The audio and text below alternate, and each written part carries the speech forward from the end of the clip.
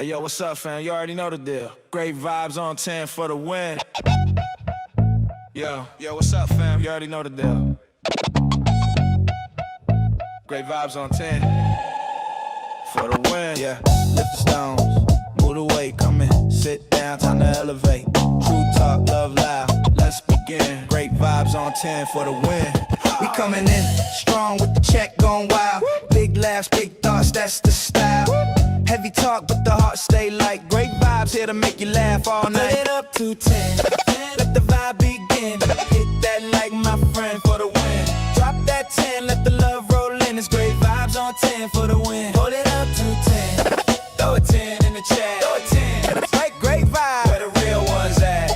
Where the real ones at? Great vibes on 10 for the win. Yeah. When the combo gets deep, we don't shy. Truth hits hard, but the love stays high. Got the check going up, time to begin. Great vibes on 10 for the win. For the win, for the win, for the win, for the win. Drop your 10, drop your 10. Let's tune in, like a share, like a share. Check in, check in. It's great vibes on 10 for the win. Heavy stones get lifted, mindset free.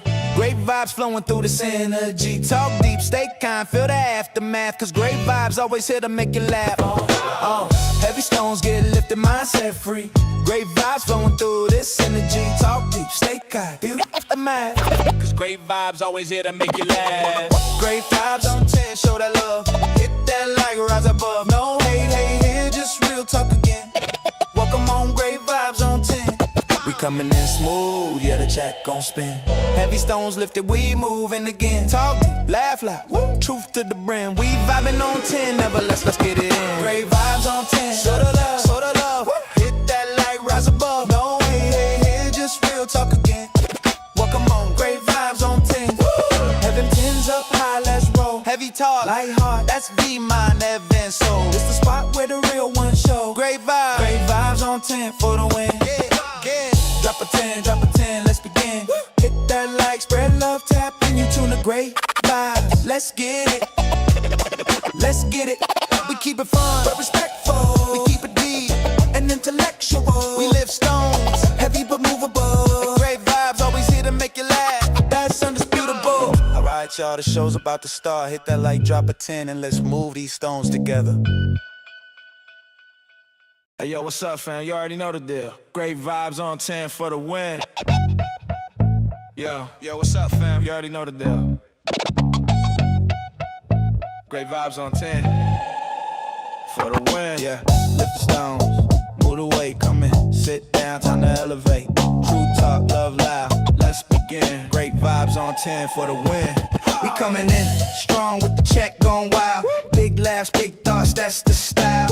Heavy talk, but the heart stay light. Great vibes here to make you laugh all night. Put it up to 10, let the vibe begin. Hit that like my friend for the win. Drop that 10, let the love roll in. It's great vibes on 10 for the win. Hold it up to 10, throw a 10 in the chat. Throw a 10, like great vibes. Where the real ones at? Where the real ones at? Great vibes on 10 for the win. Yeah. When the combo gets deep, we don't shy. Truth hits hard, but the love stays high. Got the check going up, time to begin. Great vibes on 10 for the win. For the win, for the win, for the win, for the win. Drop your 10, drop your 10. Let's tune in, like a share, like a share. Check in, check in. It's great vibes on 10 for the win. Heavy stones get lifted, mindset free. Great vibes flowing through this energy. Talk deep, stay kind, feel the aftermath. Cause great vibes always here to make you laugh. Heavy stones get lifted, mindset free. Great vibes flowing through this energy. Talk deep, stay kind, feel the aftermath. Cause great vibes always here to make you laugh. Great vibes on 10, show that love. Hit that like, rise above. No hate, hate here, just real talk again. Welcome on, great vibes on 10. We coming in smooth, yeah, the check gon' spin. Heavy stones lifted, we moving again. Talk deep, laugh loud, woo. Truth to the brim. We vibing on 10, never let's get it in. Great vibes on 10, show the love, show the love. Woo. Hit that like, rise above. No hate, hate here, just real talk again. Welcome on, great vibes on 10. Woo. Heaven 10's up high, let's roll. Heavy talk, light heart, that's be mine, Evan Soul. It's the spot where the real ones show. Great vibes on 10 for the win. Drop a 10, drop a 10, let's begin. Hit that like, spread love, tap in, you tune the great vibes. Let's get it, let's get it. We keep it fun, but respectful. We keep it deep and intellectual. We lift stones, heavy but movable. Great vibes, always here to make you laugh. That's undisputable. Alright, y'all, the show's about to start. Hit that like, drop a 10, and let's. I appreciate y'all. Y'all get on here. Y'all get them likes up. Y'all, let's go ahead and let everybody know that we are live. Y'all just give me just a few more minutes while I'm done setting everything up. All right. So thank y'all so much for coming in. Let's move these stones together. Hey, yo, what's up, fam? You already know the deal. Great vibes on 10 for the win. Yo, what's up, fam? You already know the deal.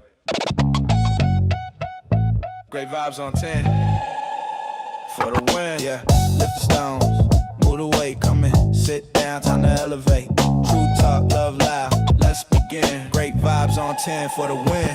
We coming in strong with the check going wild. Big laughs, big thoughts, that's the style. Heavy talk, but the heart stay light. Great vibes here to make you laugh all night. Put it up to 10, let the vibe begin. Hit that like my friend for the win. Drop that 10, let the love roll in. It's great vibes on 10 for the win. Hold it up to 10, throw a 10 in the chat. Throw a 10, like great vibes. Where the real ones at? Where the real ones at? Great vibes on 10 for the win. Yeah. When the combo gets deep, we don't shy. Truth hits hard, but the love stays high. Got the check going up, time to begin. Great vibes on 10 for the win. For the win, for the win, for the win, for the win. Drop your 10, drop your 10. Let's tune in, like a share, like a share. Check in, check in. It's great vibes on 10 for the win. Heavy stones get lifted, mindset free. Great vibes flowing through the synergy. Talk deep, stay kind, feel the aftermath. Cause great vibes always here to make you laugh. Heavy stones get lifted, mindset free. Great vibes flowing through this energy. Talk deep, stay kind, feel the aftermath. Cause great vibes always here to make you laugh. Great vibes on 10, show that love. Hit that like, rise above. No hate, hate here, just real talk again. Welcome on, great vibes on 10. We coming in smooth, yeah, the check gon' spin. Heavy stones lifted, we moving again. Talk deep, laugh loud, woo. Truth to the brim. We vibing on 10, never less, let's get it in. Great vibes on 10, show the love, show the love. Woo. Hit that light, rise above. No hate, hate here, just real talk again. Welcome on, great vibes on 10. Woo. Heaven 10's up high, let's roll. Heavy talk, light heart, that's V-Mind, Evan Soul. It's the spot where the real ones show. Great vibes on 10 for the win. Yeah. Drop a 10, drop a 10, let's begin. Hit that like, spread love, tap, and you tune the great vibes. Let's get it, let's get it. We keep it fun, but respectful. We keep it deep and intellectual.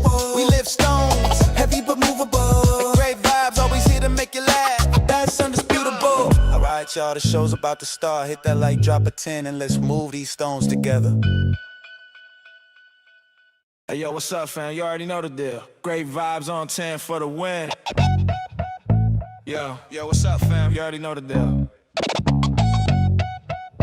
Great vibes on 10 for the win. Yeah, lift the stones, move the weight, come in, sit down, time to elevate. True talk, love loud, let's begin. Great vibes on 10 for the win. We coming in strong with the check going wild. Big laughs, big thoughts, that's the style. Heavy talk, but the heart stay light. Great vibes here to make you laugh all night. Put it up to 10, let the vibe begin. Hit that like my friend for the win. Drop that 10, let the love roll in. It's great vibes on 10 for the win. Hold it up to 10, throw a 10 in the chat. Throw a 10, like great vibes. Where the real ones at? Where the real ones at? Great vibes on 10 for the win. Yeah. When the combo gets deep, we don't shy. Truth hits hard, but the love stays high. Got the check going up, time to begin. Great vibes on 10 for the win. For the win, for the win, for the win, for the win. Drop your 10, drop your 10. Let's tune in, like a share, like a share. Check in, check in. It's great vibes on 10 for the win. Heavy stones get lifted, mindset free. Great vibes flowing through the synergy. Talk deep, stay kind, feel the aftermath. Cause great vibes always here to make you laugh. Heavy stones get lifted, mindset free. Great vibes flowing through this energy. Talk deep, stay kind, feel the aftermath. Cause great vibes always here to make you laugh. Great vibes on 10, show that love. Hit that like, rise above. No hate, hate here, just real talk again. Welcome on, great vibes on 10. We coming in smooth. Yeah, the jack gon' spin. Heavy stones lifted, we moving again. Talk, laugh loud, woo. Truth to the brim. We vibing on 10, never less, let's get it in. Great vibes on 10. Show the love, Hit that like, rise above. No, oh, hey. real talk again. Welcome on, great vibes on 10. Heaven teams up high, let's roll. Heavy talk, light heart, that's me, my last dance song. It's the spot where the real one show. Great vibes. Drop a 10, let's begin. Hit that like, brother, thank you to the great vibes. Let's get it. Let's get it. We keep it fun, Respectful. and intellectual. We live stones, heavy but movable. Great vibes, always here to make you laugh. That's undisputable. Alright, y'all, the show's about to start. Hit that like, drop a 10, and let's move these stones together. We are here. We here. We here. We are live with your boy Great Vibes on 10 for the motherfucking win. Good to see everybody in the house on this morning, man.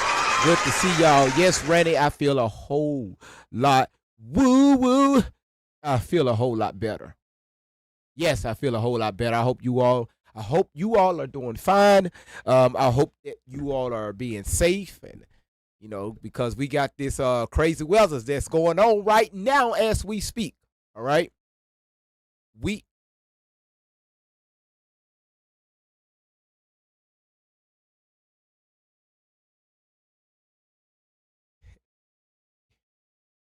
YouTube, can y'all behave just one day? Just one day, I need y'all to behave. Just one day, all right? Just this eating. Oh my goodness. All right, so Great Vibes on 10, check out our new wheelchairs. We're now funded by George Soros, Qatar, Diddy, and Jay-Z. So I'm treating everyone. Check them out. Rolling with the wheelchairs at www.ebay.com, item number XYZ. You know, it's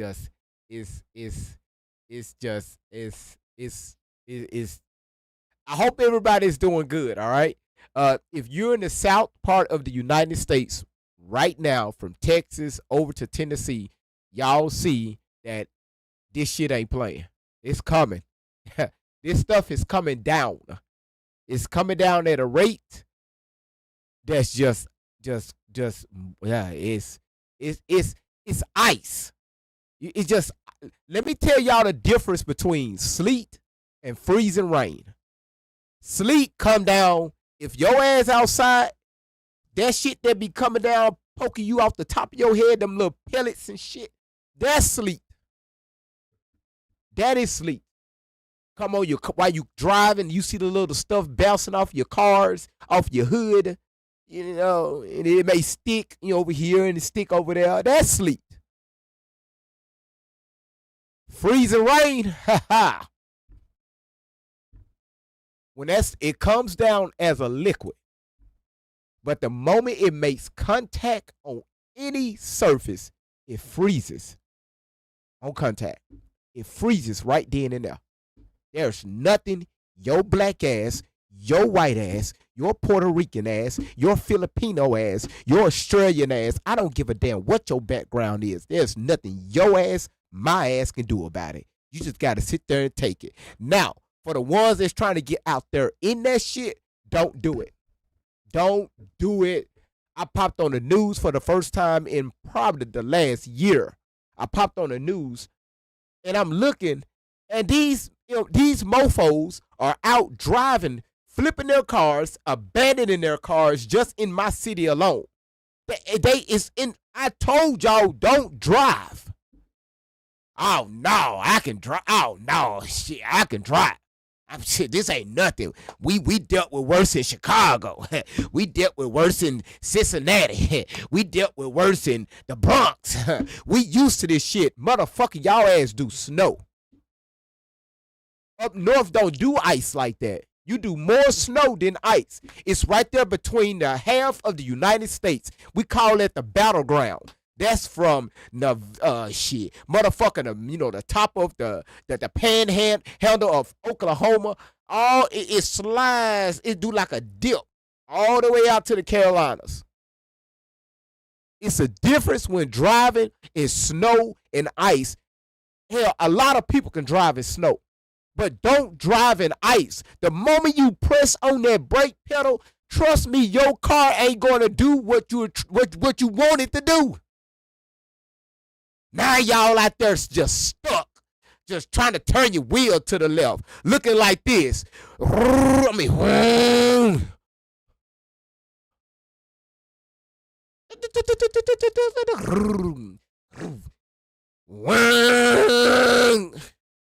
damn, I shouldn't have got out here in this shit.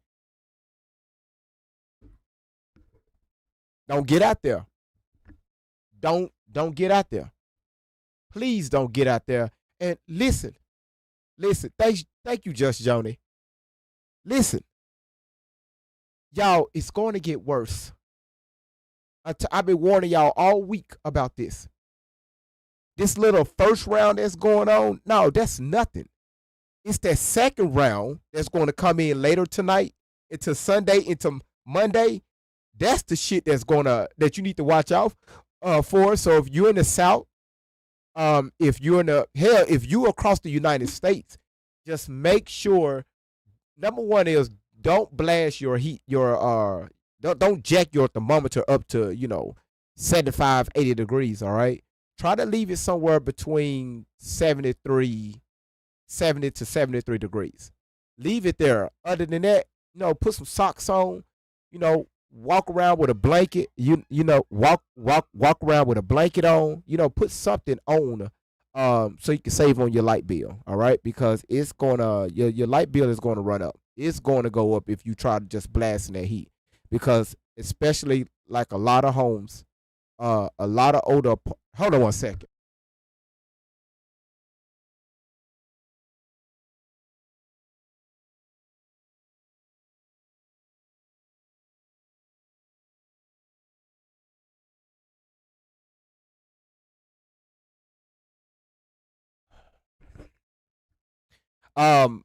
A lot of homes, if you're not a lot of old houses have, the windows, if you haven't got your house upgraded, you're going to have a bunch of draft coming in through your windows. So make sure around your windows is, insulated. Put some towels around the end, around the doors. If you're in an apartment complex, just make sure, just feel around the windows, right? Make sure that stuff is sealed. Whatever you got to do, if you got to put tape around it, stop that draft from coming in, all right? Because it's going to run your light bill up, all right? Let's see. I'm trying to see what else am I missing before we get in on this topic. Again, like I said, don't drive, and please, y'all, don't try to order DoorDash. Don't do it. It's not going to work. Uber Eats, it's not going to work. Don't put other people's lives in danger because your ass want a taco salad. All right? That's right. Thank you, Coco. Yes, open up not all y'all cabinets, but the cabinets, y'all, when they tell y'all open up your cabinets, only open up the cabinets. That's where I don't even know why they even say do that. I don't even know why. I don't even know why. I'm finna be 42. These are older homes. A lot of these newer homes are they're well insulated. If you was to open up a cabinet, just open up one. That's where your drain faucet at, where your sink at. Open that up so the heat in your house can get up in there. All right. In the bathroom, same thing. Just open up that one cabinet so some heat can get in there, and then you can shut it. Don't leave it open. Open it up for probably about an hour. Close it. Open up again for another hour. Shut it. Do not go around your kitchen opening up all. If y'all hear some noise, that's the kids in the background. Don't go around your house, open up all the damn cabinets in your house. Some of y'all be opening up all the cabinets in your kitchen, in your living room, if you got an entertainment center. All your ass over there in the laundry room, open up all those cabinets. Y'all ass in the garages, open up cabinets. Don't dip that shit. Yes, drip your water. Just have it just a slow drip. That way it can keep the water flow moving through your pipes. Thank you for that. All right. All right. Cause these temperatures are just stupid. All right. So right now, like the temperature where I'm at,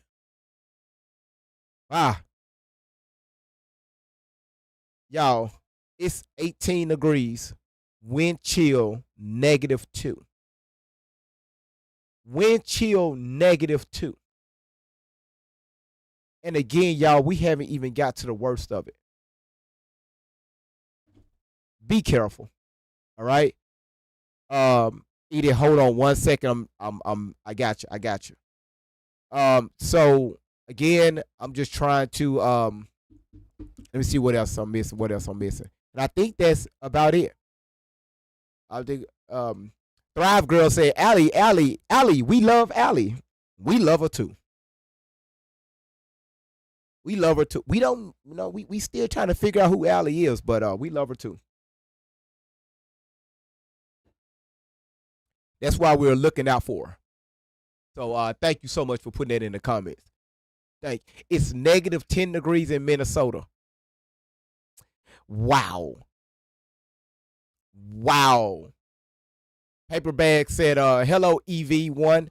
Who the hell is electric vehicle? Y'all give me every name in the damn book. Who the hell is EV? First, y'all call me GB, great value, god damn it, EV. All right. You said that's short for everyone, GV. Oh. Yep. Knew that. I knew that. Cool mama, how you doing? You say it's 10 degrees right now in Rhode Island. I didn't even know Rhode Island was still a damn state. I thought Rhode Island and Vermont was wiped out. They just dangling there. They're dangling. I think people still live there. They ain't floated. Hell, they might as well connect Rhode Island and Vermont. Y'all need to connect that to Greenland. Hell, help Greenland out. Okay. Hey, tell Donald Trump they just can cut off those two and just kind of push those two islands over to Greenland. They need some help over there. You said you didn't know what YT people was. I'm not.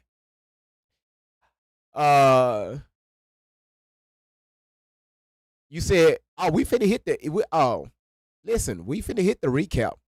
Because again, yesterday you said it's 14 degrees in Virginia. Yes, yesterday it was heavy, right? Everybody felt the energy in the room. It wasn't more so what Dustin and them did, because that doesn't matter. It was just the fact how they allowed Tory to just just defame her mother. Talk crazy, and we're gonna watch the video. That's why the live was so heavy, because of that. They say that they do their research, they do their background before they allow certain things to be done on their podcast. That's why it's called Truth Be Told.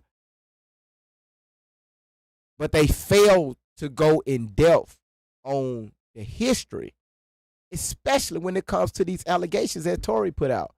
Tory sat there and said several things, and it just went over their heads, right? So that's why more so the energy was so heavy, because it's just like, wow, you got a mother, you have a father that's hosting this podcast, and they're allowing this young lady just to talk crazy, like that, all right? But we're going to address that today. Thank you, Dawn. She said to place in order. Great vibes on 10 at gmail.com. Yes, we got the we got the on 10 merch. Thank you, Dawn. We got the merch, y'all. We got stuff. Uh to the two orders that came in on yesterday, no, day before yesterday, y'all orders are complete. I just can't send them out. All right. So y'all orders may be like a week late because of the weather. All right. So I'm just letting y'all know that. Um, but again, I think everybody else, y'all should have gotten y'all orders by this past it was by this past Wednesday. I got confirmation that everybody else got their orders.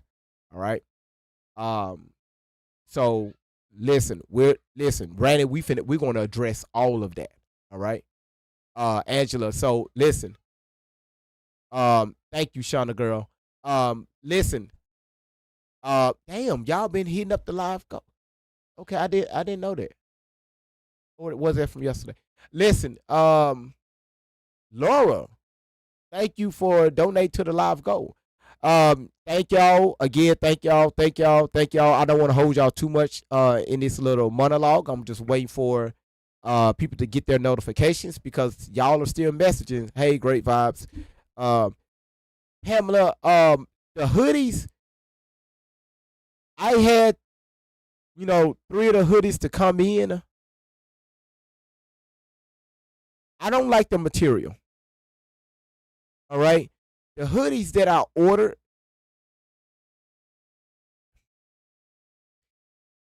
it's a thin material. I don't like that. I'm not going to sell that to you. I'm not going to hand it off to you all. No, I'm not finna put my label on that.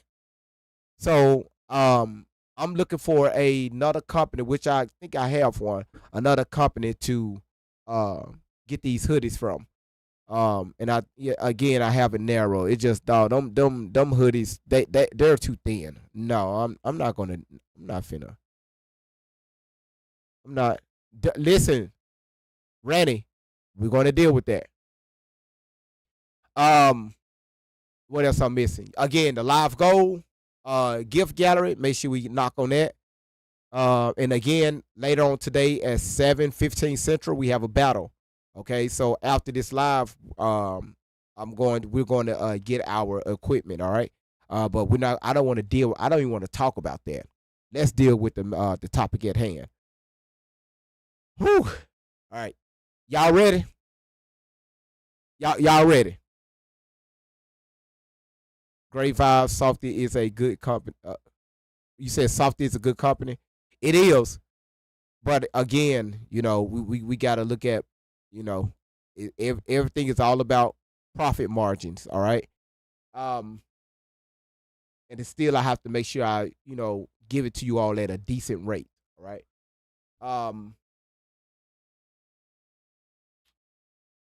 Whew, I need y'all to just the way I look at it, y'all.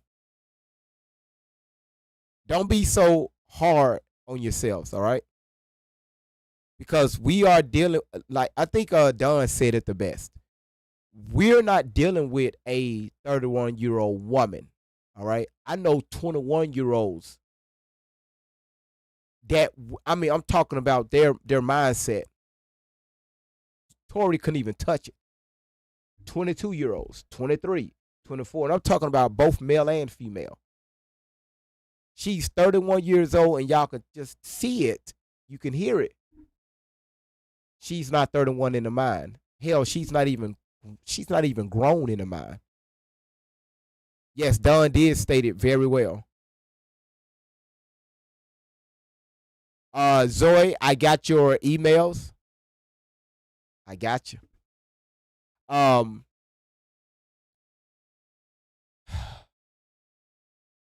Y'all ready?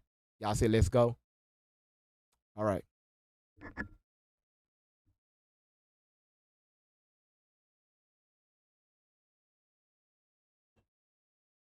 Yes, Edie, you put it in the chat every damn time.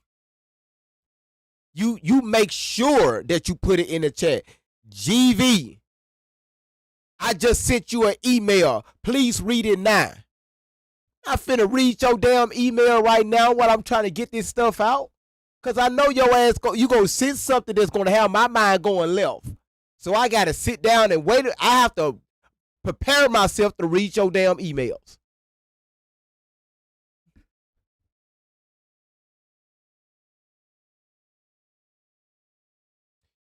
Nicole said, "Great vibes. I'm going to pull out a copy of my daughter's adoption decree to show how it looks." Y'all got new wheelchairs? Doug, come get your peoples. Mercury's in the building. Shout out to all the moderators.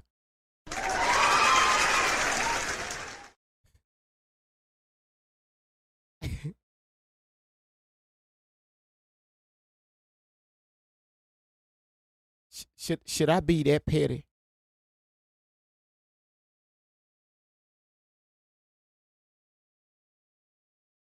I think I'm gonna be. I think I'm gonna be. I have the need to be petty today. Y'all, what I'm gonna do is while we're playing this video, I'm going to bring up his chat. All right. I mean, it wouldn't be a need. No, it's not going to be a need to do that. Because they're let's get started on the live. All right. All right, here we go. Good evening, ladies and gentlemen. I am Dustin Faulkner, your host on Truth Be Told, and I'm Beverly Gillen. Now, let's start with this.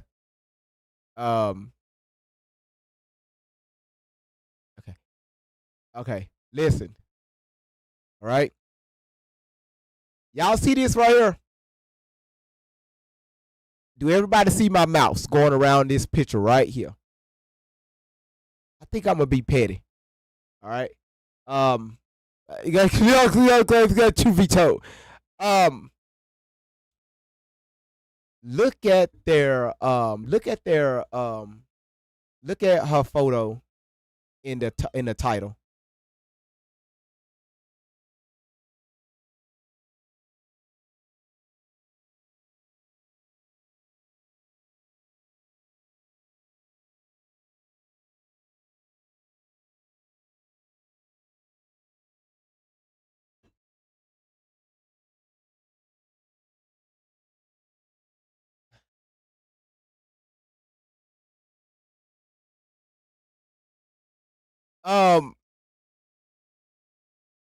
You know what? AI have just given people just the you could be whoever you want. All right? You could be whoever you want. AI have given us the ability to be whoever the fuck we want to be. Laura, you say you can't see? Laura, right here. All right? This is Beverly. That's Beverly up there.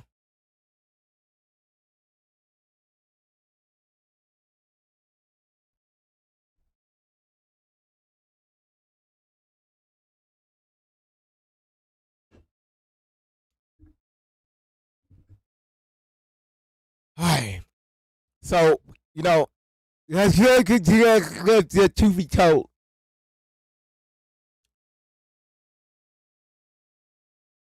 right on, guys. Well, so I know that we got started here a little late again. Obviously, many of you are probably out there getting that southern snowstorm that's spreading across the nation. That's just really getting started here. Obviously, the temperatures are dropping very quickly. Even in our area, we're getting a lot of rain. And so I think that's really, so I want you guys to know. So if anything does go kind of crazy tonight, the winds are picking up out here. It's going to not, it's supposed to not really do anything until after. Y'all, Nicole said AI stands for That ain't I. That, who that is? That ain't I. But it's AI.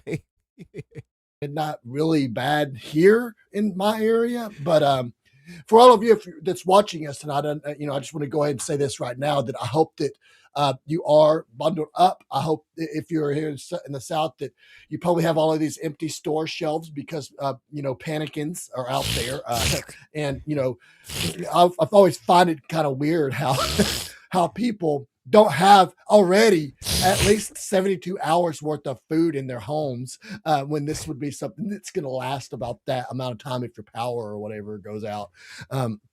So that's really strange to me, honestly, seeing all of that occur because you can't even get bread on this.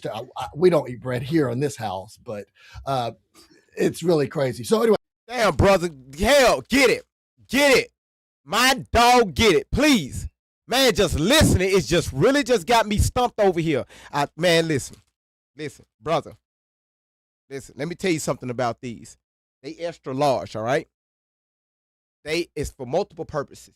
You can catch all that shit coming from your down. All that shit, your ass can catch it. Please catch it. Just white. It's a smooth white.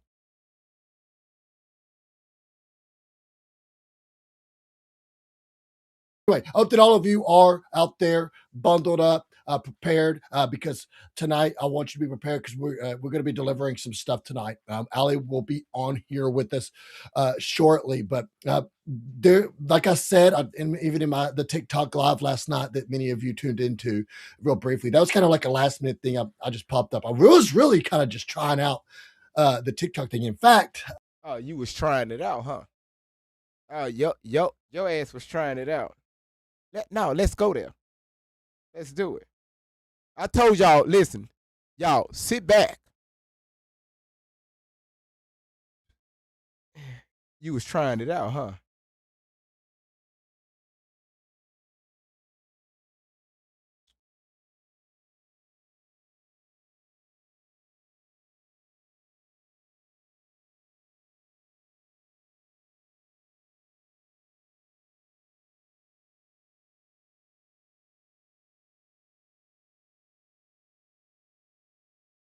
Hold on, y'all.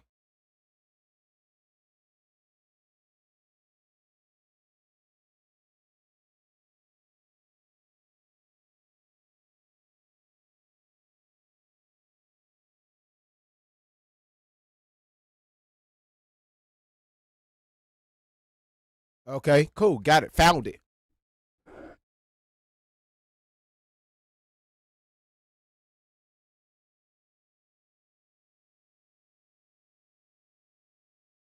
You was trying it out.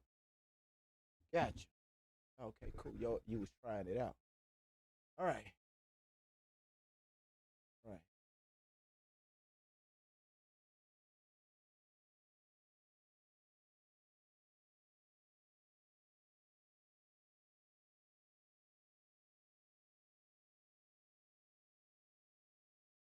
You was trying it out. Let's go.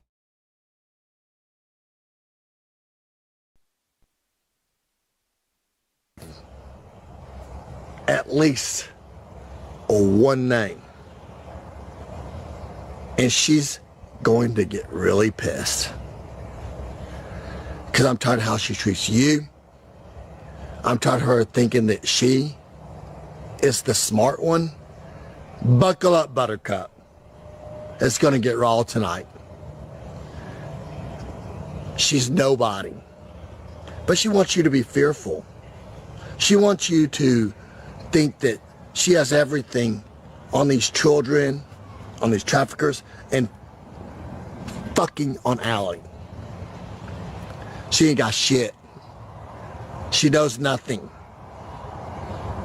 Hey, I hope those wardrobes, by the way, are paying for your lawsuits that's coming, which you accuse us of having. We just ask questions. That's what journalists do, right? Hey, buckle up tomorrow. Lord willing, I hope the weather don't stop us. Right now it's really great, beautiful out here. But But stuff happens. They keep on doing all these forecasts and all this stuff.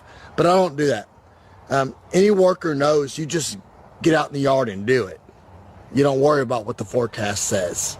It gets bad, you go in. Hold on. If y'all asking who he's talking about, just sit back. Just sit back. All right.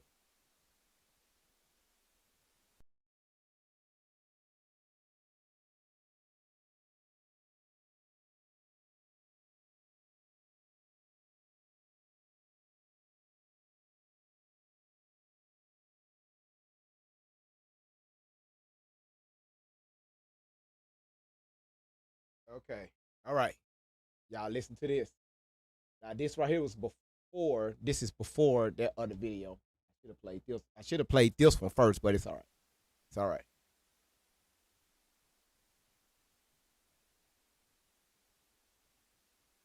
Idea the beast you've woken up. You have no idea the abuse that you've put on that one person. That really makes me want to throw the freaking heck up. Allie, why she's got to go to places. Hey, keep talking about lawsuits, ass wipes. It's coming for you. Those lawsuits are fake, by the way. And we got proof of it. And we know also the abuser.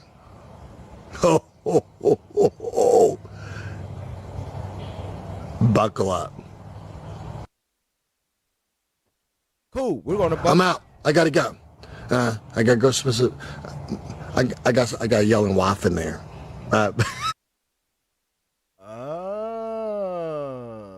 Okay. All right. All right. Y'all got it? Okay. All right. You know, just, you know,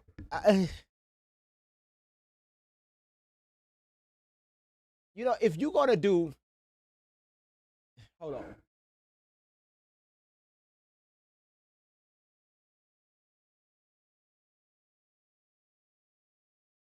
You know, if you know, listen, you know, you know, I'm finna piss TikTok off. Yeah, all right, right there. Listen, listen, listen. Y'all good?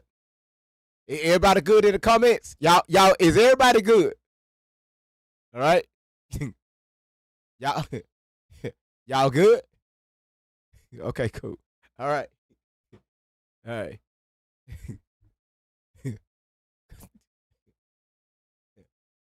All right. Remember, that's why I tell people you need to be careful on what you put on social media. You got to be careful because people likes to use every small thing for ammunition. That's why I be telling y'all be careful on how you respond. All right? Sometimes when we respond, sometimes we're responding out of our emotions. And that right there is just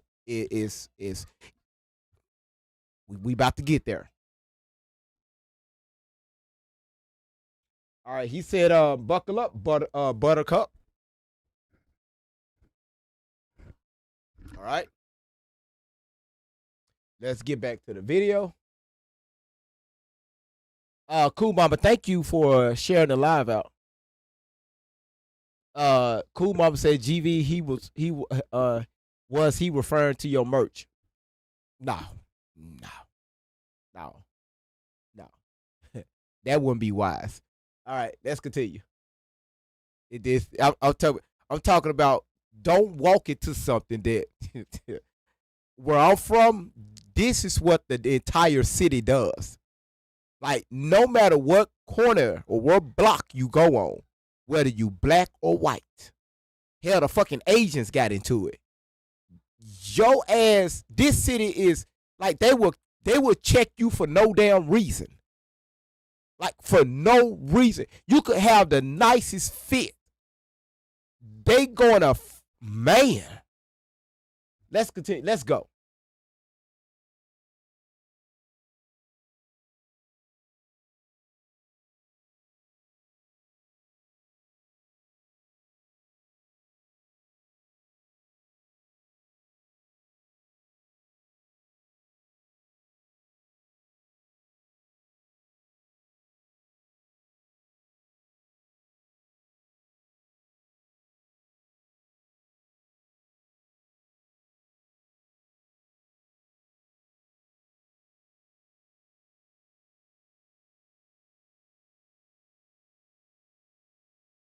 Don said, "Wait, guys, I'm writing these down." Don, what the hell your ass writing down?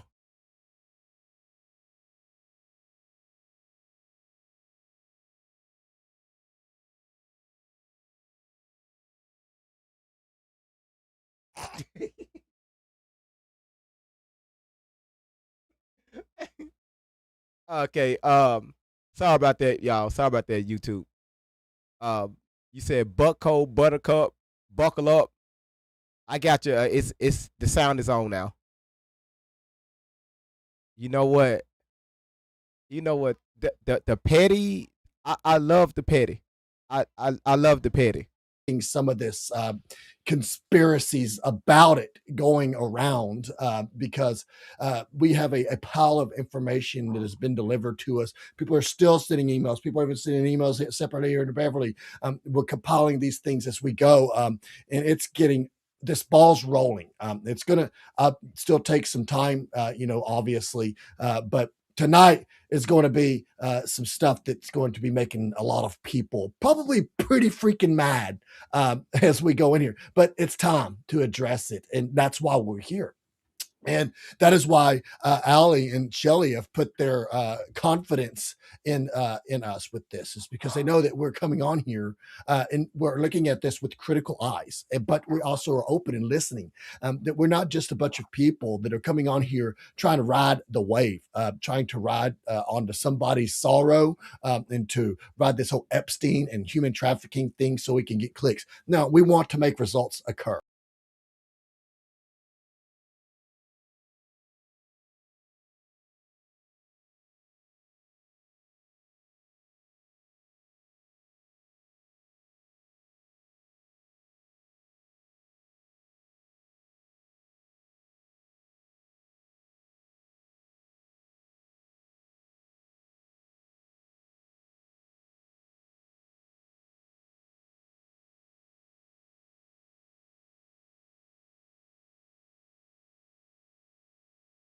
Damn it. Sorry about that. I don't know why I muted my damn mic. Um, y'all, I'm sorry. It's a lot of noise that's going on in the background. I'm just trying to make sure y'all don't hear that. That's probably why she's Oh, coming up here. no, I was just going to stay right here quietly. And if you happen to mute yourself, I'm just going to give you a reminder. Hey, Thank unmute. you. Thank you. Okay. Thank you. All right, y'all, let's continue. So this is going to be happening tonight. So, but Beverly, obviously, I started out here. What, if anything, before I move on to to our sponsors and everything, what is there anything that you'd like to go forward and say here before we hit into that? Dustin, it really troubles me what's been going on with the smear, not only with Allie, but every victim faces that. Right. Let's address that. Because the only two channels that they are referring to is my channel and Randy's channel. All right. So I want to understand the definition of smearing, right? All right. So the definition of smearing is to coat or mask something messily or carelessly with a greasy or sticky substance, or damage the reputation of someone by false accusations or slander. Damage to reputation of someone by false accusations, slander.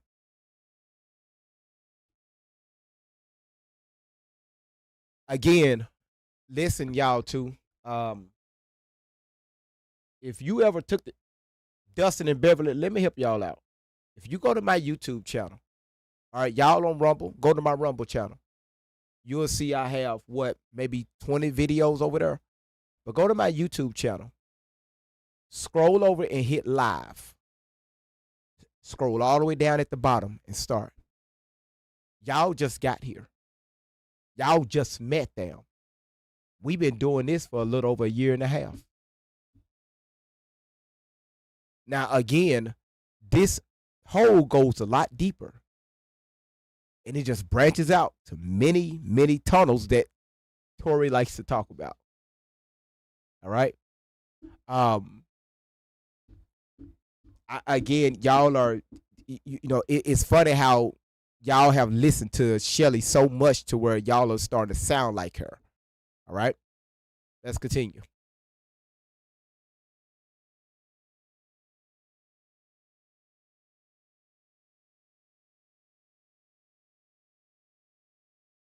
Let me make sure that my live is centered. Okay, yes, we good. All right. All right, let's continue. As a child, I had something really bad happen to me. And I figured that. One of y'all clocked it the first time y'all heard her. Y'all said, wait a minute, something is off. Y'all said she was trauma bonded with Tori. And boom, there it is right there. Something happened to her when she was younger. So again, y'all, we how many times have we seen this?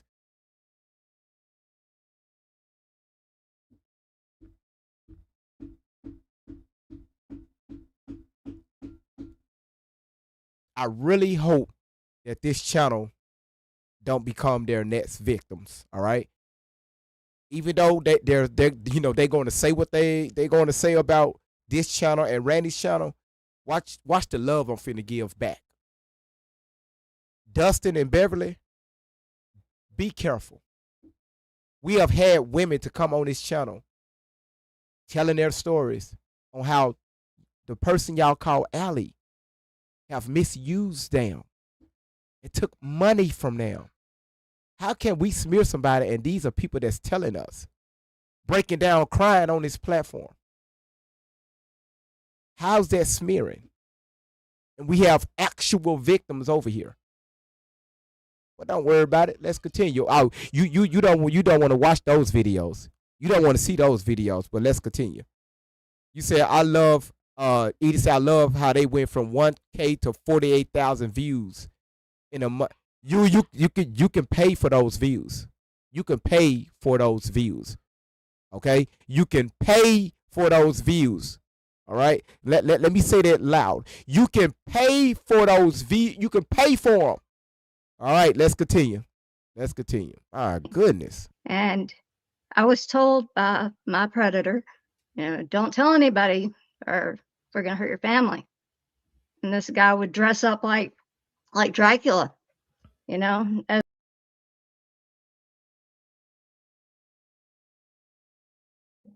Hey, GV, you're muted. I'm sorry. I got it. Y'all got to keep muting for a reason. She fucking pissing me off. Milkos, thank you so much for the fireworks. Appreciate it. Thank you. Thank you for the fireworks. I figured that was you coming in here. Appreciate it. Excuse me. I'm sorry. So should I say something when you're muted then or no? Because it sounds like you... I know. Trust me, it ain't got nothing to do with you or y'all. It's the Okay. that was a moment of frustration. So let you stay on mute then, because I can drop down if you. No. Let me know when I'm muted. Okay. Let me know when I'm muted. Milkos, I appreciate the fireworks. And again, y'all, I apologize for the mute button. I don't want y'all to hear the background noise. Okay, so and I will forget that I hit that mute button. All right, so I do apologize and thank you, Don, for being up here to catch me on that. Hey, brother GV, this is Mr. Narcolepsy and the fake dog. I love the pettiness that's going on right now. I love this. Y'all, I need everybody to stay petty. Be petty. Yesterday was heavy. Today is the day of pettiness. because he went after one of my moderators. All right. So today is the day of everybody being petty. All right. Let's continue. Also, we can't hear the background noise. Oh, thank you. Thank you, Dawn. All right. As a 5-year-old child, that's who I thought my predator was Dracula. And it's all strategic so that when you say, hey, at 5 years old, who did this to you? The child says, Dracula did this to me. Nobody's going to believe it. And that's why a lot of the stuff is happening, is because these predators, they know what they're doing. They make the plan. They work around it so that they can cover their own end no matter what. So if the threat would have not been, received from a child. Dawn, stop. Stop. I was waiting for somebody to drop that in the comment. I said, I'm going to just let this play until I see it in the comments. I had to stop her. What did she say? Yeah, she said it. And look at what you started, Dawn. Look at what you started. I didn't start. Yes, you did, Miss Life Changer. Dropped it. You had Sophia, dropped it. Man, what the hell is going on here? Yes, she said Dracula 3000. Wow. All right. Let's continue. You just had to start the pettiness. Let's go. And if I would have gone forward and told somebody, oh, Dracula hurt me, he did this to me, he touched me, who would believe that? Nobody would believe that. I would have been labeled a crazy child, and that happens with every single victim. Okay, so Beverly is stating that when she was younger, her pedo would dress up as Dracula 2000, to do things to her. Again, that's her story. She said it happened to her. Who is it for us to say it never happened? All right.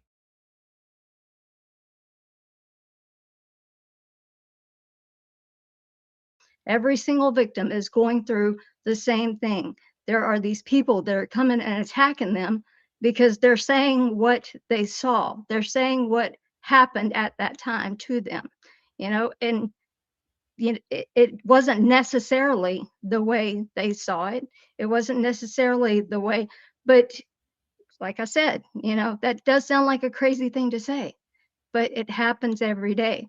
And I'm getting contacted every single day by 10 plus victims. They're saying the same thing. I have these people attacking me. I have people coming against me after I spoke out. Of course they are. They don't want you to speak out. And shame on the people that are coming against people, because 80% of all sex crimes are not reported. Why are they not reported? Because people are afraid to speak out. They're going to be under attack.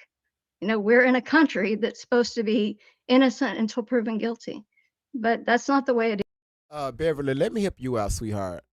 A lot of women don't want to come out and speak about that because number one is they already embarrassed. All right. Number two is they still feel like that they have done something wrong. 3 is they try reaching out to their parents, especially their mother, and their mothers turn their backs on them. So if they got their family turning their backs on them, why would they come to social media about it or just out or just report it to anyone? They just keep it to themselves. They hold that shit in for decades.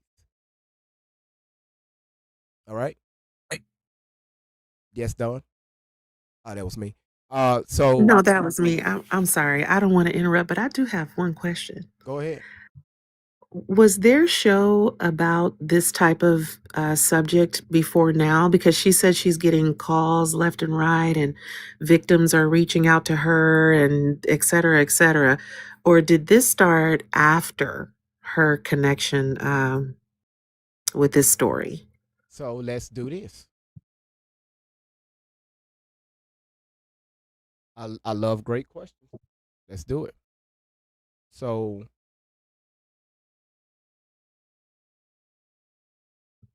And I'm not going to interrupt again. I just no. curious. I love this. All right. Some things to talk about. So, so this topic, okay, before Tory went on their show, they was talking about it's political stuff. It's political. Whistleblowers, examining Trump, school, talk about the school unalivings, navigate through censorship. Oh, that's all the videos they got. Air Force seeking combat. It's political. It's a great question. And as you can see, since Tory got on, right, which was like 3 months ago, those who program and traffic minor use institutional power. So they started here 3 months ago, and that's when their views shot up. Of course, we know those are not real viewers. And then after that, that's when he started talking about human trafficking.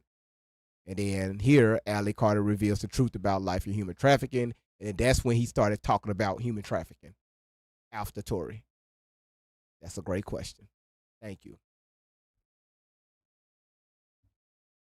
And that's not an assumption. We just saw it. All right? Let's continue.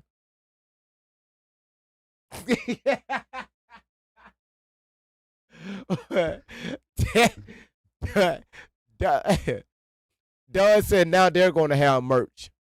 User said, I'm confused. Are you Team Ali? What is this team, y'all? What the hell is this? We're not kindergartners over here. Are you Team Ali or are you Team Trump?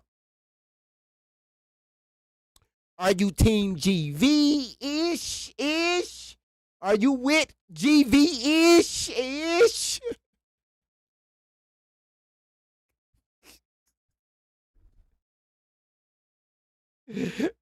Come on now. GV-ish. That's a new one. Are you GV-ish?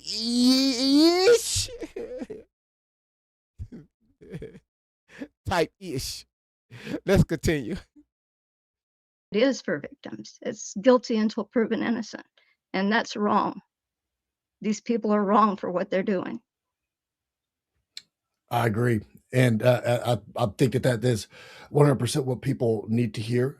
You heard it right there, ladies and gentlemen. Beverly with her own personal account. So this thing's personal to her for sure. She's experienced this just as many of you have. It has to end. And, you know, remember when I told you all about Beverly, when her and Tory on the last interview that they did together, how they was on the live talking as if they've known each other for years, and y'all clocked it in the comments. Y'all said that's trauma bonding, right? She don't know nothing about this girl, but they sitting here just, Beverly just sitting here just, yeah, I believe it. I believe you. I believe you. Why? It's because allegedly she experienced some things when she was younger. But this is truth be told. Truth be told, okay? It's time to start burning this thing to the ground, Beverly. Right. And it's about saving the other children that are caught in that trap. I mean, they can't speak out because they're going to have somebody label them as crazy, label them as a liar. They're going to have somebody that... Yeah, I'm sorry to keep stopping. Y'all petty. Fernando said Dustin sounds like he got water in his throat. I did.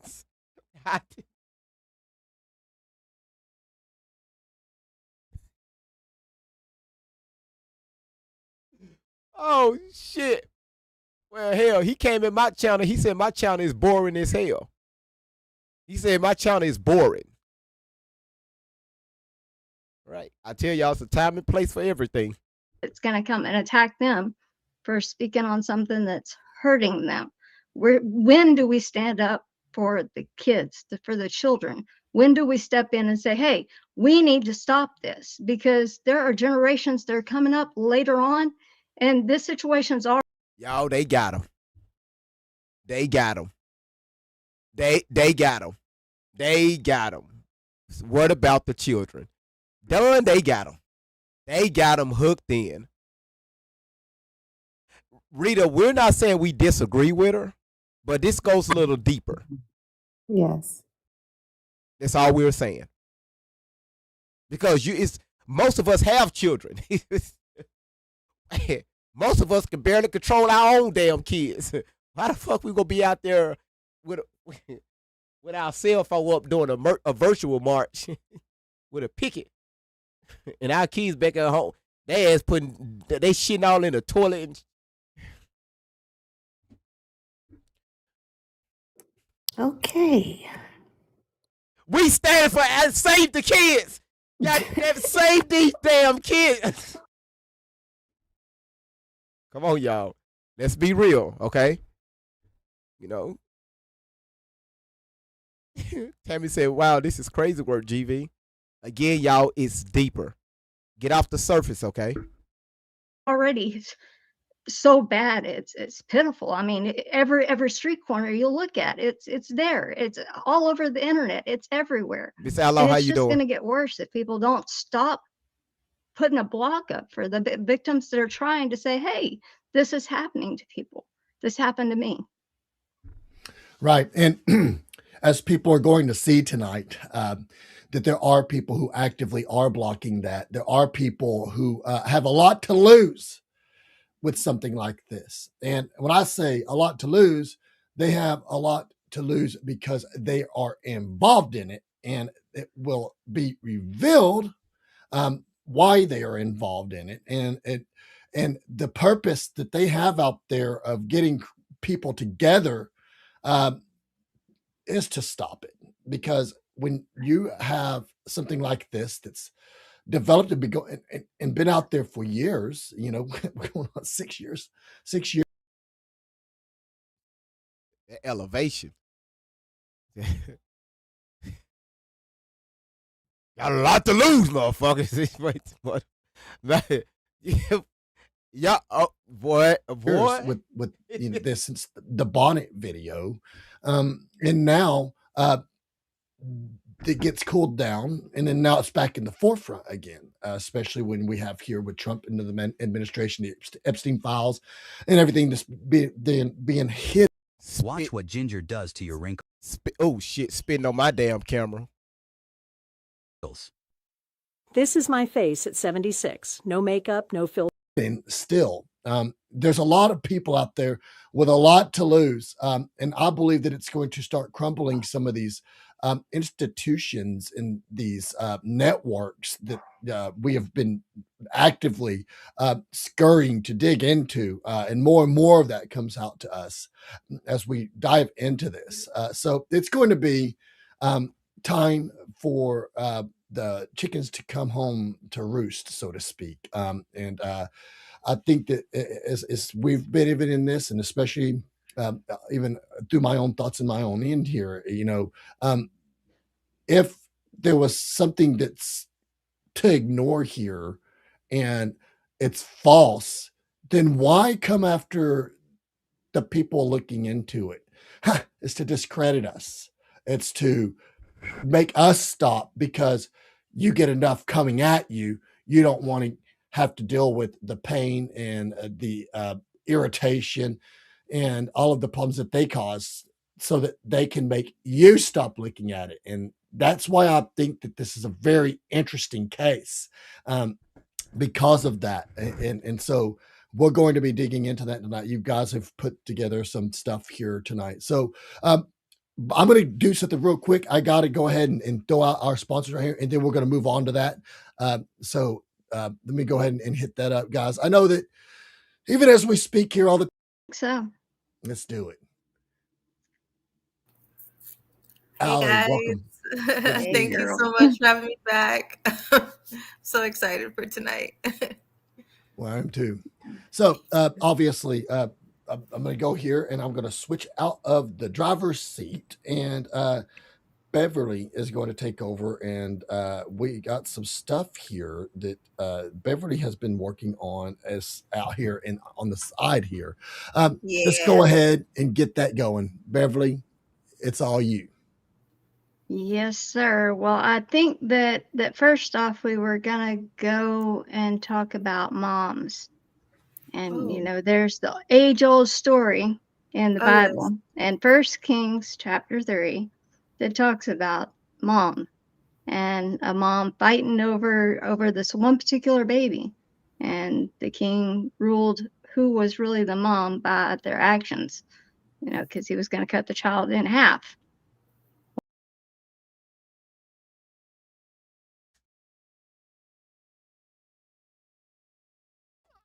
I'm going to allow her to say yes or no. Done. Do I need to go there, yes or no, about what she's referring to in the Book of Kings? I would say yes because people need to know. Okay, so y'all listen up. Any scripture in the Old Testament, like Exodus, Leviticus, you talk about Judges, Samuel. This is when Saul, Paul came into the picture, or all but very shortly, and I can go back to First Kings. Okay, any time when you see the term rulers, or you see children, or you see mothers, let me ask y'all something. Is this talking about actual mothers? Is it talking about actual rulers and actual children? Yes or no? Let me just see where everybody's at real quick.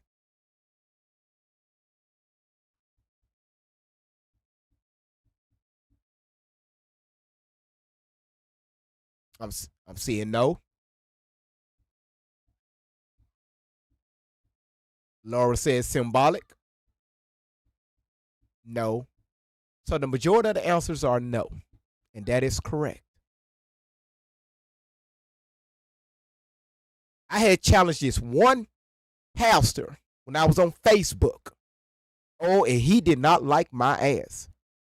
I'm talking about, boy, when I tell you he was a Old Testament thumper, and I just asked him about one scripture about children being unalive. All right? Not going to get too deep, but just about children being unalive. If you do something out of the will of God, right? Not only the parents are going to get cursed, you're going to make them destroy their children. I said, explain it. Well, you tell us to follow the God of the Bible, right? Because there are people have their own concept of many gods. Well, let's go off what if we're looking at on a physical level. Explain it. Well, no, Pastor, I need you to explain that, and I will call his name out. Please explain it.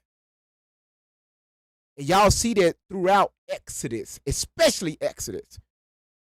And then if goes over, talks about it in First and Second Kings. But anytime you see women or children, y'all, it's that's the state of mind. We had this Bible study already. That's why when you get into your feelings and you start opening up your mouth, that creates children. Many children. That's how Adam and Eve had so many children. What the fuck these y'all understand what I'm saying? Right? When they kids went out there and found wives and stuff that the Bible never gave clarity on, where the hell these motherfuckers come from? But when they went out and named all these children, it's talking about you. So when you allow your emotions to speak for you, God is going to say you need to get your emotions back in check. Because if not, you're going to start talking crazy, moving crazy. Those are children that the Bible is referring to. God is saying you need to get rid of those before I'm able to help you. That's what that means. That's it. Simple. But okay, we can still keep it on a boy. I see exactly where these people at. One was all for it, one was no, no, no. It was obvious that the mom was the one that loved the child. And we have videos that I think you have. So basically, you want to go first to the one from I Miss think so, Outlaw, yes, sir. right? LaRonda? That Yeah. that will work. Now I want y'all to pay attention how they took a clip of one of my videos. Just a clip. Y'all pay attention. All right, let's go ahead and show Swat waffle. it. Do you see what happened when you didn't listen to me? I told you to stay your ass at home where you were safe at. Okay? And because I wouldn't hand you sex, drugs, And I'm going to tell y'all right now. Y'all see Miss Outlaw's picture right here? I have never, ever put up Miss Outlaw's picture in any of my videos. Any of my thumbnails, I have never put a picture up there. Y'all know that. But they did. Let's continue. drugs, and alcohol. You went out there to the streets and let somebody like Shelly Carter hand you all this crazy shit. Now look at you once again. I said it before and I'm saying it again. Look at you once again. You out here with nothing. You have nothing. You will never have nothing. You don't have a decent life. Tori, you have allowed this predator, your pimp, Shelly Carter, this sick, twisted, old ass, damn near 60-year-old. Now, Miss Outlaw said damn near 60 years old. She didn't say she was 60. Damn near near. That means close to. Dustin, let's continue. Predator, white, crazy, wicked, devil, into voodoo, cult, demonic shit. Get a hold of you and control you. You chose this shit, Tori. You chose it. You chose it. And I'm irritated. I'm pissed that I have to set my life aside. My whole day yesterday. More paperwork to get this shit into the courts. More. Okay. We'll give so- Ellie a second. Yeah. Okay, so anyway, Beverly, there was Miss Outlaw, the biological mother, and in a vulgar rant, obviously, and I'm not one to criticize too many people for swearing, I'm not without it myself. but quite frankly, I got one thing that I caught there that maybe none of you did. I don't know, but she referred to you as white. And we always see these people crying racism all the time. Because she is white.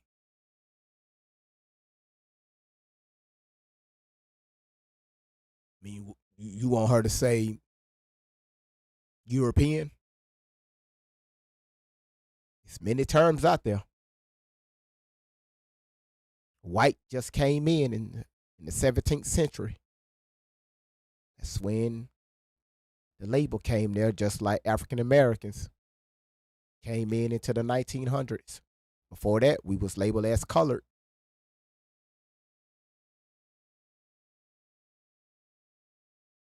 I don't know what else you want them to say.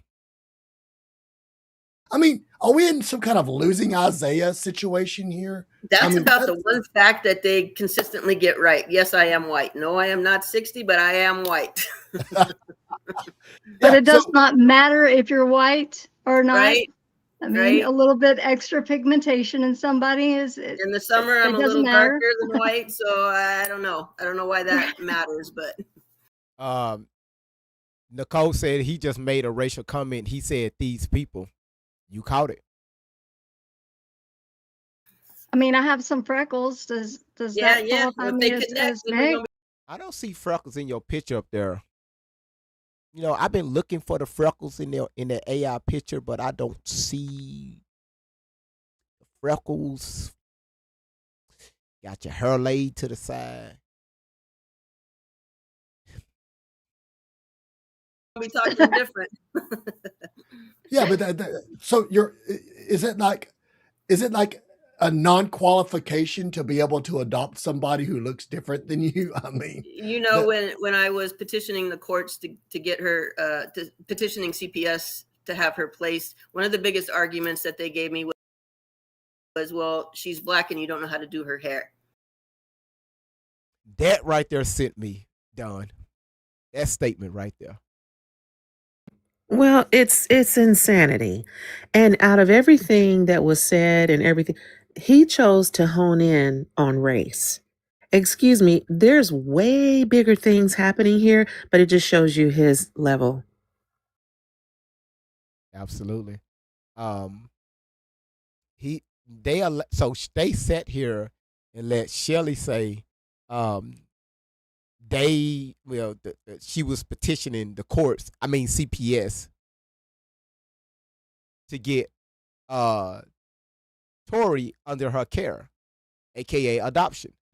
But the reason why they was pushing back is because they feel like that Shelly couldn't do her hair. The reason why CPS was pushing back is because they felt like Shelly could not control Tory's hair.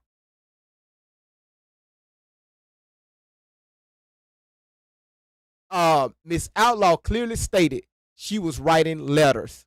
Letters after she admitted that, right? She admitted that. But let's go. But anybody that want to go for the if you want to adopt some kids, if your ass white and them kids black, they will deny you because your ass don't know how to do their hair. Now I know we got mixed families right now. I know we got, we have African American kids with white parents, and they've been doing just fine for the last 50 plus years. But the laws have changed over the past 5 years. If your white ass can't do hair, do not bother on adopting somebody African American. It's not going to happen.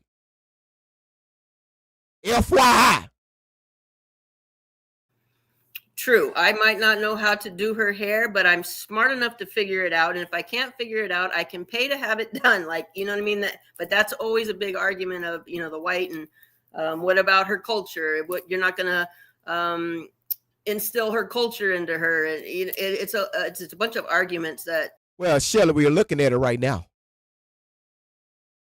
Number one is Tory don't even like her own race. We already came to the conclusion on that. You know nothing about our history. You can't even relate to our history. It's a way that you can look at somebody and they already know exactly where you're going with it. Same thing with other backgrounds. I'm not finna sit here trying to relate to somebody that's Indian. Maybe I got some Indian in my family. I don't know. I'm still trying to figure that out. Because my sister, one of my sisters looked damn that pale. I'm still trying to ask my daddy what happened. My mom is the dad. Mean nothing. But I see how it's used to keep everybody divided. That's crazy. No, Shelly, where you going? Talk about the adoption. You stop, ma'am. Where you going? There's a big argument of, the white and what about her culture? What you're not going to instill her culture into her. It's a bunch of arguments that mean nothing. But I see how it's used to keep everybody divided. Have y'all ever heard her say that before about culture? We heard the hair before. Yeah. You heard that before? No, I was just, I'm going to stay muted. Go ahead. I'm sorry. No.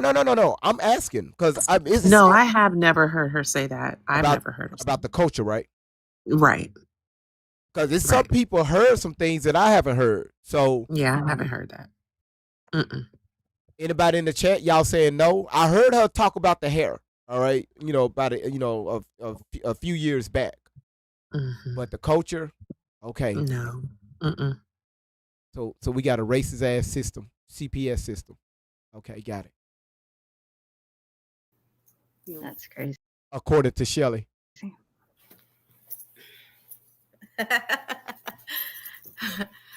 Yeah, I heard y'all on that one. The argument of white versus black, and all the other colors of the rainbow. What kills me is when we start to talk about the children that are going through the things that they're going through right now, they're all different races. So if we really wanted to get into Black Lives Matter or what color matters, it's versus who was being a human being. And I know that you guys are going to have this mother to mother conversation, or more like mother to monster, because I know this creature is possibly watching. But okay, right there. This is when the chat room on TikTok and YouTube flipped.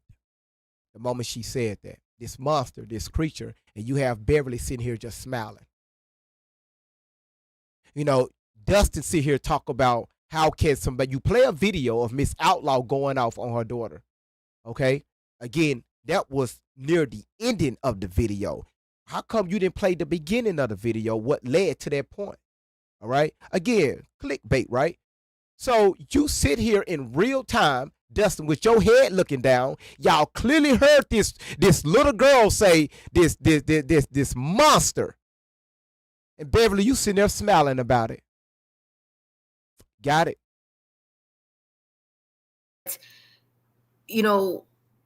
When we stop to think who failed as a human being, I don't think that this woman is a biological mother of mine. I think that I was in her possession. As you don't think that Miss Outlaw is your mother. Okay? You think that somebody just gave her possession of you and your sisters. That right there, again, y'all never checked that. Did you ask questions about that? No, you didn't. You just sat there and just let her speak. But truth be told, got it. As well as other children that were in her possession, and she failed as a human being. That's a big difference. Not only did she fail as a human being of what she was supposed to do, your job as a mother is to nurture and to protect. And I can't speak on that because I'm not a mom, which is something that we're going to get into. Okay. All right. Again, we talked about this last night. All right. I don't know why. Dustin, how come y'all didn't bring up the pregnant pictures of Tori? There are two separate photos of Tori being pregnant.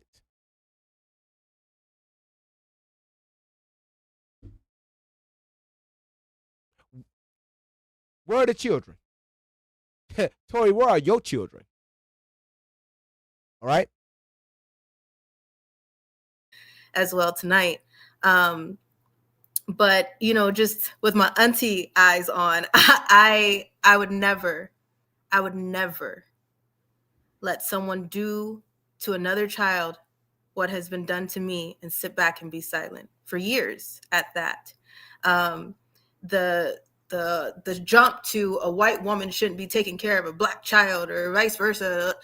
What about the fact that a woman stepped in to take care of a child that another woman failed to take care of? What about the fact that fathers step in to take care of a child when a man failed to do what they said they were going to? Okay, cool. Let's talk about it. Number one is Tori. Number one. You're talking about, we could sit here for days, but again, I'm not going to put your baby pictures up here, right? Because you already said that I'm exploiting children for money, right? Listen, ma'am. Your mother took the time out to show I can't even count.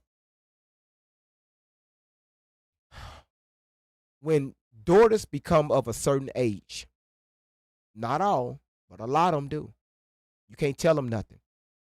They become sassy, attitude, start smelling themselves, sneaking out, doing this and doing that. Tori, that was you. That was you. You was just a combative child. Now, again, we wasn't there. You're right. We don't know, exactly what went down in Miss Outlaw's house. Again, what went on personally there, that's none of our business. That's something Miss Outlaw has to deal with. But I'm going to say this. As many parents that have daughters, they have experienced this once upon a time. Not all, but some. Of daughters have just been just a little different to deal with. Even some of you all came up here and said, hey, y'all, you know what? I was that daughter. I didn't want to listen to my mom. I was sneaking out with the boys, coming home late at night, getting pregnant.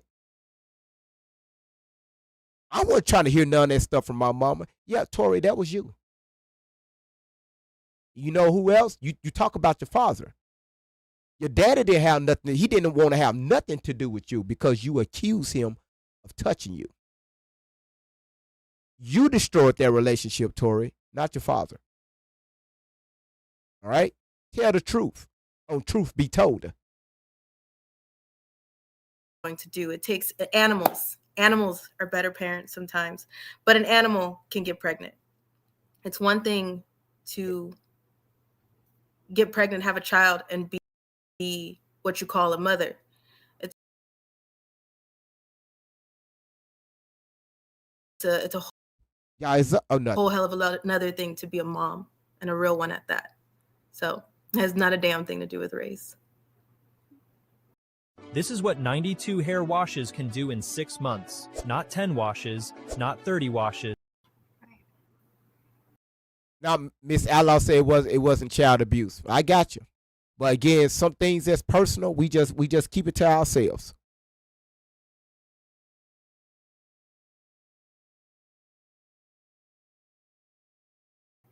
Well, you know, I have a young man that I adopted. He's grown. I adopted him when he was grown. Oh, he's yeah. He's a little darker than I am, but you know, hey, it is what it is. He had nobody. He has a family now. I love him just like he was my child, and I don't even see the color. No, That's DNA part of being a doesn't mom. make a That's when you're a family. mom. Yeah. Yeah. Yeah. So, do you want to play the next video then? Yes, we sir. Prepare. You got it. Thank you. Hi, I'm Allie's mom, Shelly. When CPS finally relented and let her be placed with me, I was seeing a lot of. Okay, Shelly, when did CPS release her to you? When? Miss Outlaw clearly came up here and told us that she never relinquished her rights to you at all, anybody. Was her father involved? Okay. Things that I've never seen before. I've worked with a lot of troubled kids, a lot of kids that needed help, but I never saw the behaviors that I was witnessing with Allie. She would be up all night. She was not able to sleep. She would barricade. Listen, let me tell you something, Shauna girl. Behave. She said, when did mullets come back in style? Leave Shelly hairstyle alone. She enjoyed that mullet. Leave it alone. Her door to her room. If somebody slammed the door too hard, if somebody dropped a book, her startle reflex was so exaggerated. I knew something was wrong. I was still trying to piece things together. I knew she had been beaten. I knew there was some sexual abuse. Didn't know anything about sex trafficking at that time. Didn't know anything about MK Ultra. I did know a little bit about satanic ritual abuse, but I didn't know that was a thing in this situation, and I didn't know how that would even have fit. I was just seeing a kid with a lot of trauma. When she finally was placed with me, and I started seeing that there was sexual abuse and that there was trauma, I thought God brought her into my life to seek justice for her, to stand with her while we brought down every pedophile that had harmed her. So it took me a minute. Oh, y'all thought y'all did something. Boom. Boom. Telling the truth. Boom. Y'all, they sitting there, hey, look at what we got. Hey, can't tell us shit. Okay. Beverly sitting there with her chest out, Dustin sitting there with his chest out. You can't tell them nothing right now. They thought they did. They thought they just proved something. Okay. A That's very, my very mom. big difference. Very big difference. And the reason why they played that, y'all see how they played Miss Outlaw going off, then they played Shelly being soft spoken, lying being soft spoken. Yes, Very big very big difference. difference. You could tell a mother to a monster. And again, y'all still allow her to talk like this about her mother. Yep.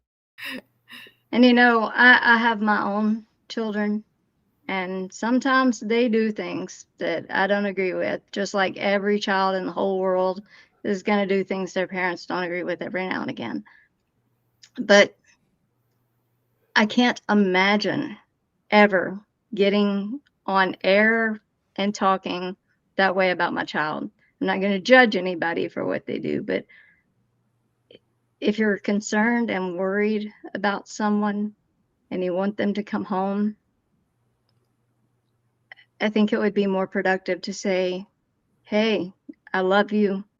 I want you to come home. I want to talk to you. I want to help you. I want to reach out. You know, I see there's a problem here. Okay, Beverly, let me help you out, sweetheart. Her mother done that several times. Several times. You know what Tori does? Tori slandered the hell out of her and Shelly, throughout the internet. And this has been going on for years. So you're telling a mother how she should respond from that? The way she got her name smeared across the world. She got Miss Outlaw out here looking like a fucking enemy. This no good parent that sold her daughter off to the system. Do you know how embarrassing that is? And people, we're talking about hundreds of thousands of people that never even met Tori or Miss Outlaw, already placed judgment on them. And you're telling her how she should respond to that. Got it. Got it.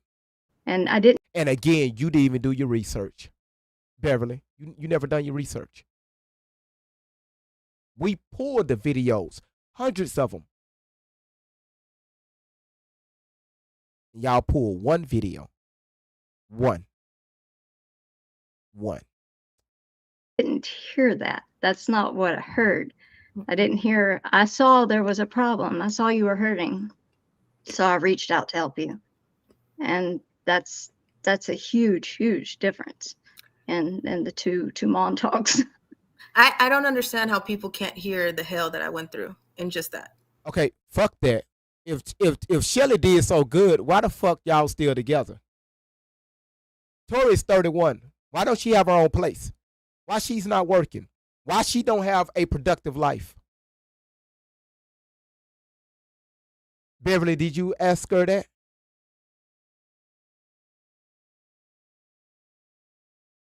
Don't even worry about it.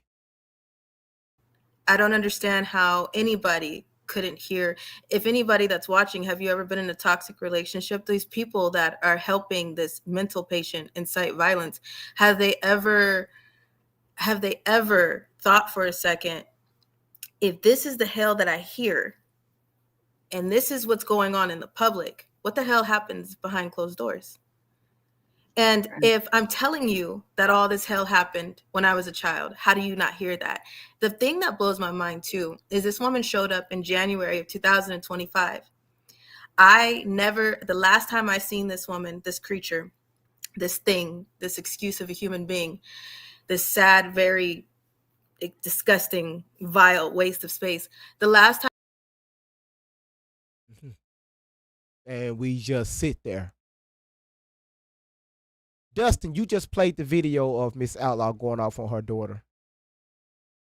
Y'all don't hear this? None of y'all just bypass that. Oh, I know why. Because, this YT woman came and saved this little black child. Y'all know nothing about any black household. What goes down in it. Same thing, like we don't know too much about the YT household, what goes down in it. Some things we never can relate on, but you know what? We still come together. This channel have proven that over and over and over again. But what y'all are doing, y'all are causing division. Right there in real time. Oh, Beverly, oh, I'm here to just be with you. Dustin, yeah, I got you. You know, we ain't gonna let them heathens talk about you like that, and you got Shelly. All look alike. Tori, ma'am, your ass is ma'am, you are a real-time slave. And I really hope that you can get out, but I know after what I saw yesterday, it's not going to happen. Yo, black ass grown. I ain't got time for your ass anymore. Yesterday, you showed enough. You showed enough. I'm not going to sit here and keep wasting my fucking time. Keep, just trying to at least give you some benefit of the doubt to try to reach back out to your parents. All right? How come you don't talk about none of your aunties or your uncles or your fathers or nobody? How come you don't talk about them? But you want to sit around the internet and have this fucking, this pity ass party because of some things that you didn't agree with growing up. So you're using the internet to get back. This is shit ain't got to do with no damn Diddy or none of this other bullshit. This is your ass trying to get back. That's why you like this going back and forth shit. But remember, everything that you put out, it's going to come right back to your nappy-headed ass. Now, Dustin, how about you record this right here and play this shit on your show? Since y'all allowed that shit to happen, how about this right here? Tori, since you want to disrespect your mother, you bald-headed bitch, how about you have them motherfuckers knock at my door? Go ahead. Did you play the part when y'all has 250 some motherfuckers to try to call CPS and have them motherfuckers to come to my house? Oh, Dustin, did you play that part? But my issue is not with Dustin and Beverly, it's with Tori. The way you keep disrespecting your mother.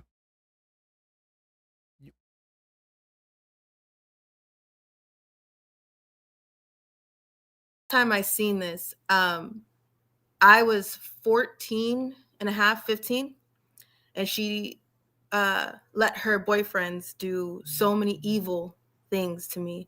Let anybody do evil things to me because she used to tell me, I don't get enough money for you. She would get government custody checks for everybody else in her possession, but she didn't get it for me because I wouldn't play along with it. So I was raped in my closet with coat hangers. One of the big reasons why I can't have children now, and I used to beat myself up for. When I turned about 12 or 13, I started asking questions to everybody like, hey, how do you get in trouble? How does it happen for you? Because something's not right. She would lay me over her lap and check my vagina like she was looking for something. And I'm like, what are you looking for? So you know that somebody's hurting me. Even when I was a baby, she used to leave me with this man named Derwin. Tori, how about you be honest? Your ass was having sex in middle school. What's wrong with a mother checking her daughter to make sure she's okay down there? To make sure she ain't got some type of sexually transmitted disease? To see if everything is somewhat okay? What's wrong with a mother doing that? I've seen my mother do it to my sisters. Listen, y'all, what the fuck is going on with this shit? There have been several times my mother, my biological mother, God rest her soul, would take my sisters in the bathroom and check all of them to make sure that they're okay. Because you can't trust nobody nowadays. And so what you're saying, Tori? Your mama was touching you? Your mama was doing something foul to your private area? Is that what you were saying?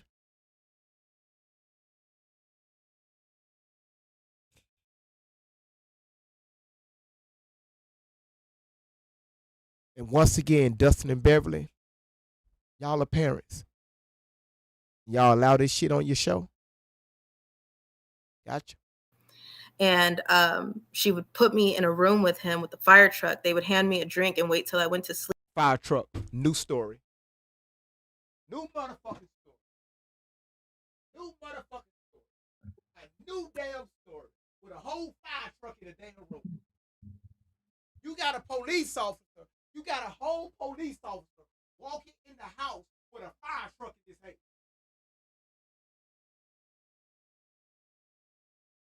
New goddamn story. You got a whole police officer walking in the house, doing the nasty with Miss Outlaw with a fire truck.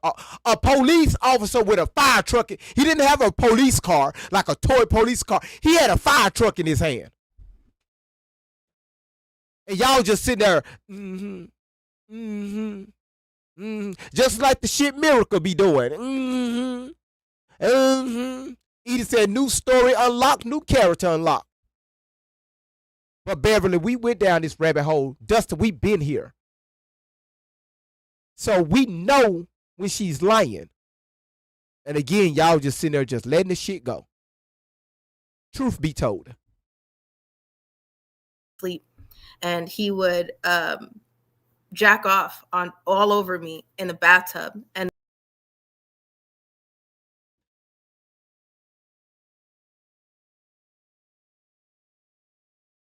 Oh, my goodness.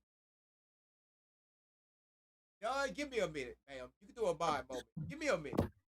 Hey, everybody, we're going to give GV a minute. Lord have mercy. All right, guys, welcome in. No, don't If you, you Lord have have not, mercy. Your ass hear everything we hear. wait. Don't Hold Lord on. nothing. Lord nothing. Hold on. Lord. Hold on. It's go breathe. Get your vape out and just take a few breaths. It's okay. So, welcome in, everyone. If you have not gotten your Daily Heart Me, please grab it. Also, share the live out. There's 140 people in the live, and we only have 26 shares. So let's get that on up to at least 50 shares, please. We really appreciate that. Also, the live goal above, we have 14 of 20. If someone could drop some more cranes, we would definitely appreciate that as well. And don't forget to tap the screen. The tap goal is up to 75 right now. You guys are doing a great job. So what I want to offer you guys is this. Try not to, as difficult as it may be, especially if you're a mother, try your best not to get your emotions involved in this story. If you are going to follow this story, understand that so many different twists, turns, peaks, valleys do have the ability to trigger you if you let it. So last night, I wasn't here, but when I came in, the entire live was on a particular wavelength. We're not going there today. We are not going to let them suck our energy. We're just not going to do it. All right. So just try your best to shield your energy from getting upset, getting too emotional, and that kind of thing is what I want to ask. Okay. That's how Tori got alters through triggers. Yeah, I agree. 100%. Last night was in my feelings. Yes, Shauna girl. Absolutely. Because we have to have control over our own emotions. We can't allow them to control how we feel and what we say. Now, for her mother, that's totally different. That's her mother. Her mother is going to go through all of these different things as she should, right? But for the rest of us that are supporting her mom and supporting GV, we need to have our strength up. We know what the truth is, and that's where we got to stay. We got to stay in that vein as we listen. If it starts to get too much, because I've seen in the comments where people are like, oh my God, this is just too much, and I get it. If you need to step out, just step away. Step away. Don't do the crash out like GV does. Step away calmly and then come on back, because we do have to remain in control. This is a very serious situation, guys. So that's all I want to offer. GV, welcome back. Let's rock out. I appreciate it, Don. It's hold on, who is this? Because it's a whole new story. They have been unlocked. All right. Let me see what this young lady have to say real quick. Well, she's okay. Here she. Erica, how you doing? Erica, her ass went to sleep. Erica.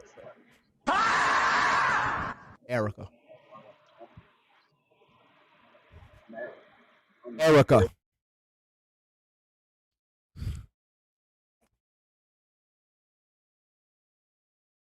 All right. Let's rewind that just a little bit so I can get the full story. 3115.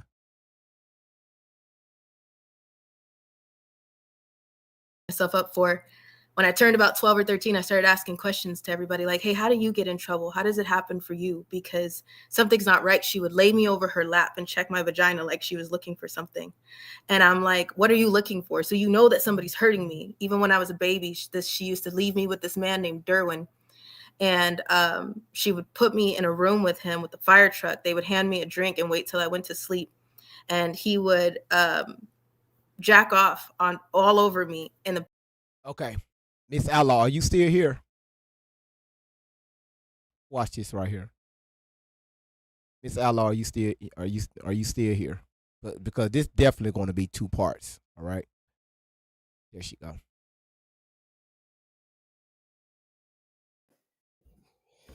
Miss Outlaw, how you doing? Good morning, everyone. How you doing? Hi, Miss Outlaw. I'm tired. Don't be tired. Listen, we got And you. I'm falling out. Miss Outlaw, who the hell is Baby D? Baby, who? Baby D, Derwin. That's an ex-friend of mine. Okay. Yeah, it's a friend of mine. She said this friend of yours used to leave her in a room and a drink with a fire truck and do sexual things all over. Yeah, I heard it, GV. This man never touched her.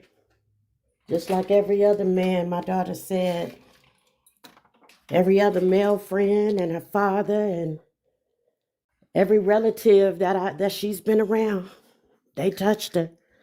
So if he touched you, Tori, then he touched you. In your mind, Tori. It's all in your mind. Nobody that I know have ever touched my child.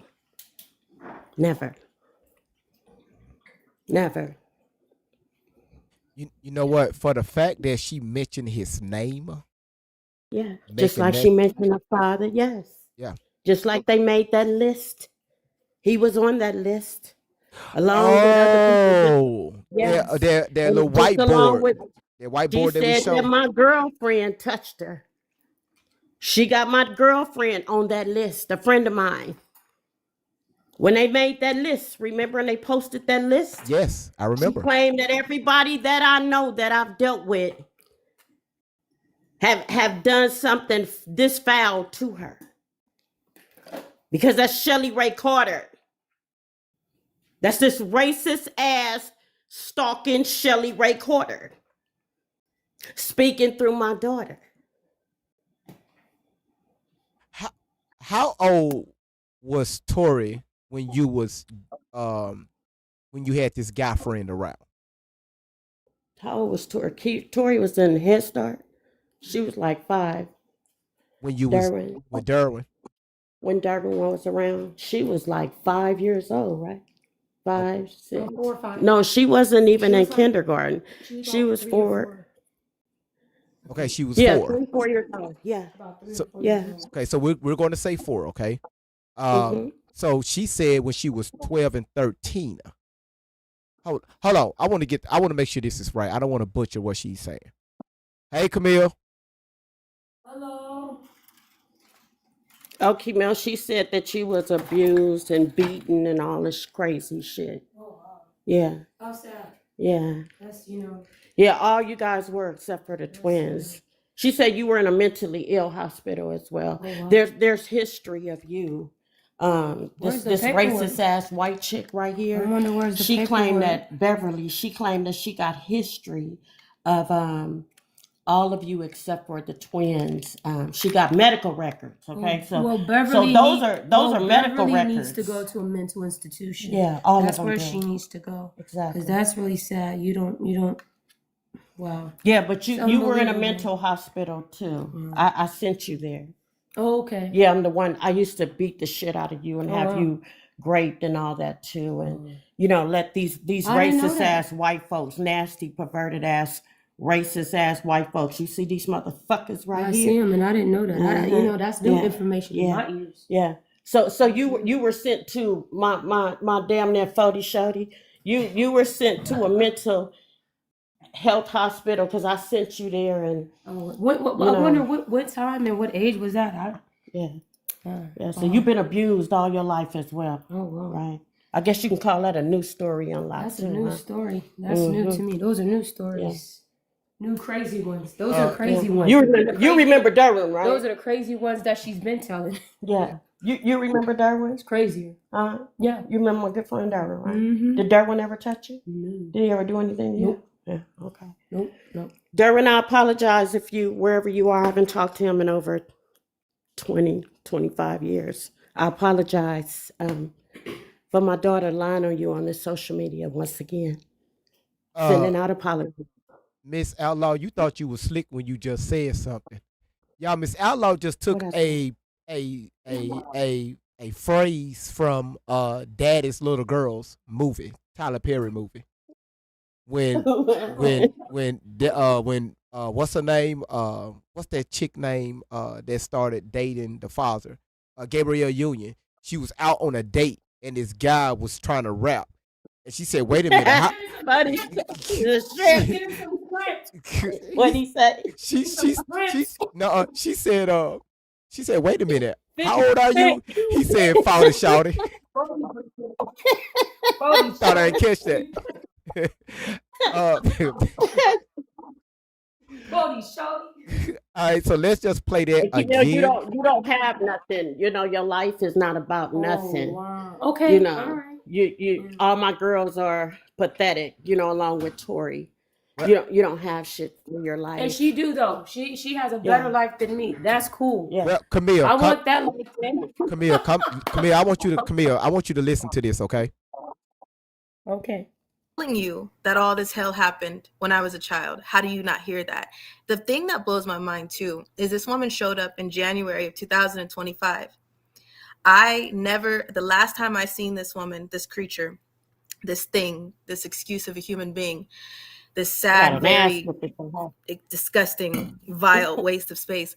The last time I seen this, I was 14 and a half, 15, and she let her boyfriends do so many evil things to me. Let anybody do evil things to me because she used to tell me, I don't get enough money for you. She would get government custody checks for everybody else in her possession, but she didn't get it for me because I wouldn't play along with it. So I was raped in my closet with coat hangers. One of the big reasons why I can't have children now, and I used to beat myself up for. When I turned about 12 or 13, I started asking questions to everybody like, hey, how do you get in trouble? How does it happen for you? Because something's not right. She would lay me over her lap and check my vagina like she was looking for something. And I'm like, what are you looking for? So you know that somebody's hurting me. Even when I was a baby, she used to leave me with this man named Derwin. And she would put me in a room with him with the fire truck. They would hand me a drink and wait till I went to sleep. And he would jack off all over me in the bathtub, and then I would just cry and wait. So, Camille, are you listening? She said that when she was a baby, Miss Outlaw used to put him in a room with her with a fire truck and a drink, and when she go to sleep, now all of a sudden she's in the bathtub being jacked off on. Go ahead. What you think about that one? My sister likes to tell stories. She's telling some stories, and it's interesting because I'm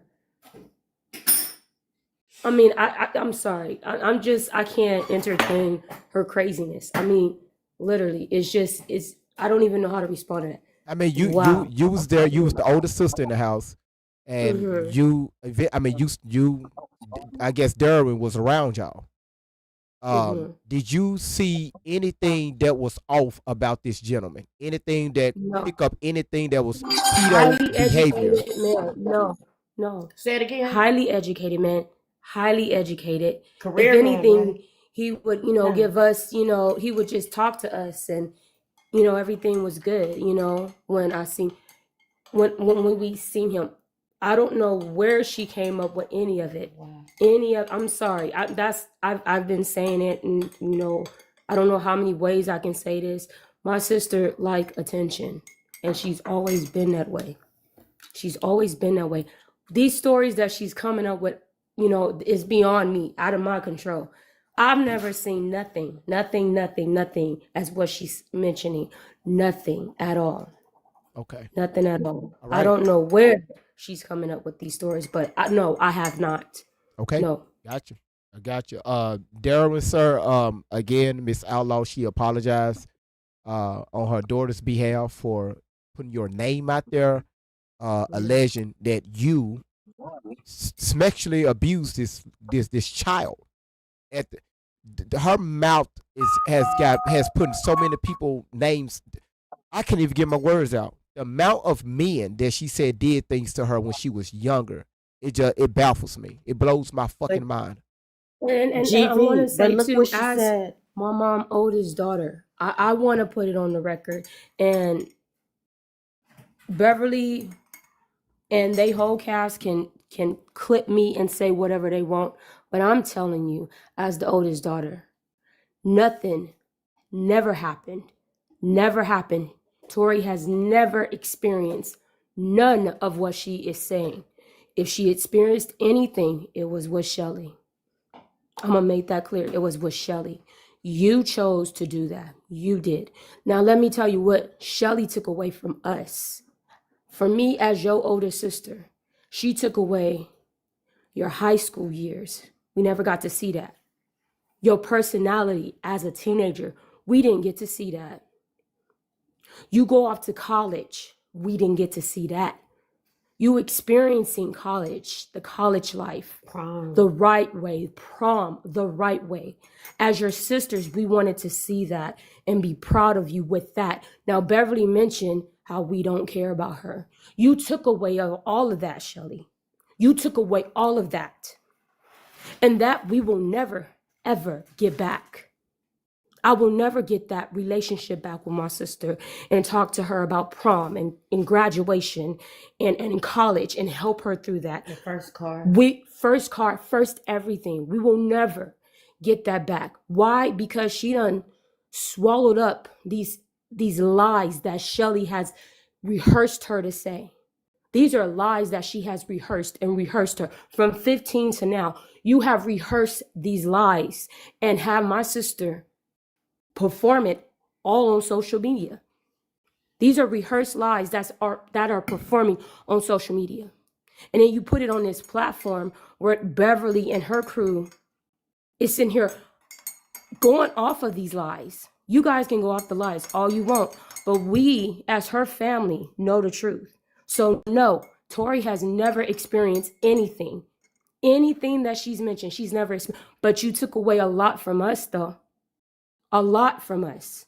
And we will never get that back. The bond of anything, we will never get it back. Because it's over. Because it's completely It's over done. for me. I'm as her sister. I can't. I'm hearing it. I'm seeing it. And it's disgusting. It's beyond our control. It's disgusting. We can't do nothing but have the legal law get involved, intervene with it, because this is disgusting. And it all leads to Shelly Carter. Shelly Carter, you are a disgusting waste of human being. You are a waste of human being. She's a waste of space. You a waste. You should have never been on this earth. You are the epitome of Satan. You are Satan's best friend. The spine of that mother. You are Satan's best friend, spine boss of man, Satan. whatever you want. You are Satan. That bitch is In the spine. flesh. You are Satan. And you gonna pay. You gonna pay. For every time my sister sit on this social media and own Beverly and their platform and continue to lie and lie and lie and lie, you gonna pay. legally you gonna pay. My mom has every right to feel the way she feel, happy, sad, whatever. Whatever. You have no right to tell my mom how she's supposed to feel or how we supposed to feel Or how I'm supposed to speak. or how we supposed to speak. We have every right. Shelly, you know the truth. So keep lying. Keep lying. Use all your notebooks, all your notes, Binders. all your binders. Make those drops because those are false drops. All your lies are drops. They're lies. I'm good, baby. I'm good. Thank you. So, you know what? You took away a lot from us. Tori, you allowed Shelly to take all of this from us. We will never, ever get that back. But do you need to be in a mental hospital? You Hell do. Yeah. Oh, yeah. You do. We want to see you get better in a mental hospital.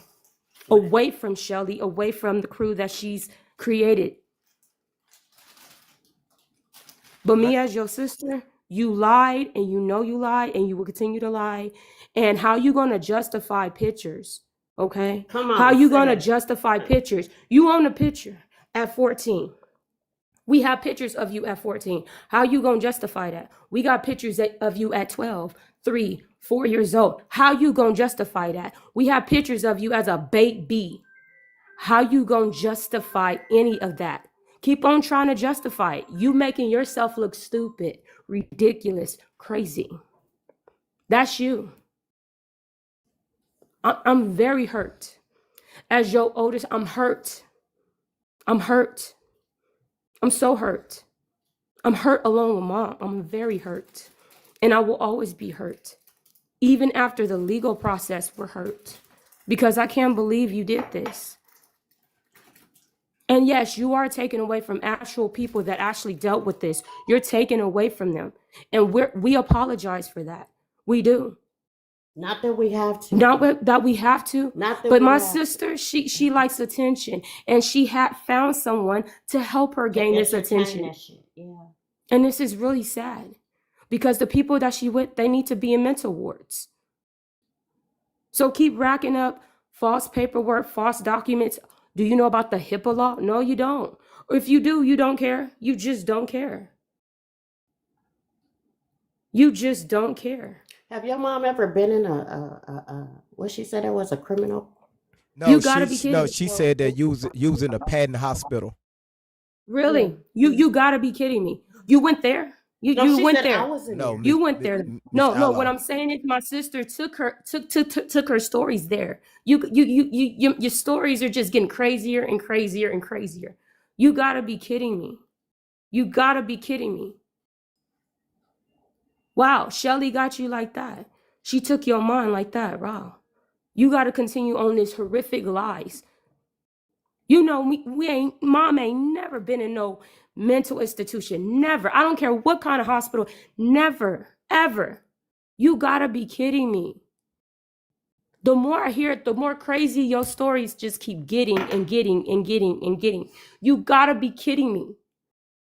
We got better things to do with our life than to Say it. sit on here and be doing it. all of this. Say that shit. Now we gotta go to court to clear up what you done did. And no, you know, times after we the been in process court? of it, we're hurt in between while it's going on and after. This is never gonna go away. You done destroyed everything. Everything. And you did it, Tori. You did it. We're not no creatures. We're not no thing.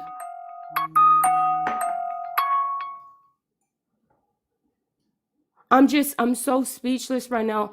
I don't even know what else to say. But you're disgusting to me. You're disgusting. You're disgusting. It's sick. Sick. This is like a Michael Myers never-ending situation. And I literally mean that. This is a Michael Myers. Yeah, never-ending situation. What happened to Michael Myers? What happened to him finally? You know. He had to be destroyed. Yeah. And this is gonna be destroyed Yeah. in the end.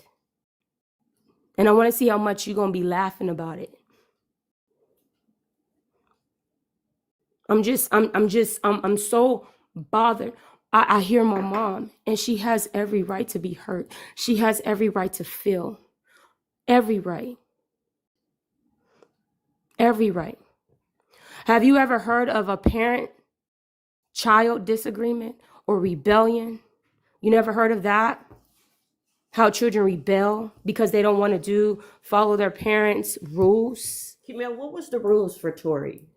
Same for were the all of rules us, for though. Tori? What was Go to school, do our house chores, respect our home, respect our parents. No, that's something that she wasn't interested simple in. shit, the basic Simple shit. stuff. No, you have to take, I mean, you literally wanted that attention, but it's really sad. Because if mom said, no, you can't do this, no, you can't do that. Oh, we get the police, we get CPS, we get all of that. You done lied, all of that.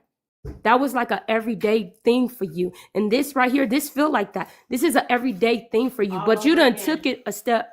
You done took it steps further. This was already heard in court and closed. It was already heard in court and closed.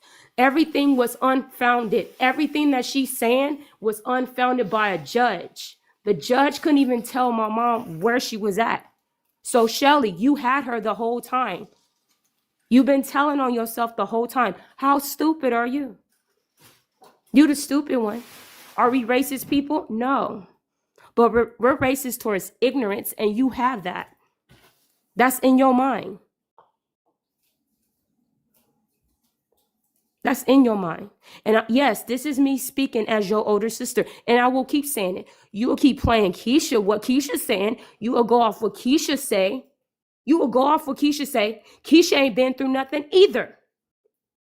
Keisha been abused? Keisha ain't been through nothing either. So she is just as much of a liar as Tori is. So I stumped Keisha's neck trying to Wow. pop her lumps Wow. in her neck.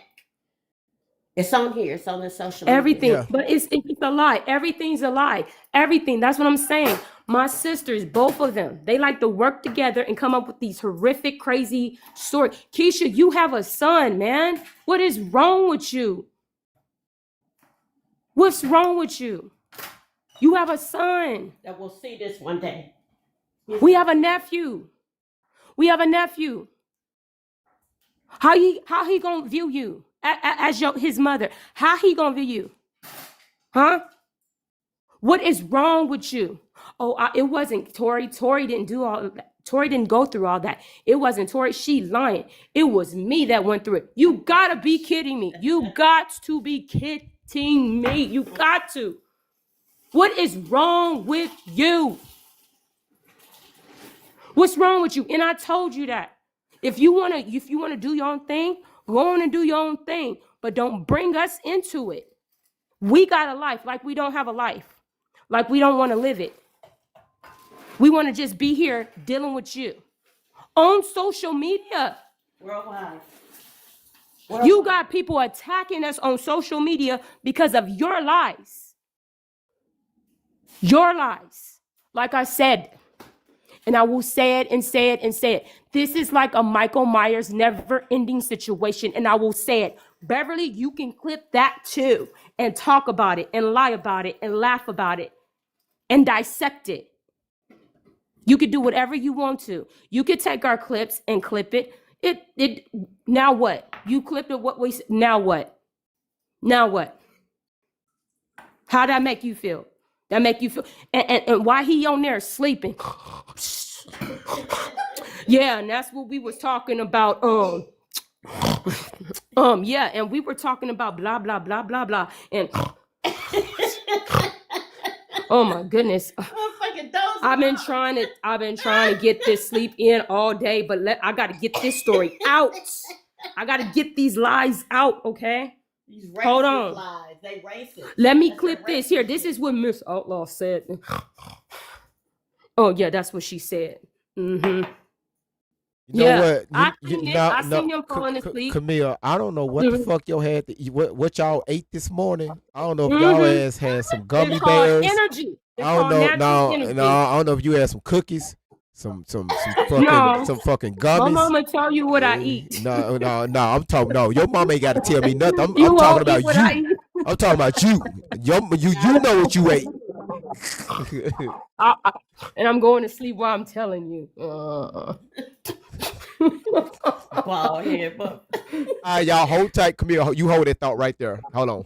For her to get back. She never did anything about it. She would lay me over her lap and check me. This happened when I was 4 years old. I was locked in a room. I was beat. I was raped. I was sat outside in Ritchie Canyon in a driveway. She went to court, lost the case. There's files and things that you have, Dr. Beverly. And when at one time, I was like, okay, what is Now, Camille, let me ask you this. This is just a yes or no question, okay?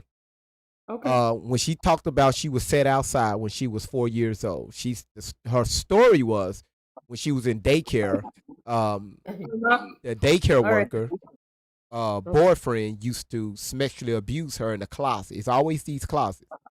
In a closet, and when she started fighting back, they took her and put her outside in the driveway for a few hours, and that's when you and your sister pulled up on the school bus, got out, and saw her sitting there in the driveway.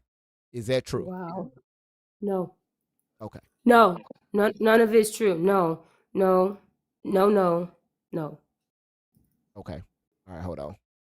this? I gotta be an alien because I don't know why this is happening to me. People in the family used to say she loves you more. The whole family loves you more because everybody in the family treated me different. And when going back through all those things, there was so much that happened in her possession because of her. She's covering for somebody. We all know she's covering for somebody. We all know that she's covering for some people that are in the military. We all know that she's covering for some people that are in elite bloodlines. We all know that she's covering for a famous rapper that some of you guys really love. But so, y'all, I got this part. So Miss Outlaw is covering for Tupac. She's covering for the Black Panthers. She's covered. Miss Outlaw know all of these people, and again, this is from Tori's mouth in several of the videos that she's referring to. All right. Nobody in that family, nobody in the Outlaw family really takes accountability. They don't really take the truth and do anything with it because nobody speaks out because they know it's not going to go anywhere. At one point, when I turned 12 or 13 and I went into a mental hospital, the last thing she told me, I went to school, and I'll never forget, she told me, if it wasn't for the fact that you just alerted a cop that I didn't have, basically under her thumb, she said I would have hit you over the head with the back of the thing that sits on the toilet. Okay. What is she talking about? shit, she talking about some Shelly shit. That's all Shelly. That's all Shelly. That's all I can tell you. That's all some Shelly shit. Wow, yeah. What That's what I that's all said. Her Shelly. stories get worse and worse with time. With any second, her stories get worse. And I'm sorry. It's just I can't stomach the lies that she keep coming with. I can't. Okay. I'm gonna hit her over her head I can't. with the toilet. Wow. She's at the back of the toilet seat, so you're gonna unscrew the little two white Wow. things that's up Take the under the time to toilet do it. seat, and then you're gonna take it off and bust her across. I'm gonna pick the toilet up. Yeah. I'm gonna pick the toilet up and bust my child over her head with it. But before she went to Really? the mental hospital. Now, what Before she age? went- What age was she at? What age did she go to the mental hospital? GV, that was when they took my girls. She was 15 and a half years old when they Okay. took my girls from me. That's when it happened, when they took my kids from me. So It happened in September of 2009. Yes. okay, so all of it. all right, so watch this right here. Who admitted her into the mental hospital? Was it you or was it the state? I took her to the pediatrician. Okay. Remember when I told you that Mhm. she was hanging with some little girls and one of the little girls was doing that cutting of the skin? Yeah. Towards mimic that Yeah. little girl. Kimel, I forgot about that called me. story. I did. Yeah, I did. You called me, remember? Yes, I Where did. was I at? You was at the nail shop. Yes. And you called And I me, called you and I told you what she was doing, and you came on home. and I and took her to the pediatrician. From the pediatrician 5150, my daughter. She told me, she said, I want to send her over for an eval. because she's claiming some stuff. They took her in another room. They left me in one room and they took Tori in another room. Mind you, I've been with this pediatrician for years. She see all my girls. Okay. This pediatrician seen all my girls all the way up until they were 21 is when they were last to be seen by the pediatrician. She came back and told me, she said, Mom, your daughter is saying some stuff. She's claiming abuse. She said, in the cutting of the skin, and she's just not in a healthy state of mind. She said, so I want to do a 72-hour hold on her. I said, no problem. She explained to me what a 72-hour hold was. And that's when they sent her over to a hospital in Chino. And right after that, I explained about how the doctor from there called me. She told me how Tori's visit was for that 72 hours. She was in there, trying to take over the floor, getting the girls' numbers that was in the hospital. Yeah, remember that? And then the doctor called you and told you she had wanted to talk to the supervisor of the doctor. She was trying to go over the doctor's head, telling the doctor what to do. Yeah. And the doctor even Tori. Tori, yes, Okay. the Tori, yes, the doctor that diagnosed her with oppositional defiant disorder. I remember I heard the call, and she was telling my mom that Tori even was asking for her supervisor and telling her what to do. And the doctor, all she could do was apologize and just wish the best for her family. But Tori was just, they were saying she was doing some off the wall stuff, asking for supervisors, demanding stuff to be done for her, demanding money, demanding all kind of things while she was in there. Yeah. Now, this friend that your daughter was hanging with, that your sister was hanging with, did they go to the same school, or she was from a foster home? That foster home that was in the neighborhood.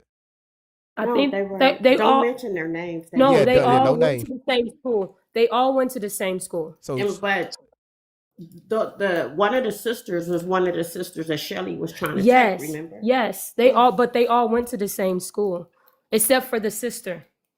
GV, remember when I told you that her mom came to my house crying? Yeah. Saying that Tori told her daughter to tell the same lies that she was telling on me. This was the same, these two little girls, Shelly was trying to snatch them up as well. These same little girls, they went to school together. They were hanging out together. They were in Tall Flags together. They had joined Tall Flags actually together. what is Tall Flags?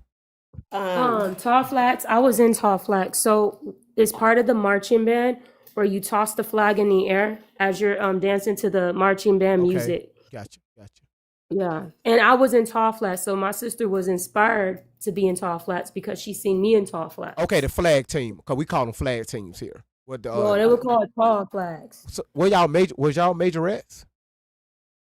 No, this was for me. It was at a middle school, in a high school. Okay. I got it. Yeah. But again, I want to mention too, it was so much stuff that went on with Tori, and I just want to put it on the record too. My mom, when she's jumping in on what's, something that happened, she's not coaching me, as I heard people would say. She's not coaching me. It's just so much that happened that we would remember bits and pieces of it. So I just want to put it on the record too. When my mom is talking to me and we're talking in the background, it's stuff we're trying to think Remember. about that didn't happen, because it was so much stuff that happened at that time, which nobody would understand and won't comprehend and won't digest, because they have their own perspective of it, their own negative perspective of it. You could take that too, because I've heard the negative comments. And I don't have to give my energy to that, but I'm clarifying that my mom is not coaching me, as I heard, other This is content not a creators Tori said. Shelley Yeah, this situation. is not. It was just so much stuff that happened. So I just I'm gonna pass it on to my mama. All right. Thank you. My thank mama, you. because we twins. Me and my mama twins. We look just alike. You know You what? seen the pictures, DV? Camille, take your ass back in the kitchen. Go back in the kitchen. You my twin. Let's continue. and I would have killed you. And she had all these plans. She used to tell me all the time that she was going to murder me and leave me in her bed, and people would think that it was an overdose or something. So Okay, y'all, I got this one. She said that her mother would. Hold on, Tori, shut up. That your mama will unalive you and make it look like it was an overdose. Gotcha. Let's rewind back to the entitlement at the mental 72-hour hold. When a doctor, they're running different tests on you. They're asking you questions. More than likely, they probably have you draw a few things, or just ask you just a series. Maybe ask you things about your life. And when they came to their final conclusion, their results. I'm not a doctor. I don't know the terminology. They say, this is what you possibly have, or more than likely relating it to the parent. And you said that you want to speak to the doctor's supervisor. Oh my God, GB. Gotcha. I mean, Gotcha. GB, can you hear me? Yes, I can hear you. GB, when that doctor called me and she was telling me that Tori, to know my daughter was in there, period, just all of it was just like mind blowing. That was around Easter weekend. Around that? Yeah, that was around, yeah. No, because they took them right after, remember? No, that was before that, I think. When it first started. No, that was, you thinking about Safe House, when she was going for Safe House. So much stuff. Because remember when the doctor was done, she told me that she wanted to release Tori back to, she said, Mom, she said, I don't see any reason to keep her any longer. She said, and I was going to have you come pick her up. She said, but CPS told me that I can't release her to you. And so right after that, that's when they came and took my girls, my other daughters, Tori's other sisters, took them for investigation. But this doctor told me, she said, I've never seen nothing like this before. She said, I've watched Tori, walk the floor. She said, that's part of our testing, our observation for Tori. She said, Tori's in here collecting numbers from other patients that are in here. She says she's in here trying to play mom, basically, to the other patients that are in here. Wait a minute. Hold on. Yeah. Hold on. Number one is, how did she have access to these other patients if she's supposed to be in a room by herself? Well, she said they have, because she said they have like, because I went to visit her there while she was there. And they had, it's like a floor with several other people on it. And she said they have group time. Okay, they had I see it now. time within that 72-hour hold. And it was just an open floor, but it had individual rooms. Okay. On that floor. Okay, so they call it playrooms, day rooms, common areas. Okay, so Tori, everybody listen up. Y'all know how when Tori say that she used to have to be a parent to other mental patients. So this is what she's talking about when she was admitted into a observation hospital, through the request of her pediatrician. Mm-hmm. So that's what she's talking about when she was there. And I mean, this doctor wasn't the first, GB. Even the teachers at the school, for example, her tennis teacher. What the tennis teacher tell us, Kimel? She was taking over. She wanted to take over her class. Tori was giving her a hard time, in class. And again, people, this is around the time when Shelly Carter had her hands on my daughter. Her teachers used to call me because Tori did not want to do what she was supposed to do in class. She didn't like authority. She didn't like authority. That was part of that oppositional defiant. If you all, Google oppositional defiant disorder, this is the behavior of it. She doesn't like authority. That's what I was told by the doctor that diagnosed her. She does not like authority. She refused to follow any rules. And that's the hard time that I was catching with Tori. She didn't want to do nothing that was just normal and basic. She had got to that point. I mean, when I'm talking about just bathing and getting dressed, and I remember one morning she jumped up. It was dark. School didn't start till what, 7:30. She had to be at the school close to 8 o'clock. My daughter jumped up at 5 o'clock in the morning. We live right across the street from the high school, and she was ready to go out the door. She hadn't got dressed, nothing. It's just certain behaviors that I started seeing.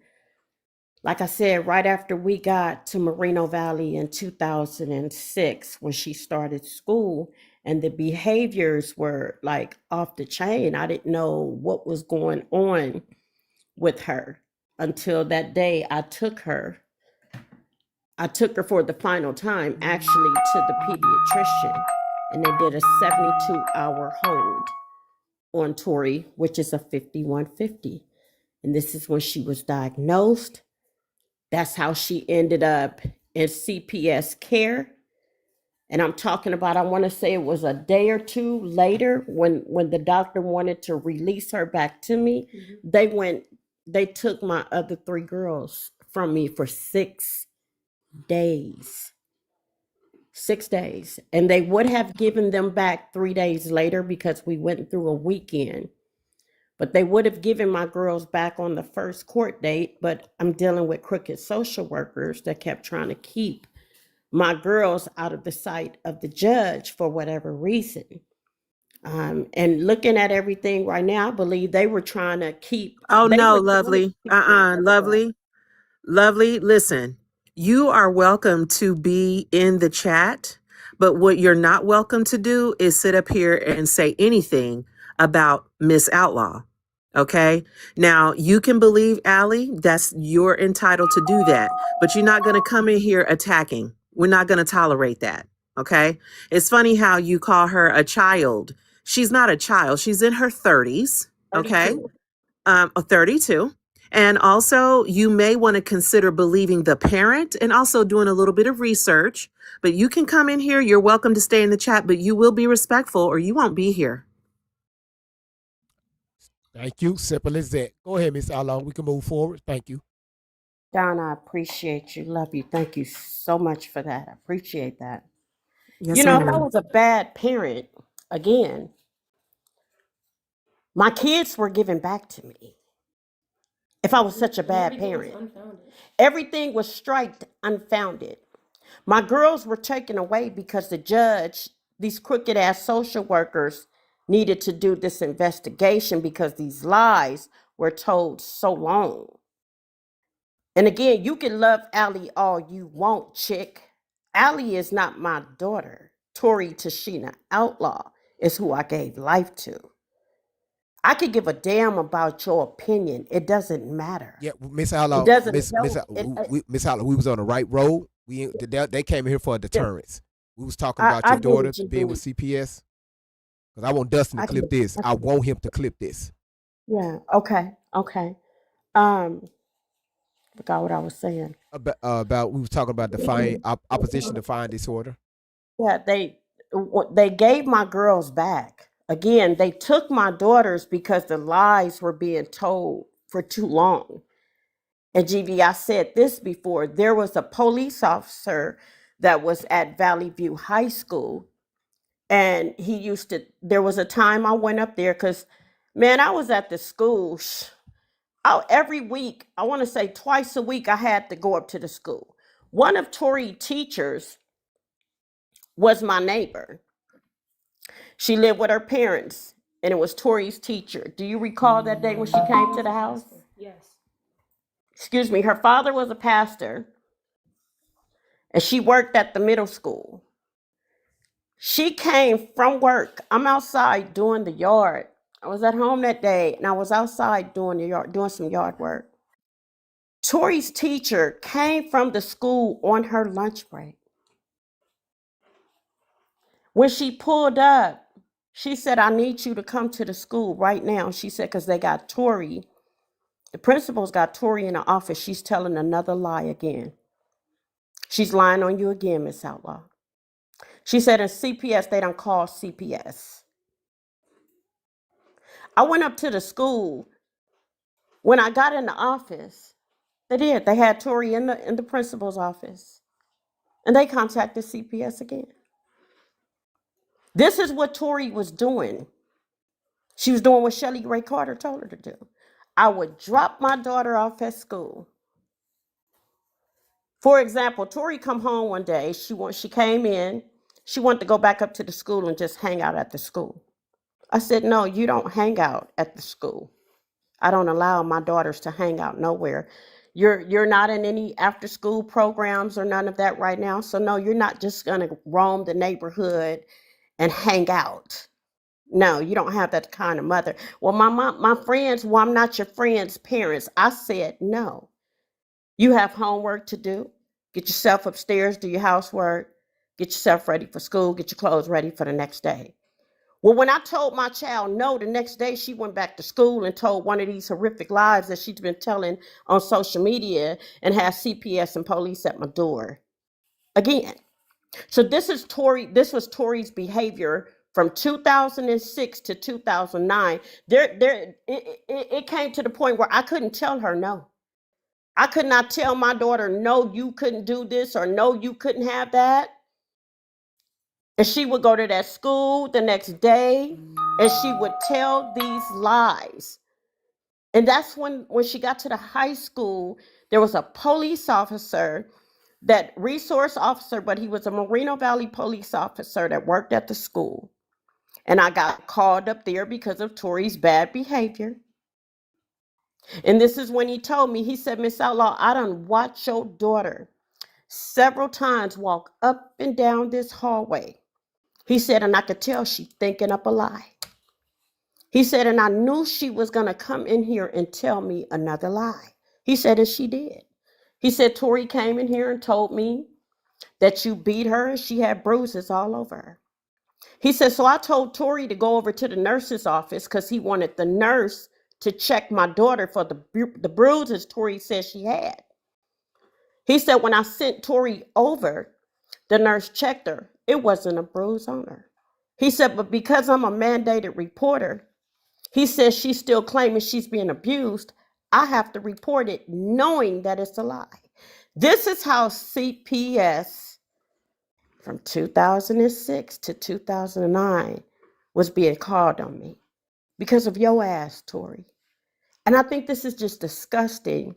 This same police officer told me that day, he said, Miss Outlaw, before all this is over with, he said, CPS is going to come and take not just Tori. He said, they're going to take all your kids from you to investigate. Sure enough, weeks later, that happened. Weeks later, after this officer told me, CPS came and took my kids to investigate. But the judge gave them right back. Didn't give Tori back because Shelly Ray Carter, you kidnapped my daughter from placement. You, your mama, Sharon Maiden, you guys were writing letters to the judge demanding custody of my child, my daughter at the time. For what? GV, you're muted. Sorry. Let me ask you this, and I don't think I have ever asked you this question. When the system put your children in placement, did they put them all up under the same roof? My three youngest, yes, and then they placed Tori elsewhere. Tori by herself. So where were Keisha? Where did they put? Keisha, was she the baby, or was she the oldest? Keisha and Camille were adults. They were 18 and over. Oh, okay. Keisha and Camille were 18 and over. I was 22. You were 22. I was 22. Keisha was 18, 19. Keisha was 19. Okay. Camille was 21. So it was Tori and the rest that they. So I guess they separated them by age. No. Well, see, again, they had placed Tori already from the 72-hour hold. So when that doctor, they didn't have my other girls by then. They had already had Tori placed when they came and took my other girls. Where did they put Tori? When you say placement, where did they put her? She was in a foster home. Do you remember the people's names that she was under? Just the last No. night? You don't remember?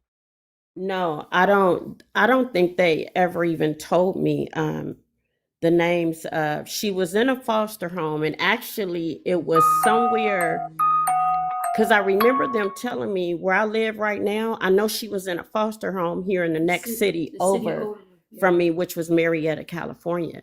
Okay. And each time within that 6 days that she took off, because they said she was leaving without permission, they would call me and let me know, how her day was going. I was allowed to call and check on her. And then they would call me and let me know, especially if they had a problem with her, which they did, because she took off. So she would take off within them 6 days. I remember them saying she took off, but then she came back and then they had to place her elsewhere. And then I remember one night when I talked to her on the phone, she was in there fighting some girl. And I know they moved her. Again, I remember screaming and yelling at her to stop because she was in there fighting a girl. And I was told that she was going to be placed elsewhere. So I believe that Tori's behavior is what had CPS, placing her elsewhere because she I guess she was just giving them a hard, well, she was giving them a hard time. But Tori was never placed with The other. my twins and my youngest daughter. No. Okay, so that's how Shelly had access to her. To Tori, yes. Okay, because even with the police report, it's the one that I've showed, I think it was about 5 months ago, that the officer reported that they was waiting for her to come home, but she never got off the bus. I guess in placement, but she was in placement. So and when she was disappearing, and how old was she at this time? You said 15, right? Yeah, she was 15. Tori was what, it was September. She was 5-6 months before her 16th birthday when they took her. Okay. When they placed her. And I recall even when they gave my girls back, and I remember relocating, and this was like a few months later. I got a call that this is when they told me, I think that was the final time that she was in placement. Because I got a call from the police, Riverside, California Police Department, along with the group home that they had her in. And they told me that she had left placement like 2-3 o'clock in the morning. I remember them telling me that a man in a white pickup truck came and picked her up 2-3 o'clock in the morning, and that they had reported it to the police department. At this time, this was in Riverside, California, because it was Riverside Police Department that contacted me, and that was it.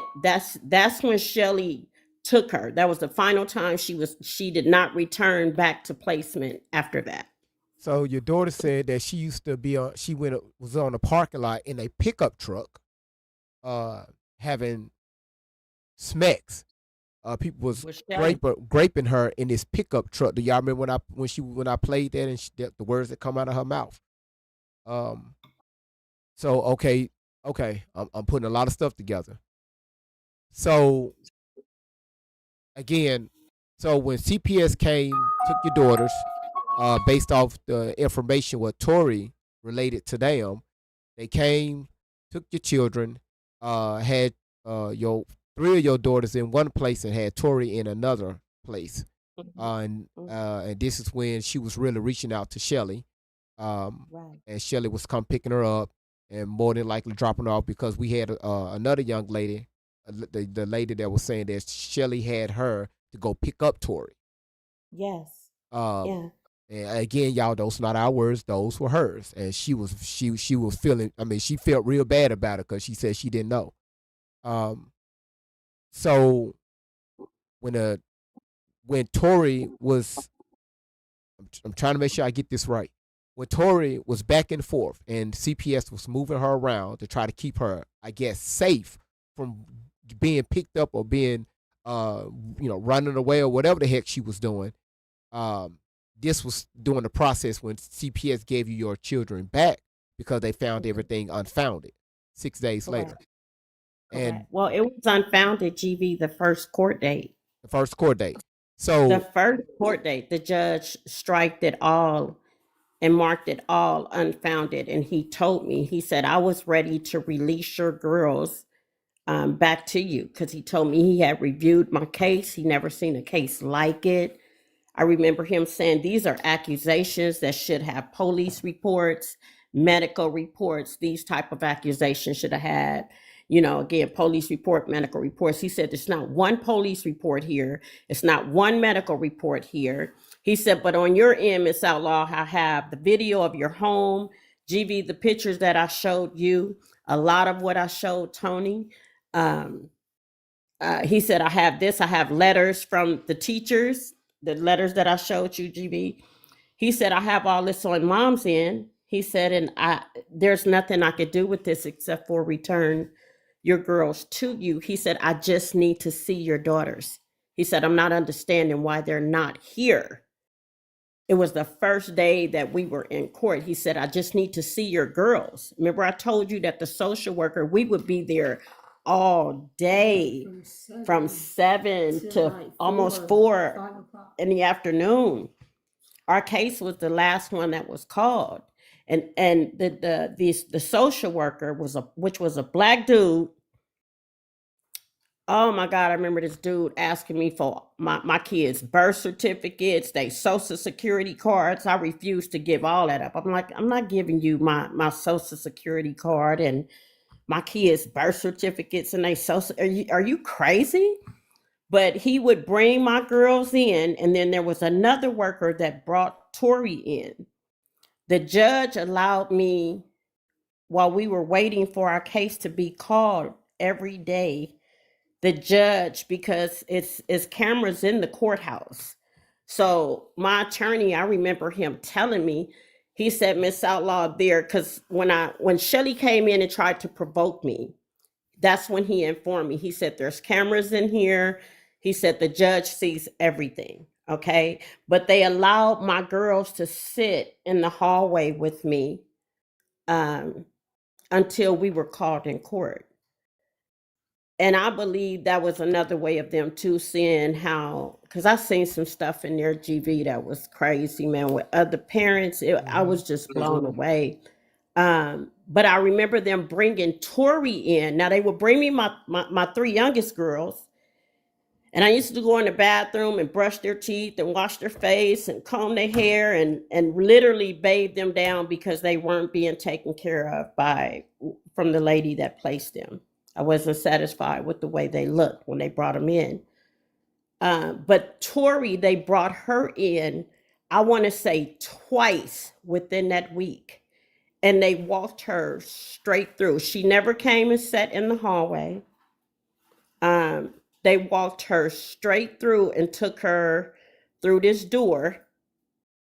And then at the end of the day, the worker would come out right before, I'm talking about like 5-10 minutes before my case is getting ready to be heard by the judge. The social worker would come out and tell the foster care provider, oh, your case is not going to be heard today, so we'll be back tomorrow. And he would take my girls, and then I would see Tori walk out, and they would leave. But when I got in front of the judge that first day, he was like, where are the girls? So I had to inform my attorney. I said, why are they doing this? He's taking my girls, claiming that the case is not going to be heard. But then when I get in front of the judge is wondering, where's my daughters? Because he told me the first day, he said, I'm ready to close this case. The first day, he was ready to return my girls. So he demanded, it had went on for a few days. And I want to say it was within the middle of that week when Shelly Carter walked her ass up in that courthouse and they put her out. They put her out. She came in trying to provoke me. When she walked in, again, all I seen was this big birdie looking, watch mouth. I'm trying to be cool. I see this big burly bitch coming in with these dirty, nasty Wrangler jeans on with this long ass belt. She stood up in my face. That breakdown character, cowboy guy. And she looked at me. I'm looking at her. You know, so when I stood up, Keemil grabbed me. Cause it's like I'm not realizing that, you know, I could get in a lot of trouble. These are federal grounds. I'm like, I can't go there. So when my attorney came to me and I told him that she was there, this is when I found out that she was writing letters. Her and her mother, Sharon Maiden, was writing letters to the judge demanding custody of my daughter. And I remember the CPS worker telling me, she said, Miss Ella, we're not trying to keep your kids. We're just investigating these accusations. She said, but we don't do that here. We want to return kids home to their parents. We don't do that. She said, so we're not trying to keep your girls in the system. She said, we just have to investigate all these accusations for the past, you know, few years that this has been going on. So she said, my attorney informed me. He said, no, he said, we're not going to keep the kids, Miss Outlaw. He said, all this have to be proven. You have to be proven guilty. He said, there's nothing here. Because GV, I was in tears. I was out of it. I don't even know. Man, if it wasn't for Keemil, Jesus. So let me ask you this. Let me ask you this, Miss Outlaw. Why do you think Shelly wanted Tory so bad? Well, I mean, to do what she's doing now, obviously. It's obvious, GV. Look what she's done with my daughter since she's had her. Look what she's done with her. She's doped her up. She's made videos. She has her telling all this shit still. You know, she wanted her to do all that she has done with Tory. And so, I guess the question is, how is Shelly benefiting from this? GV, I don't know how a coat is ran. We don't even know where she came from. We don't even know who she is. All we know is how she was just showing up when we did, how she was just showing up. We don't know who she is. We don't know who she is. We don't know where she came from. We don't know her. We don't. It's like she pinpointed Tory out of wherever Tory was at school. We don't know who she is. And that's what's wrecking her brain. We don't know who she is. I mean, GV, then, you know, not only was she trying to get Tory, but she was trying to get these other girls along with Keisha. She was trying to get Keisha. I remember Keisha she came calling me crying, you know, telling me about after she had my grandson. She called me, and it was a time when she was over here. And she told me that Shelly said that she was going to take my grandbaby. Say that again. Shelly threatened to take my grandson from my daughter. Who, Keisha's son? Keisha, yeah. Keisha called me. She was like, Mom, she threatened to take my son. I was like, yeah, right, whatever. You know, I'm just like, whatever. I gotta give shout outs to I gotta give a shout outs to these Meta. Meta has been on fire since she walked in the doors. Shout outs to Meta. Then Melly Mail went into the gift gallery and just took the media shower by storm. Right, shout outs to Melly Mail. And also let me give a shout outs to the super chat, Dustin, because this is a real chat over here. You know, these not paid people. These are not bots over here. These are, I mean, these are real. You can see the comments, right? And you know, I don't have 1,000 people. Yeah, I don't have 1,000 people over here on YouTube right now. Right now, it's only 64 people that's watching. And but I'm, you know, as you can see, Dust. Look at all these comments, right? These are real people. And there's only 64. You had 1,000 in your room, and the chat wasn't even moving like that. But anyway, Edie said, Dustin, you look like Alex Jones and a rotisserie chicken had a child raised by a.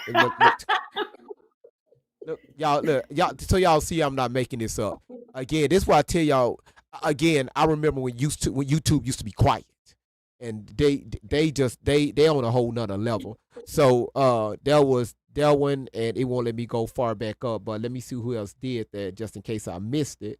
Cuz, thank you so much for your super chat. You said say it, so thank you again for that. And I think that was Miss when Camille was talking and Miss Outlaw was in the background saying say it. Okay, so yeah. But I appreciate that. Really appreciate that. And the reason why I'm asking you these questions, Miss Outlaw, is because a lot of people have had these questions. All right. I don't mind. So I don't mind at all. thank you. So Dustin, make sure you clip this, okay? So because I think the biggest question was, okay, how did Shelly remove Tori from placement, but then the other girls wasn't involved? So now we see that Tori was in one facility and the younger children was in another facility, and I guess it was due to their ages. Miss No, Outlaw? I don't. You know what? I believe that they kept my three youngest girls separate from Tori, because I just believe that these people knew what Tori. I know the police sensed officers it, did. yeah. I believe they sensed what my daughter was doing. I felt like they knew my daughter was lying on me. But the judge was not going for it. When we first went to the court date, he was not going for nothing at all because it started off with Tori being the oldest. Yeah, they lied. They lied The CPS already. It people was lied. already Yeah. a lie going into the courthouse. They had said, CPS said Tori's the oldest. And our lawyer, he said, no, the oldest is right here. And the judge, he automatically, he was not going for none of it. Because None of it. CPS was trying hard, GB, like this chick Dustin and Beverly, they was going in And hard they had trying nothing. to. The judge was asking CPS, where is the medical records? Where is the school records? Where is this? Where's that? And they had nothing. They were just fumbling over their words. They were just fumbling over, They things was had in on the court table. looking through They had papers nothing. and They literally had nothing. And it was crazy. It was- Because we sitting here watching all this going on. And I'm like, it would be something you would see in a movie. This is like, Yes. that's why I said this is a Michael Myers never ending situation, because this is something you would see in a movie. Because when we were in court, they were trying they damnness, It to took us by prove that surprise, all of it. I was what Tori said, whatever she told them. So the judge, he would ask for police reports. They got to going through. I mean, it was like 4 or 5 social workers sitting at a table, and they were looking in each other's folders and shit when the judge was like, Looking at okay, each where's the other. police report? They looking at each other like, do you have it? No, I don't have it. Do you have it? No, I don't have it. And see, that's the part right there. That's the part right there. You all who are having difficulty believing the truth, one thing about it, all of the I'm sorry to interrupt you, Miss Outlaw. No, you're I fine. didn't mean You're to fine. No, to you're be fine. rude Go for ahead. you and Camille. No, you're good. You all have to understand something. All of these months, because we're at over a year now, Yeah. Miss Outlaw's story has not changed. Okay? She has answered questions, which I will say again, she doesn't owe none of us anything. Right. However, she has come up on this panel repeatedly, have been badgered, have been questioned by people who mean nothing, but she does answer these questions. And these answers are consistent across the board. So you don't want to believe the truth. You want to believe a person who every single time that you see them has a different story for the same timeline, same story, different timeline, new story, new deviancies that she's talking about. This is why when you come in here talking that bullshit about how I believe Tori, you either have not heard everything or you have heard everything and refuse to believe the truth. We don't have time for those types of people. This is their lives. This is something that is in their family. Mhm. Now, as far as being a rebellious teenager, I'm willing to bet money that about 95% of us in here were rebellious teenagers. What separates yes, sir. Yep. What separates it is that number one, there was no internet for a lot of us. Number two, we did not happen to already be suffer from a mental illness and then get exploited by a demon. So people want to say, well, how can she do this? How can she do that? She's doing it once again, because we've said it about 1,000,000 times. She's doing it through hypnosis. She says she tried to hypnotize her. It wasn't working. She took her to a professional. This is Shelly who said this. They are always telling us exactly how she was able to get Tori. Tori was an easy target because she was already being rebellious. She already was dealing with mental illness. She added the rugs in. She added this in. She manipulated somebody who was 15 years old. There are not many people in here right now that can say when they were 15 that somebody who they thought were quote unquote cool, some older person that was slipping them whatever it is, that you wouldn't have took advantage of it as well. So the attacks are very annoying. I'm actually just starting to I can't even imagine how the family has to feel if I'm feeling this. If you are a mother, stop the bullshit. You wasn't perfect. You wasn't. I'm a mother of 4, and I'm going to tell you right now first, I was not a perfect mother. Of course, I made mistakes. And was anybody there to tell me how to react to my children disobeying me? I wish you would. That's mine. Amen. So a good mother is not going to play about her child. A good mother is going to have discipline in the home. A good mother is going to do what she thinks, whether or not you think it, I think it, or anybody else. She's going to do what she thinks is her best. So yeah, when you have this situation, it was just the timing. This person was a predator. She's always up at the school outside of the gate. I mean, stop and think. Let's pause right there. This person is outside of a middle school gate. Right. Yes. Yes. Oh my God. That's how she got her. That's how she got her. Yeah. Let's not play dumb. Let's not pretend that all the facts are not there. And please continue to tap the screen, guys. We are trying to reach this tap goal. We have one of the cranes. We need 19 more people to drop those in the chat for us. Miss Outlaw, we definitely appreciate you. We appreciate your time. I, for one, appreciate your strength. Raising children is not easy. It doesn't come with a manual. And especially if you have someone who has a mental problem that you're dealing with as well. Being a single parent, you have to provide for those children. You can't be at home 24/7. You got to make it happen out here. Oh, yeah. Oh, So yeah. I commend you for your patience. I commend you for coming up here, letting strangers question you and you providing answers. I can't say that I would have done it. And certainly I know I wouldn't have done it this long because I would have been like, fuck all of y'all. Yeah. I mean, Don, I've been back and forth with that. I've been back and forth with that, GV, you know, because when I went off on King World, when I just came off the platform, I'm like, I'm done with this shit. Months that went by, GV, when you and I had talked, I was like, I don't have to sit on here and tell a whole bunch of damn strangers about who I am and what I'm. But the thing was, it's like my daughter is on worldwide social media with this damn lie. And she just keep coming with it. As you guys can see, she just keep coming with it. Yeah, this And new one right here with the toilet seat, Miss Outlaw. You know, I'm ashamed of you. You know, first of all, how did you get the toilet seat off? I of the see, there commode? he go. You There know, he go. You know, most times, you know, when something is going on with the toilet seat, they'll get the man of the house or the maintenance guy to come in and fix this damn toilet seat. But what y'all missed is I showed y'all how to get the toilet seat off. If you got a wobbly toilet seat, you know how sometimes y'all sit on that toilet seat and that motherfucker The go to the toilet side. expert. Yeah, I got one right now. I Okay, need to, no, let me tell you what to do. Miss Outlaw, It's easy. It's easy. Listen to me. Listen, I got you. Camille, where you at? Right here. Y'all listen to me. If you look at your toilet seat, you're going to see 2 little white flaps right behind, like little things that you can flip up. You got the Uh toilet huh. seat.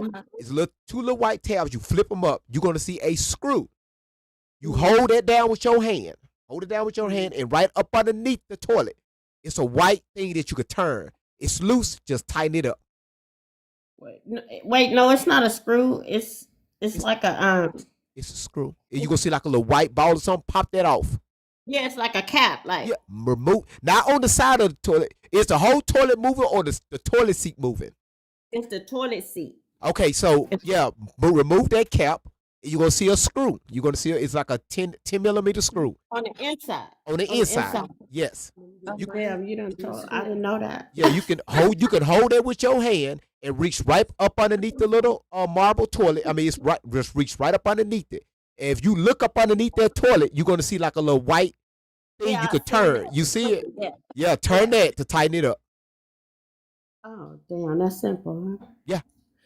Yeah. What But I'm would you do able to without take him? the toilet apart. I'm able to let my daughter tell it. I'm ready to take the toilet apart. No. That's a and per. knock her upside her Is it head. flush? Is it flushing? Is my toilet flush? Yeah. Is it flushing? Yeah. Is yeah. it leaking? No. That's a perfectly good toilet. Tighten up that damn screw. No. What I'm saying is let my daughter Tori tell it. I'm getting ready to take a whole toilet apart and hit her upside her head with it, right? Yeah, I mean, Is that what you're I'm saying? I'm ashamed of you. I mean, most people use belts, switches, especially in But I'm our using age where we both. come up. But your ass snatching up. That's why your toilet seat loose. That's why your Damn. toilet seat loose. You snatched that motherfucker off and beat the shit out of your child. I've been trying See to now, fix and you it up. tried to slide that motherfucker back on, and now it's been loose ever since. You just snitched on I yourself, guess I Miss wasn't Outlaw. trying to tighten it up, GV, because I needed it again to whoop that ass again with the toilet.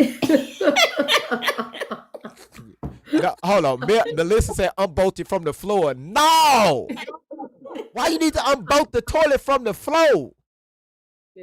No, those are the two screws that sits on the side with a white cap. We talk about the screws that's on the top where the toilet seat at. Those just can be tightened up and you good. When you sit down, you won't go to the side no more. And you gotta straighten up. Y'all, Man, I'm trying to understand, where I get all this damn strength from. I got a lot of fucking going on.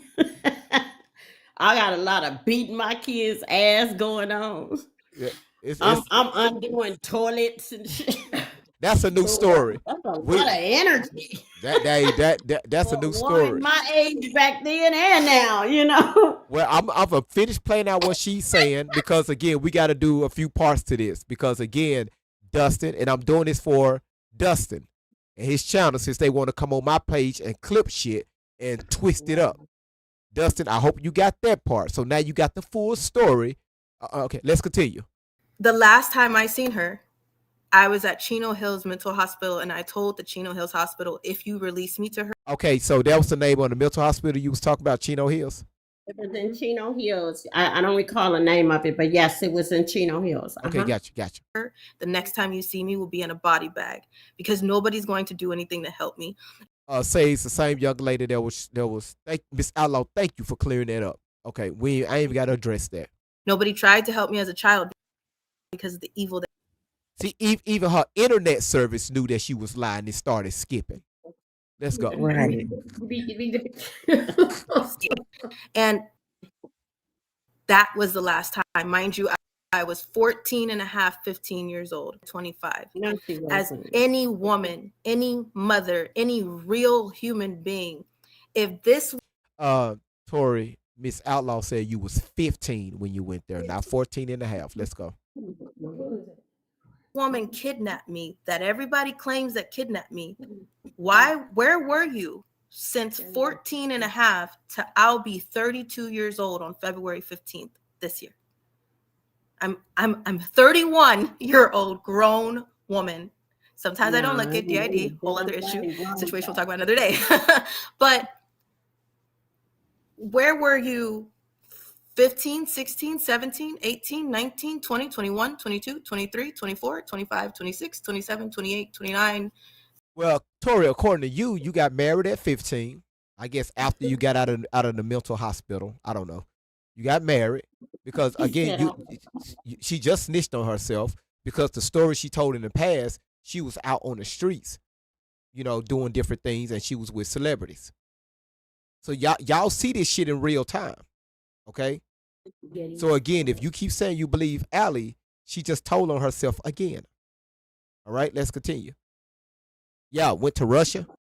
Let's continue. 30, and then I turned 31 years old, and up pops this little creature. Where were you? If you felt the need to gather all these people that believe in these delusions, because if you believe in these delusions, that means that you are the company you keep. So either you do this to your own children, you've done this to somebody else, or you're guilty, really guilty. Because what sense does that make? Oh, that's all you got, huh? Oh, let me tell you why that's all you got. Tori, I got you, Miss Salo. Tori, let me tell you why that's all you got. Because again, you completely missed everything. Yeah, like she just got everything together. The way your mother just broke down, all right? She's still trying to put the pieces together because some things she just don't want to keep bringing up, all right? But I'm listening to everything that's going on in the background while Miss Outlaw talking. Even Camille, your older sister, is saying, "Hold on, Mama. I think it was during this time when this happened." But like Don was saying, their stories is still being consistent with their timeline. Yours not. You just told us something completely new that we never heard of. Again, I'm gonna go back to it. You said when you was a baby, when your mother was dating, I'm gonna call him D. He jacked off on you. Your mama left him in a room with you with a fire truck, okay, with a fire truck and a drink in a bedroom, and then he was jacking off on you in a bathtub. This is another bathtub story that you keep talking about, and Shelly got this whole thing with bathtub rituals. It's like every time you tell a story, it involves a bathtub. What is it? Or bathtub or a closet. What is it with these bathtubs and these closets? I saw in the comments some lady said this is it sounds like trauma. Sweetheart, this story is again this story is deep. All right, y'all, we just looking at a surface level. If you notice, I asked Miss Outlaw 2 questions that I never asked her before, and even just listening to her, explain that, it still falls in the same timeline that she explained everything else. All right, so again, Elena, I know. It's anyway. Let's go. And that was one of the questions that I was gonna ask, or one of the topics I was gonna mention tonight is that, years, a missing kid, years. Mm-hmm. I've personally heard of children coming up missing from CPS that are not my children, that I was out on the streets looking for the next day, because GB, can I need to say something to this right here. She said that when she got the Amber, y'all know how we get them Amber Alerts. She got in the car on the streets. Go ahead, Miss Outlaw. So, Tori, you said, where was I? Pretty much 15 and a half to the time that I heard about you. Actually, it was the beginning of 2025 when we got another call about these videos you and Shelly got posted on this social media. Let me say this to everyone that's listening. When the judge gave me back my 3 daughters, again, from 2006, 2009, my daughter done lied on me, her father. We done dealt with police, CPS constantly at my door, at the school. From 2006 to September of 2009, I watched these people. I was in a scary position when I seen police in a CPS van. I went into a meeting where Shelly Carter was sitting in that meeting. I had to check her ass and they put her out the meeting. Right after that, CPS called the school and told the schools to not release my daughters. I felt it in my soul that they were getting ready to take my kids from me. I pretty much lost it because had I got my hands on my daughters, you all would have seen my ass on the news because my plan was to take off running. Because there was no way I wanted my babies in that system to be drugged and raped and could have been unalived, especially when I had a daughter that had epilepsy then and still have it now. Okay. So when I felt that they were going to take my babies, I'm like, hell no, they're not going to take my kids. I went over here to the school. I got my twins out of school. I snatched them up out of there. My plan was to run because I'm like, they're not getting my kids. So if I got to run, I just got to run. You're just not getting my daughters. That's what was playing out in my mind because I knew they were going to take them. Right. So then I went over to my other daughter's school where the police and CPS had made it there before me. I went into the office and the principal told me, Miss Outlaw, I can't release your daughter to you. Now I'm surrounded. Tori, you caused this shit. I will never forget it. I will never forget this day.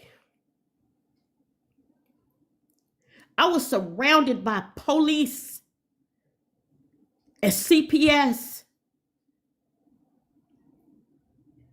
I could tell that the police were prepared to do whatever they needed to do with me.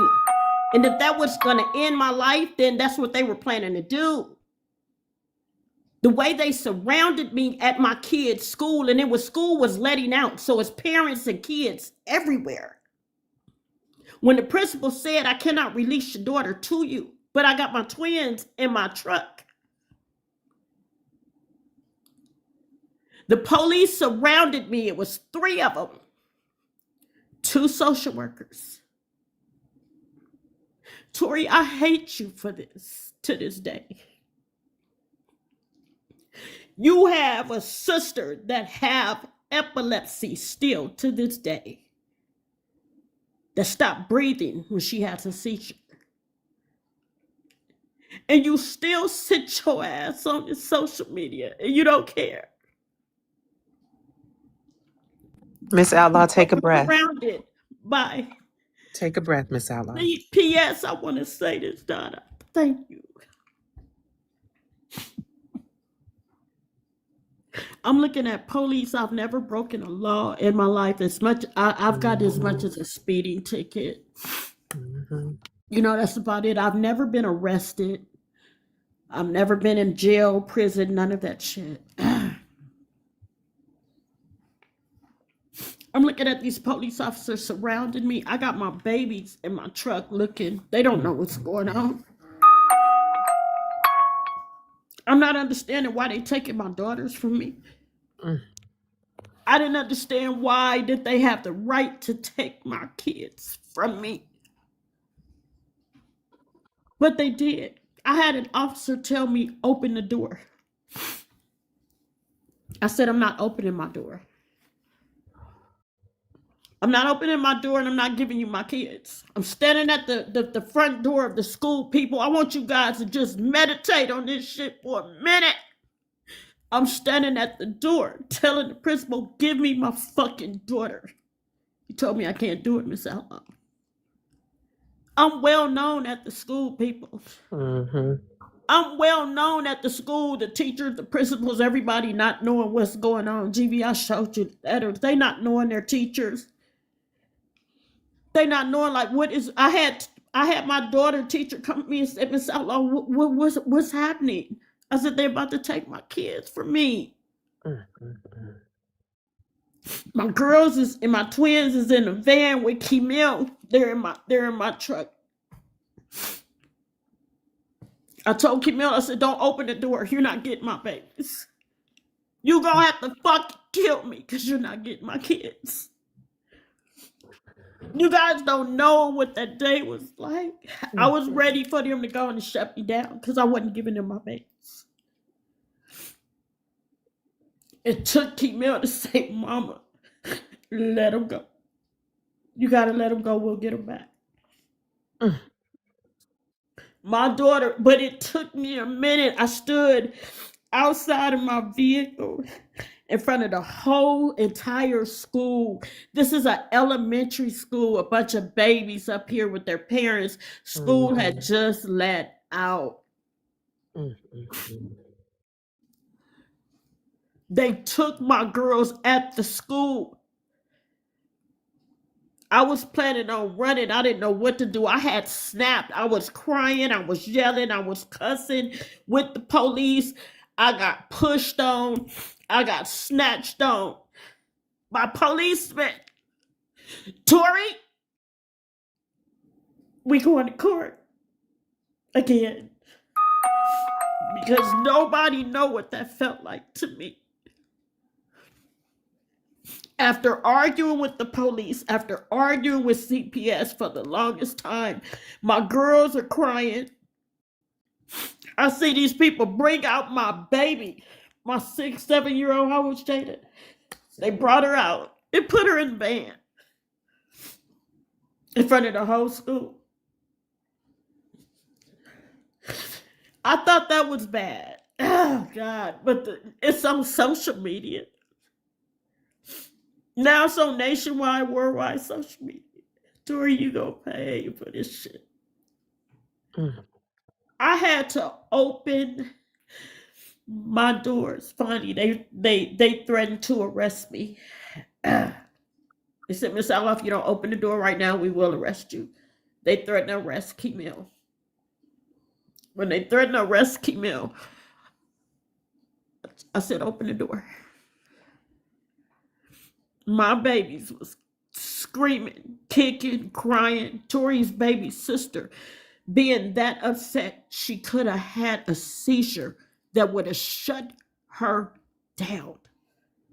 And you would give a fuck, Tori.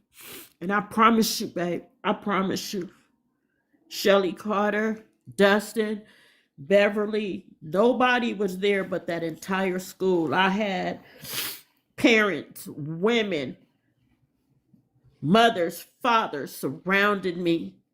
I'm on the ground, banging my hands, done pop my nails because my hand's bleeding. I'm surprised I didn't break my hand. They took my kids away from me on this lie. On this lie. I was picked up off the ground by parents. I was threatened by police officers at CPS, and they took my girls from me. I didn't eat. I didn't sleep. Couldn't bathe. Couldn't do nothing. Went into straight, whatever you want to call it, depression the whole time until they gave me my babies back. My daughter, Keemel Outlaw, dressed me, fed me. For 6 days, bathed me, talked to me. Mama, we got to go to court. Let's go. I went to court when that judge handed me my daughters back and told me he didn't know where Tori was. He said, Miss Outlaw, you have 2 options here. He said, I could give Tori back to you on paper. He said, if I hand her back to you on paper, you are responsible for her if anything happens to her because we don't know her whereabouts. He said, or I could keep her in the system. And when we locate her, we will call you. Because the plan was to return my daughter back home to me. Whether she took off and ran again, you people don't understand. This Shelly Ray Carter had a hold of my daughter where I was chasing her ass up and down the street. Because she had my daughter on rugs. She was spaced out. Tori was spaced out on rugs. And at the time, I didn't know what was going on with my daughter. She was just beyond defiant. Just simple shit. Didn't want to come out of the school. If she did come out of the school, I didn't know what was going on with her. My child had this white, slimy shit in the corner of her mouth, spit all in the corner of her mouth. Her eyes was just wired. I didn't know what her behavior was, off the chain. I remember chasing her because it's Shelly Ray Carter. So when they gave me back my girls, and I told the judge, keep her ass, keep her on paper. She want to be out here on the street. She thinking she know better than me. Keep her. You just had my babies taken away, your baby sisters, and put in the system behind a lie. And then when they got in front of the judge striked it, signed off on it, unfounded, told me, keep this paperwork. I got this paperwork sitting in my face right now. Keep the paperwork, Miss Outlaw, in reach. You never know when you may need it again. Everything was striked, unfounded, initialed, and signed off by Judge Gary Vincent at the Riverside, California Juvenile Court System.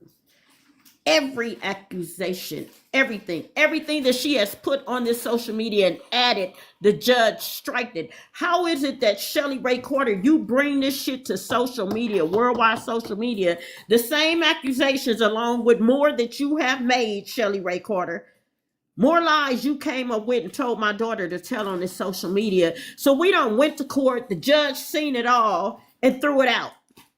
And then all of a sudden, you just bring it to social media, Shelly Ray Carter. You kidnap my daughter. You bring it to social media. And she was banned from the case. And banned. She was banned, and she knows that. She was banned. In paperwork, she was banned. But they allowed her to adopt my daughter. I've never given up my rights, never signed my rights over. They couldn't take my rights from me. You got to prove me guilty. She couldn't prove me guilty, a child abuser, in the court of law. She couldn't prove that. So she brought the shit to social media. Social media. So you needed the world to see your lie, huh, Shelly Ray Carter? I promise you're going to pay for this shit. So, Tori, you said, where was I? Let me tell you where I was. I'm going to tell the whole fucking world where I was, Tori. When they gave me your sisters back, and I reported your ass missing through missing and exploited children. And to know what you took me through and how that caused me to feel, I felt nothing but hatred in my heart for you. There was nothing else I could do with you. You were gone. You were an out of control fucking teenager. I couldn't control you. I got tired of chasing you up and down the street, Tori. Keemel chased you up and down the street, Tori. We were tired, honey. I had a job to do. I had other daughters to raise. I had a home to pay for. I had a job to attend to every day. I had a life, Tori. Outside of raising my girls, I had a life. So when the judge had me back my girls, you know what I said? To hell with you. You are in missing and exploited children. You are on court ordered. Okay, the judge said, we will contact you when we locate her. I'm like, so be it. I took my babies home. I cleaned them up, and I cleaned them up physically from being in somebody else's filth. I cleaned them up health-wise. I took them to the pediatrician and had my their pediatrician look them over and make sure that they weren't touched physically, mentally. I know it fucked them up, but I had to make sure that nobody hurt my girls in that system. Your 3 sisters, Tori, that you didn't give a shit about. Because you want to be out here with something that I wasn't giving you. Again, you wasn't getting sex, drugs, and alcohol from me and running up and down the street all times of the day and the night. And just that's all you wanted to do. You didn't want to go to school. You didn't want to do the basic, normal, healthy things that were for you at the age of 15 and a half years old, 16, 17, 18. You graduate from high school. You take your ass to college. You get a job. And you go into your young adult life handling your business. You didn't want to do that. You wanted to do what you're doing right now with Shelly Ray Carter. So when they gave me my girls, I said, to hell with you. I took my girls home. I got them cleaned up. I checked on their health. checked on my health, and tried to get past this shit. I relocated my residence. I just had to get away. I moved 2 hours away from where we were living in Moreno Valley, California. Then I brought me a home. Then I brought me a second home. I just had to let it go and live my life. That's what the fuck I was doing, Tori. Was I interested in looking for you? No. No, Tori, I wasn't interested in you at all. You wanted to be a defiant, out of control teenager. You wanted to be in the street. I made a choice. I'm not chasing no hard-headed ass, fast-ass daughter up and down the street when I have a home, I got bills to pay, I got kids to feed and clothe. I have a life. I got me. I got my girls, then I got me. So, Tori, to be honest with you, hell no, I didn't come looking for you. Sure didn't. I handed it over to the legal laws, Tori, and I let them deal with you. So from there on until the beginning of January 2025, Tori, I heard about all these videos that you posted on worldwide social media. You and your predator, pimp, handler, kidnapper, Shelly Ray Carter. I was getting calls from your sister, Keisha. I got calls from other people, relatives that I didn't fucking deal with because of their lifestyles they live. I don't do drugs. I'm not an alcoholic. I'm not in and out of prison. I'm not into that type of environment and that lifestyle. I have to live a certain way. Tori, you know that. I can't live in poverty. I work my ass off to get to where I'm at. I can't live like that. I'm hearing you in shelters and shit, Tori Tashina Outlaw. Huh? With the Shelly Ray Carter. I can't hear you, Chiefy. All right, before you get there, Dustin and Beverly, I hope that y'all clip that and watch this. I want you to clip this. Watch this right here. I'm about to ask Miss Outlaw. Make sure you hold on, Dustin. I got you, sir. I got you. Look, I gotta wipe. Let me wipe my camera.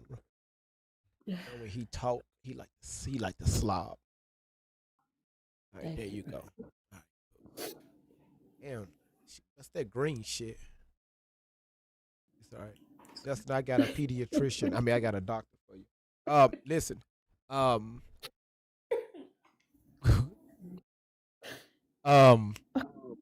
Miss Outlaw, if you don't mind, because again, we gotta do other parts to this, because I'm gonna pause the video right there. What happened, if you don't mind? You just say no. I'm not going to talk about it. Okay. Okay. What happened when Tori was in middle school? When she wanted to be grown. What happened when she had to go to court? I mean, you had to go to court for her claiming that some guys raped her at the high school. Oh, my sweet Jesus. We're probably getting these paperwork from that. Right, yeah, why you didn't show that? So it's police reports at the Moreno Valley, California Police Department, Tori. Yeah, you're not going to talk about that, huh? But these are the type of issues that I was having with my daughter, schools calling me. I just want to say this too real quick, GB. So my daughter ditching school, okay? I'm dropping you off. I'm not sending you to school to shake your ass.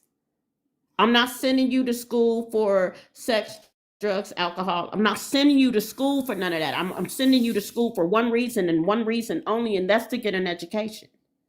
And this is where you were supposed to be on this very day, at school. Tori Tashina Outlaw. Like I said, anything that I say at this point, I don't have a problem with repeating it in court.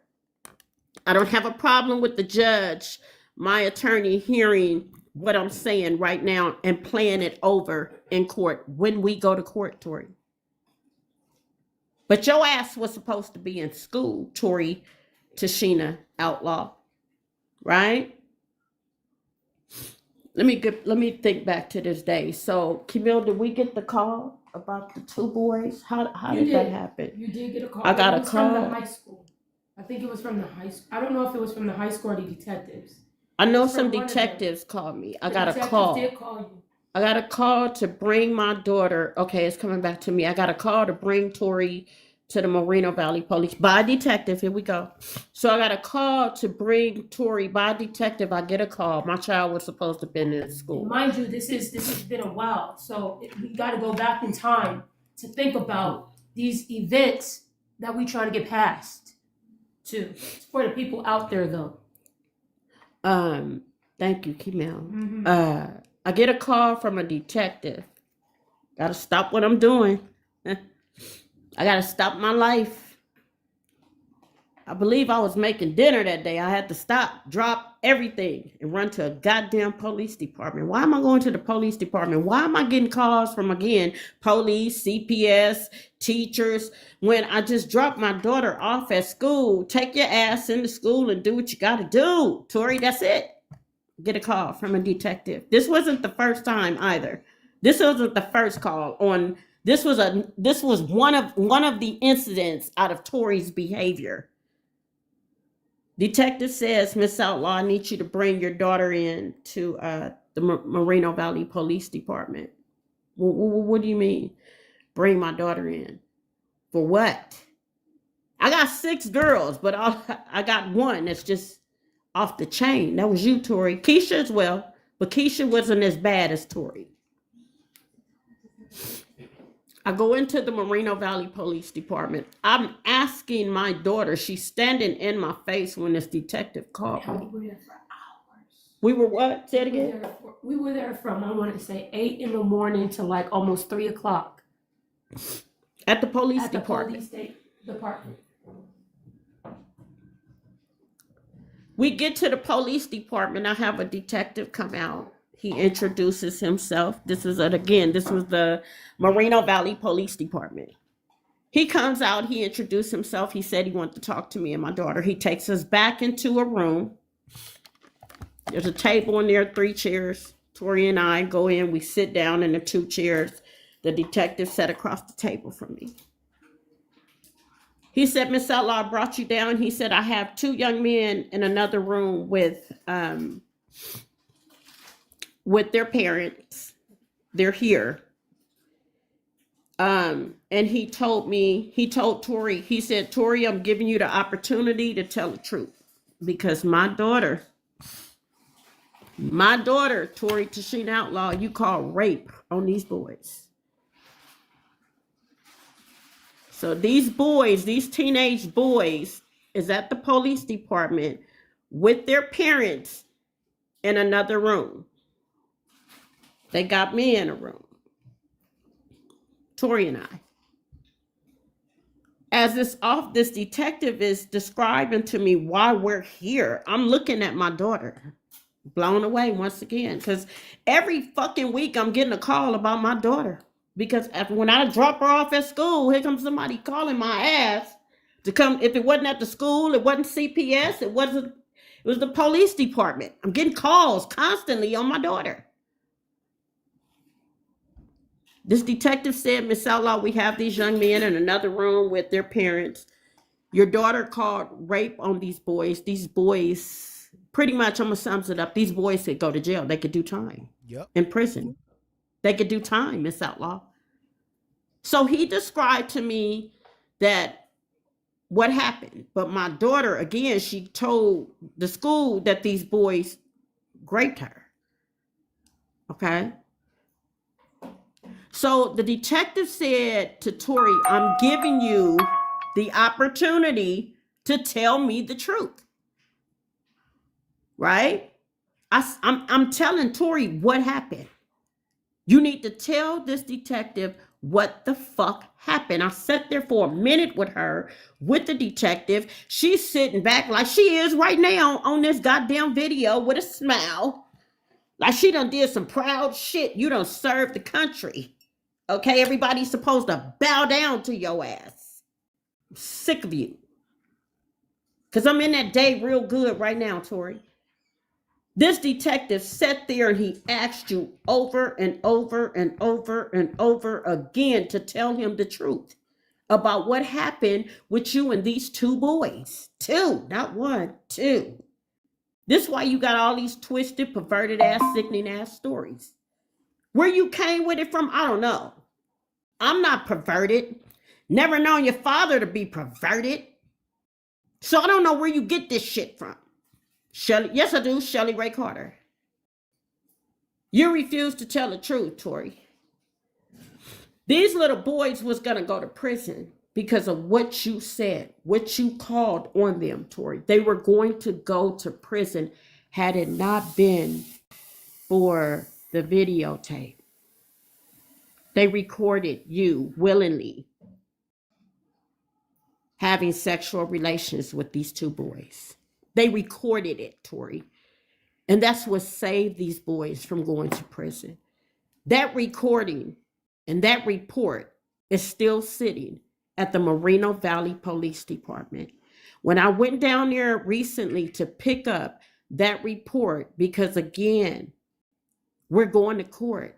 I'm going to prove all your lies in court, Tori Tashina Outlaw, along with Shelley Ray Carter, the predator, the pimp, the kidnapper.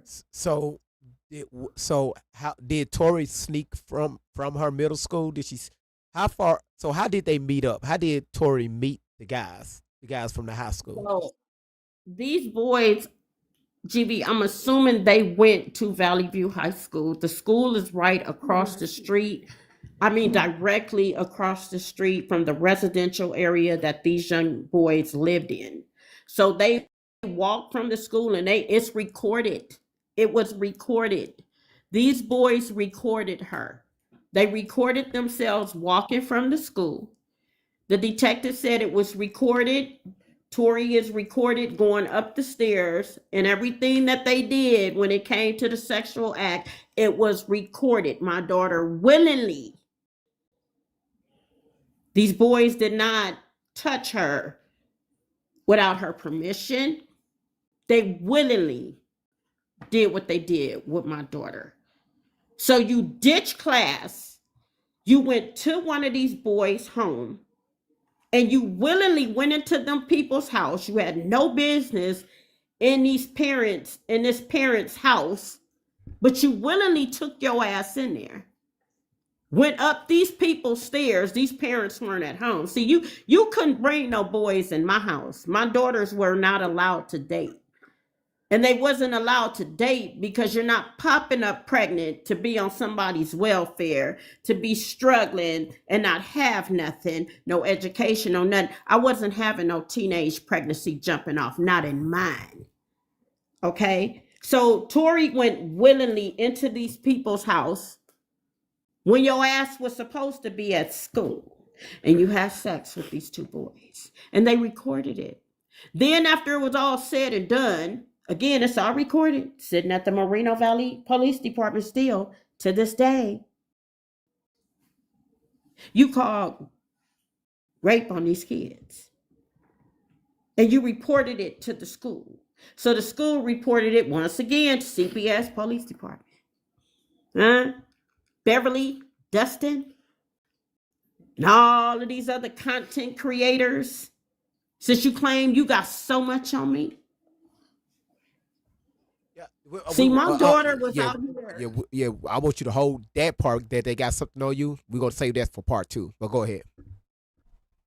See, my daughter was, again, Tori just became defiant. She didn't want to listen to nothing. There were other incidents, Tori. You're aware of that, where I had to snatch your ass out of.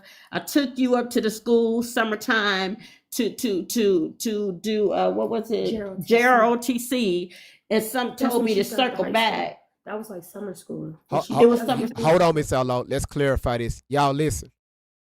No, the parents didn't have it.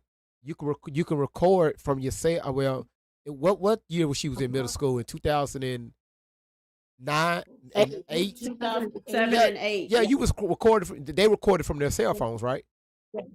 Yeah. Okay, yeah. so the boys had possession of that video, not the parents. The boys gave the video to the detective. These boys were going to go to prison. Got it. They were Y'all asking the wrong questions. Why y'all worried about who had the video? Who did? Well, I don't want them putting it out there. Great vibes, putting out this information that the parents you know, it's Mhm. underage children. I want to make sure that's put Mhm. out there because people like to twist shit. That's a fact. Yeah, I never met the parents. I never met them. I didn't even see the boys that day. The detective ended it when he seen that my daughter was not going to tell the truth. He informed me. He said, "Miss Outlaw, there's a video." That's what he told me. He was upset with my daughter. And he sat for too long trying to get Tori to convince her to tell the truth because this was a serious, once again, accusation. So he told my daughter, he asked her over and over and over again. I guess he got to the point where it's like, fuck it, I'm not going to ask you no more. He said, "Miss Outlaw, there's a video." The boys recorded everything that happened from the time they left the school to the end of that situation there. He said, "There's a video. Would you like to see it?" He said, "Miss Outlaw, I can show you the video." I said, "You can show me." What do you mean show? Because I'm like, again, this is my daughter. I'm so many things: embarrassed, humiliated, disgusted, angry, frustrated, tired, fed up, because her ass is just out here. She just trying to be out here. So I'm like, what do you mean see the video? I don't want to see no video of my daughter getting down with one or two. Come on now. No, thank you. I told him no. I don't want to see the video. So what Tori And had to say what I about don't this? understand, GV, she just sat there, As she with a always do. smark on her face, How you as she see, always how you do. see her and Sitting her right there, right now. expressions. Yes. That's exactly how she looks. She don't say nothing. She just has this expression on her face, like, okay, whatever. So she had all this. So she had all these allegations against these two, and I'm assuming that they was 9th, 10th grade high school boys. And when They were minors. yeah, they was minors. They were minors. So indeed. when the detective told you, along with Tori sitting there, that hey, we have a video. The moment he said we have a video, I'm gonna show it to you. Was she still smirking? Yeah, she's just sitting there like she's sitting there right now on this with this Beverly chick. She was just, you see how she sat back like she done, you know, I done accomplished some shit. You know, she sat back just like that, and I went to snatch her right in front of the detective. I'm like, my response, I'm sick of you. I'm just sick of you. And I wanted her, to be honest with you, I felt like Tori was supposed to be arrested. Yes. For Yes. that lie. Yeah. How you fucking let her go? Yeah. So again, You let my daughter go after she just told a lie. In certain states with certain laws, 17, 18, 12, between 12 to 14, it's just that would be from the officer's discretion. Now you was about to tell what happened when you dropped her off at ROTC at the school, and you had to loop back. When you loop back to come back to the school, what did you find?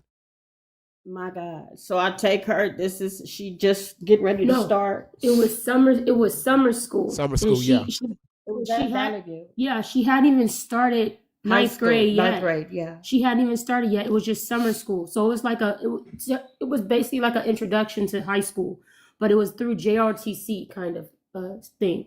So hold on. I want y'all to remember this is the time when she supposed to been, you know, out there with the elites. Because remember, at 12 she was with Snoop Dogg. Remember?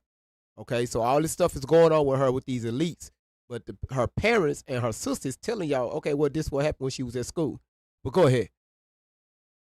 Yeah, hold on. GV, didn't you play a video where she said she graduated from a middle school? A different one. I'm not going to do this today. I sure did. She said she graduated from a different middle school. I just have to say that. I'm sorry. Now, you just being petty. Keep it up that mama, she didn't graduate from that. I know she said it. She didn't graduate from there. No, Lord, wow. Too old for this shit, bro. This is a lot to take in. But the reason why I'm allowing this to get out, because again, you talking about over the past 6 months, a lot of questions that, you know, have been, you know, people just been wondering, even for the new people. And I know it sounds like a broken record for the older people, but, you know, again, I'm glad that y'all are, you know, still releasing this stuff out. Yet it could be very challenging on you all's end. And I'm not trying to make y'all relive these moments, but because they decide to go up here on this channel on yesterday, and truth truth be told, again, Dustin, Lies be told. False be Dustin, lies. And I'm gonna go to sleep when I tell these false lies. Oh yeah, I remember that time. Dustin, make sure you clip this part. Okay, you got that part where she lied on some boys and they was facing prison time because the system do not play about grape. All right, so you got that. All right, clip this one. All right, y'all. This is a lot of y'all never heard that story. Y'all listen to this one, Miss Outlaw. When you turn around to go back to check on Tori to make sure everything was okay, what did you find? If I just I'm sorry. Just go back. You just dropped her. I'm sorry. I did. I'm not gonna just say drop nothing her. else. I'm sorry. But I just want to go back to those young men because again, these are young men now. They families they could be watching. I would never mention their names. That's right. And I don't even know their names, and if I did, I still wouldn't mention it. But you know, I want to apologize just in case those young men are watching, may have families now, and you know, parents are up in age now, like myself. So, as Tori Outlaw's mother, I deeply apologize for my daughter's lies and her out of control behavior because I went to get those reports building my case against Shelly and my daughter. I went to the police department to get those reports. And I actually forgot about that report until the front desk clerk informed me at the police department. She said, Miss Outlaw, I could give you this case number, but I can't give you the report. She said, because these are minors in this report. She said, and it has to be court ordered. And then she reminded me that that was this situation with those two boys that my daughter, but I do have the case number and they will be court ordered. That case number, Tori, will be handed over to my attorney when I come after your ass and Shelly's ass and their code. And you as well, Dustin, Beverly, Miracle, trust me, I'm coming. This is the morning where Tori was interested in JROTC. Because I participated. And Kimel, yeah, you were in that as well back in high school. So it was tryouts. Was it, like a tryout? It was a class. It was a class. For the Okay. whole summer semester. Whole summer semester, correct. Okay. So I took my daughter and dropped her off. When I dropped Tori off, Tori had on some capri sweatpants, some tennis shoes, and a t-shirt. I dropped my daughter off. She was going to be there half of the day. I want to say it was about 8 in the morning, possibly 7:30, 8 o'clock in the morning. She was going to be done within a few hours. I dropped my child off at Valley View High School, which sits behind Mountain View Middle School. Dropped her off. And again, I normally would circle around the school, you know, just looking around, you know, could have spotted someone like Shelly Ray Carter, you know, just lurking around the school like she was. But so I circle on around, I drop her off, she get out. I make a U, headed on back home. And that voice, that motherly instinct just said, go back to the school. I bust a U-turn. I got past the school. I'm in front of Mountain View now. Got past the school. Some said, go back. Some just not right. Go back. I went back. I parked my car, got out, walked into the school. Now, the class, because they would take attendance, so all the kids are standing on their numbers. When I walked into the school, the teacher had not taken attendance just yet because all the kids were standing on their numbers. So when I walked up, I seen the teacher, I see all the kids, and I said to the teacher, I said, where's my daughter? Because again, I'm well known at the school. That's how involved I am with my kids. I'm known at the school. He said, Miss Ella, she was here just a minute ago. She may be in the restroom. He said, I haven't taken attendance yet. Okay. So the kids looking, you know, I'm looking around. I waited actually for a second to see if she was going to come back from wherever she was. And then I started just walking around, moving around. My child, I found my daughter, Tori, your ass, you know what I'm talking about. I walked around the building to find my daughter with different clothing on, damn near half dressed. Wasn't the same clothes she had on when I dropped her off. And she's hugged up against the building with this boy. Damn near trying to have sex. So I snatched her ass. Because that's not what I brought you here for. The teacher, he heard me. So he comes from where he was around the building. He hear me going off on my daughter. I snatched her ass. I'm letting her know I'm not raising no hoes. We're not doing this. I'm not raising no hoes. This is not what I'm bringing you here for. Where your clothes at? You remember this shit, Tori? In front of the whole school, the kids, everybody. This what you think I dropped you off for? The little boy standing there, he just looking. I had to tell him, I said, keep your fucking hands off my daughter. I snatched her. I told the teacher. I said, where's the supervision? This is what the kids are able to do at the school? Y'all just allow this type of shit? There's no supervision on the school grounds? Because I'm not bringing my child here to have sex and then pop up pregnant and then I got to deal with a baby. Just none of this. It's just not a good look. I'm fussing, going back and forth with the teacher. Black man. Can't remember his name. He said, you right, Miss Ella. I know goddamn well I'm right. I said, so this what you think you're going to do? Tori just standing there looking. I told her, where your fucking clothes at? These are not clothes that I brought you, Tori. The shorts and the shirt that you had on, the tank top and the shorts you had on. You left my house with some Capri sweatpants on, t-shirt, tennis shoes. When I come back that fucking quick, you got shorts on, tank top, up against the wall with this boy. Girls will do that. Yeah. They'll bring a change of clothes so that they don't show up with what they left home in. So they can do exactly that. I was in high school. I know. Oh, same. Yep. Yeah. The bleachers in the gym, anyway.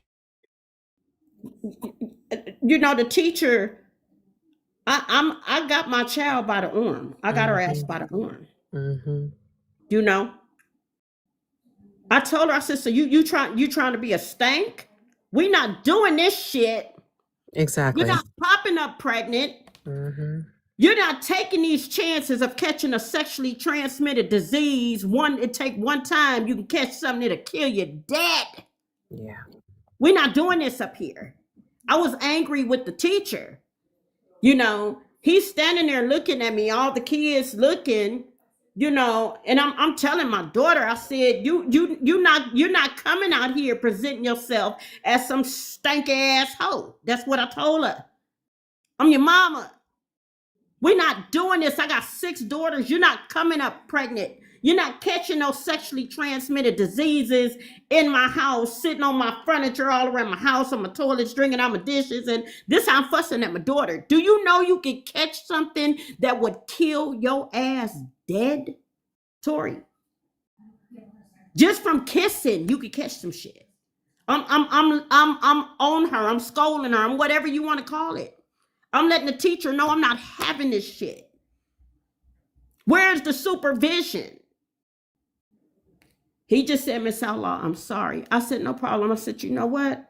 Since you don't know how to come up to the school and do normal, healthy shit and carry yourself the right way, and it's not mandatory that you be here, fuck it. Get your ass in the car. Let's go. You can't do summer school. This class is not mandatory. So take your ass home. So all I need is for your ass to pop up pregnant or pop up with some sexually transmitted disease.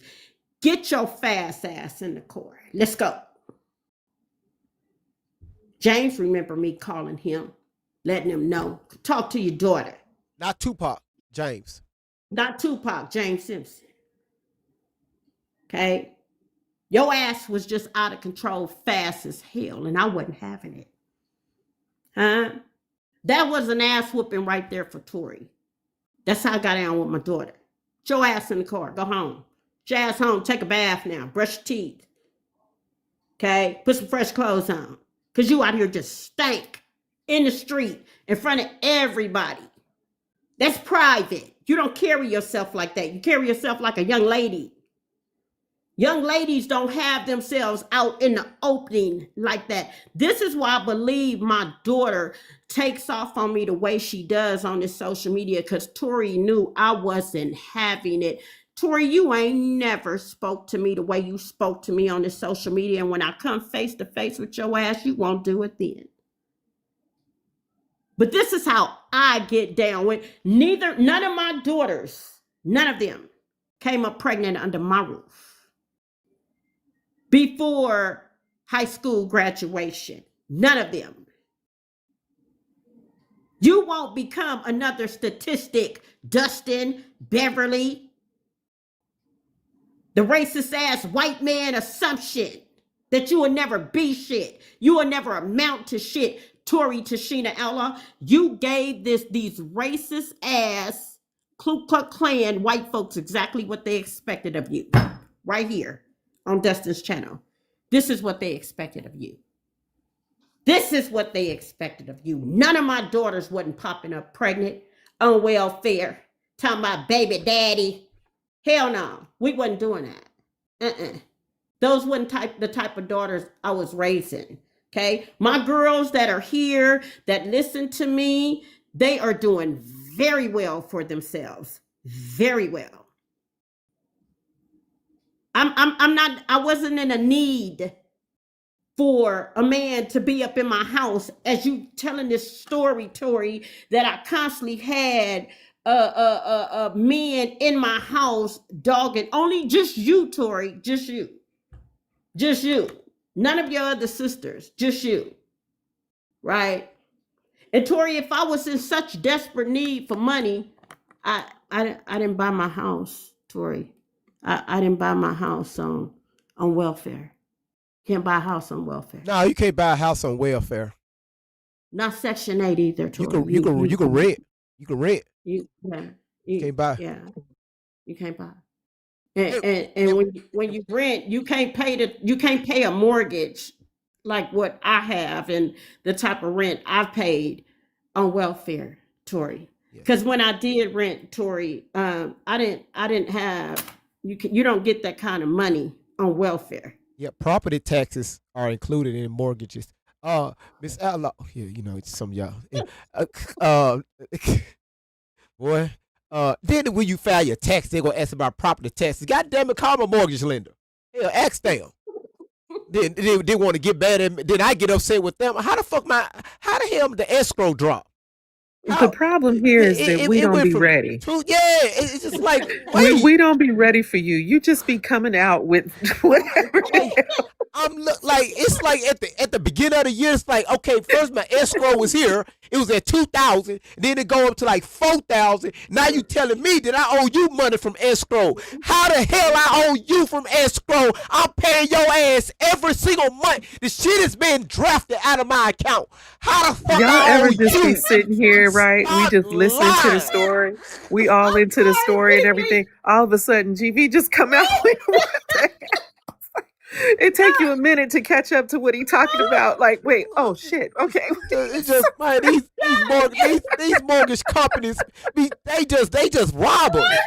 This shit is illegal. He'd be like, and a matter of fact, let me tell you something else. Miss Outlaw, hold on. Who else have issues with their escrow? With the escrow, who else have issues? Lord have mercy. He just be gone. You gotta be quick with him, boy. I gotta roll with him on this with GV. How the hell you go? Look, my mortgage, the all of it is impounded, GV. Okay. And I'm paying it to my fucking escrow account. Yeah. So how the fuck you gonna send me a letter talking about a shortage? Yeah. Where my money go? I'm I'm gonna make up a number. I'm paying the fucking $1,400. It's included in that. So I get this whole separate statement near the end of the year, and then 1 year, about 6 years ago, they is gonna send me a refund check. I don't know if y'all ever got those escrow refund checks. It was for $75.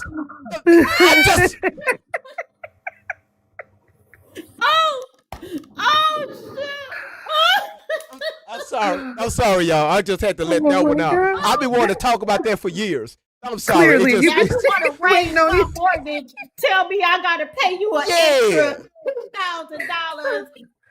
Take payments off that $2,000. So this may raise your mortgage. Yeah. Man, get that. when we was at the closing table, this is what we agreed on. All right? It was my lawyer. It was my real estate agent. It was these three motherfuckers I never met before.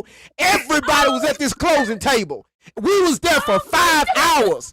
For 5 hours. Signing and signing and signing and signing and just signing. And then when you get done. When you think you done. They go with another step. They go from the yellow pages to the white pages. Now you got it. It's another 2 hours. When you get done with that, then your real estate agent look at you and say, "Congratulations, bitch. I'm tired. I don't even want to see the house no more." They slide you them two keys. And then my real estate agent, her name was Laura. I remember her name was Laura. When I got done with all that shit, when she gave me the 2 keys to my house, she gonna give me a little sign and say, "Welcome on buying your first home." Bitch, I just gave your ass damn near $30,000 damn dollars. This is what you give me, this little bitty, man, give me these damn keys and let me get the hell up out of here. And then she said, "Sir, you forgot your paperwork." I had to come back with a dolly. It was so much paperwork. I had to come back with a dolly. Like, where am I supposed to put this? I said, "Wait, let me bag my truck up to the door." So, you know. I said, as a notary, I understand. So, that's a lot. As a notary, I understand on those loan closings. Yes, you're gonna be signing all day, and don't miss something. You got to come back. God. But anyway, so y'all, that was my crash out for the moment. I had to get that out. Y'all, that was years overdue. Oh my God. And don't refi, because you gonna go through the same shit. Look, they trying to make it easy if you want to refi. We just the refis are just as bad. We'll come to your house. We'll come to your house. Yep. Like, hold on, lady. Do you realize that that started a process? We can lower your interest rate, right? Matter of fact, you ain't got to pay your mortgage for 3 months. We can lower your interest rate. Lady, you started the 30-year all over again. You're starting the 15-year all over again.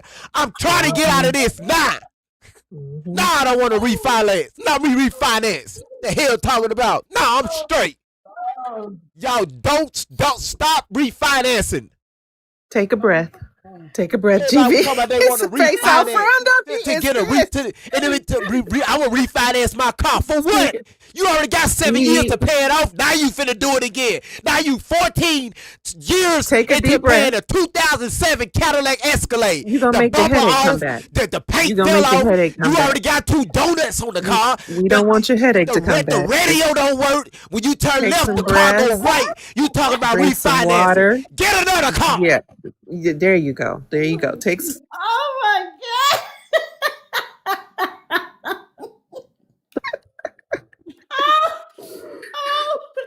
God. Drink a little water, breathe, relax. We got to get to part 2 of this. Oh, that's bad. Oh my God. Them crash outs are epic, man. Let me tell you. Look, this is why I said, people, I'm trying to live my life. Y'all know. Yes, ma'am. I'm not trying to be chasing my fast ass fucking daughter up and down no street. The day that look, people. Corey's 18th birthday.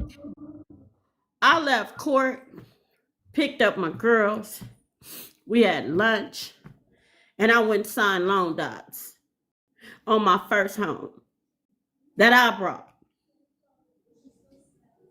Not on welfare, Tori. Because Shelley Ray Carter told you to say that, because that's her racist statistic assumption, you know, on black folks, especially a single black woman, you know. We're not supposed to have shit. We're too stupid to buy a home. Shelley Ray Carter, let you, Dustin, Beverly tell it. You know, black folks too stupid to have anything. We too ignorant. We don't have that kind of sense.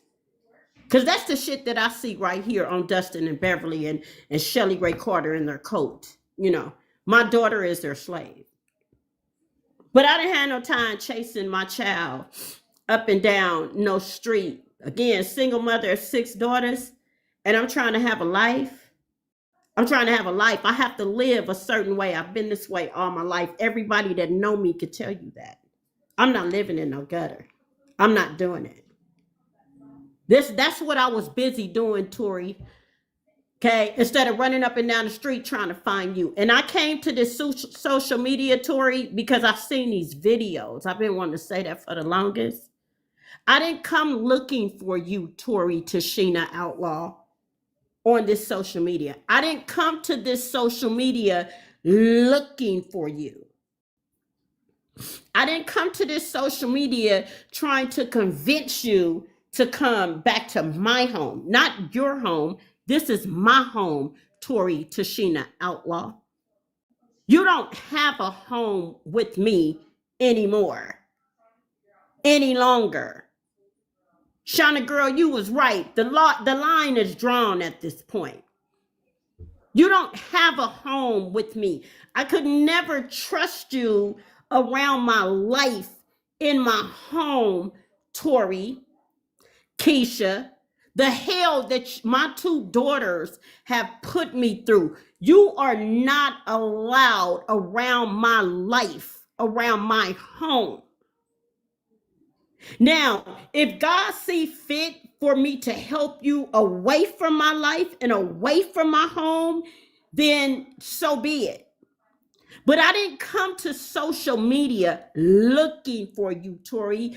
I came to social media because I seen these videos. I got calls about you with these videos on this social media. And this is how I ended up talking on King World on this social media, because King World took my photos and took your sister's photos and placed them on his platform and started telling his opinion, a story about me and my daughters.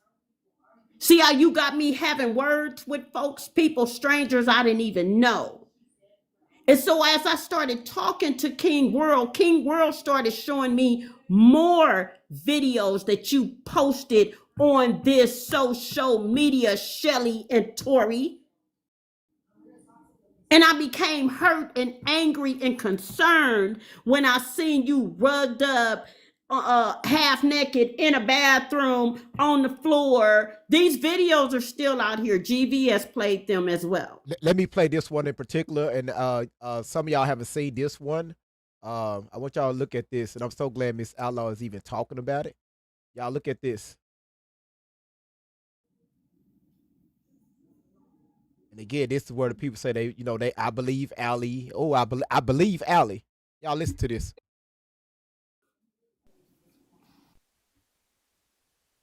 Week straight because there was an auction for my birthday. That auction, I'll tell you right now, I know for a fact it was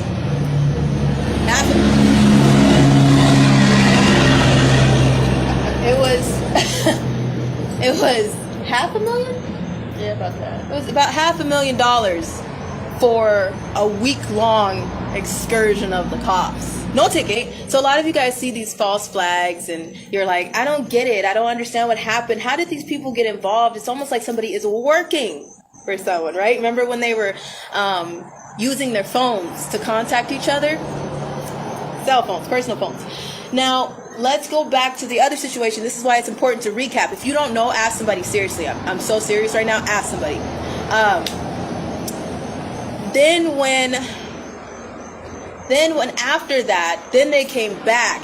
And then there was a situation where you guys stayed up with us all night because they were trying to do something and then they ended up being right there and then the person laying in front of our car. You remember that situation? You remember that? And then it was bullshit. Remember that one? Well, that one was like $30,000. $30,000, a little cheaper. Now, Y'all think y'all okay?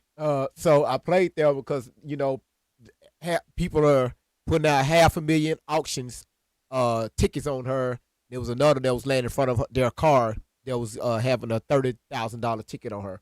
Well, anyway, go ahead, y'all. Go ahead. I just wanted to show you. Anyway, go ahead, Miss Outlaw.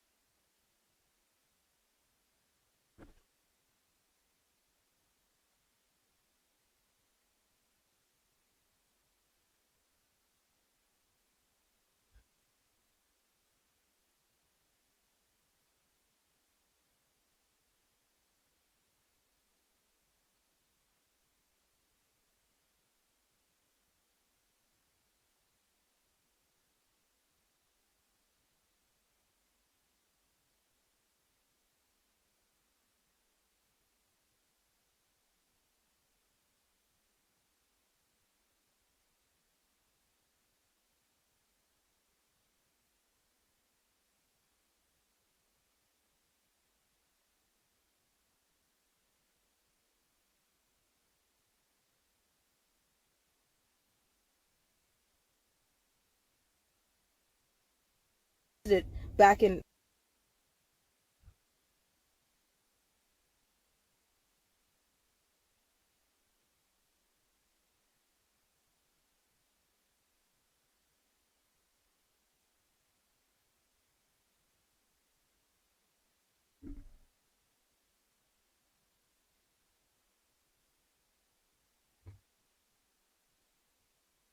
And I just think you too far gone, Tori. I really do. When we get to court in front of the legal laws and the judge and all that, I'll mention because you're 32, February 15th. You're 32 years old.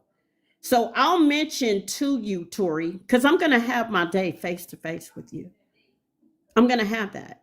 As well as Shelley Carter and their code, because we're going to court. Trust and believe. Because I scheduled court dates for you. Again, back in December, January, February, I spent a lot of money on those court dates that you and Shelley Ray Carter refused to come to. Instead, you go to Beverly and Dustin's channel and Miracle's channel to voice all these lies once again. And Beverly and Dustin sit up here like, oh, we got proof.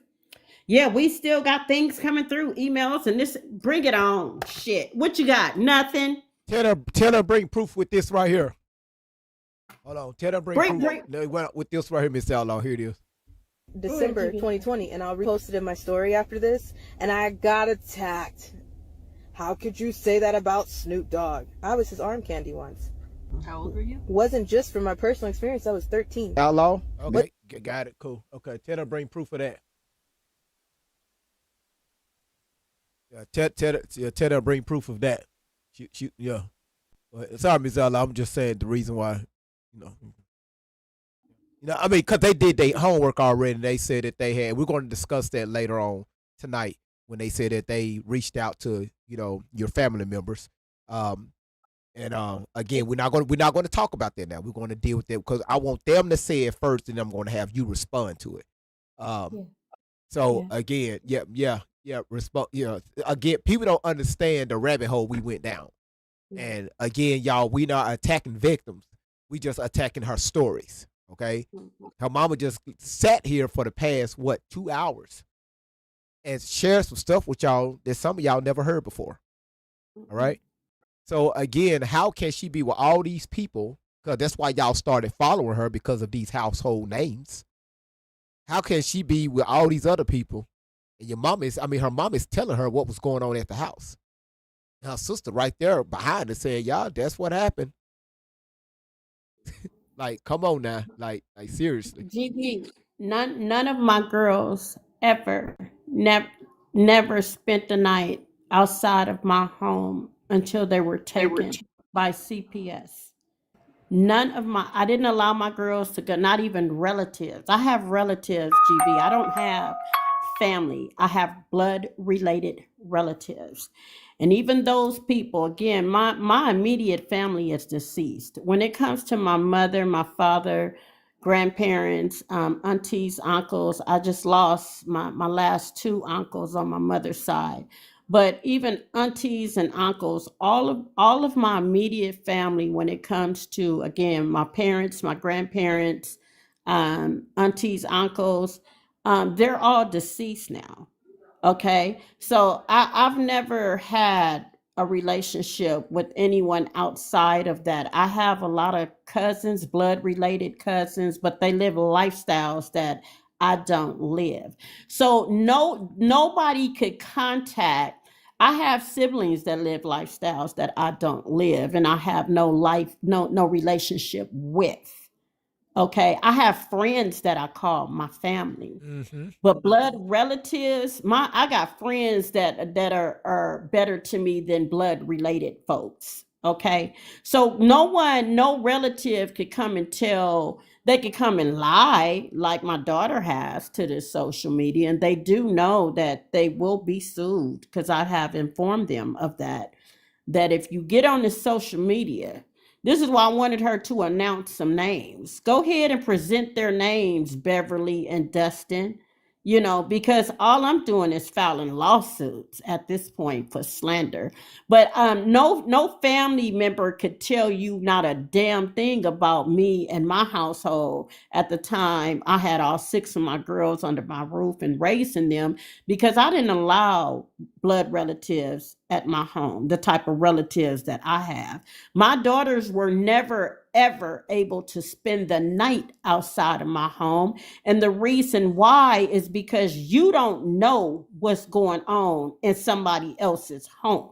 Right. And that was a chance that I would never taken with my girls. This is why it hurt me so bad, especially with strangers like CPS coming to take my girls and placing them in somebody else's environment, especially a filthy one. And especially with folks that I knew nothing about. So my girls were never, ever able to spend the night outside of my home. And when they did spend the night outside of my home, that meant that they were no longer living with me inside of my home, and they were not even able to come to my home. Like Tori, she left my household when that pediatrician did that 72-hour hold on her. Tori has not. She came back for one visit when she was in CPS, and they had given my girls back at that time. She came, it was shortly after they gave my girls back. She came for one visit. And when the social worker brought Tori to my home, they were standing at my door. And Shelly Ray Carter called in to the hotline and said that I was beating my girls. The social worker, I'll never forget it. The social worker said, "Miss Outlaw, I'm getting a call on you right now, and I'm standing at your door." That's how bad Shelly Ray Carter was calling in to that child abuse hotline. They brought Tori for a visit, and a call went through the hotline of child abuse. And I remember telling that worker, she can't stay here, take her. Because you're not going to take the chance. I wasn't taking that chance on my girls, my 3 younger ones getting taken again. I said, get her ass up out of here. I don't want her here. I don't want her here. She came in my house and she had a camera, a camera in her hand, and I snatched the camera out of her hand. I still have that camera to this day. You're not coming in my house with no cameras. I don't know what you, Tori had been out of my household. Once you out, you out. You're not coming back in. Absolutely. Hold on, Miss Outlaw. For everybody that's watching, thank y'all so much for being here. If you see the follow button at the top of your screen, please click that follow button. If you haven't subscribed yet on YouTube, please subscribe to the channel, hit that notification bell. And also, y'all, please join the membership. I want to see more stars next to you all's name. And also, everybody that's here on Rumble, thank you so much for coming in. Let's see a real second. Annetta, how you doing?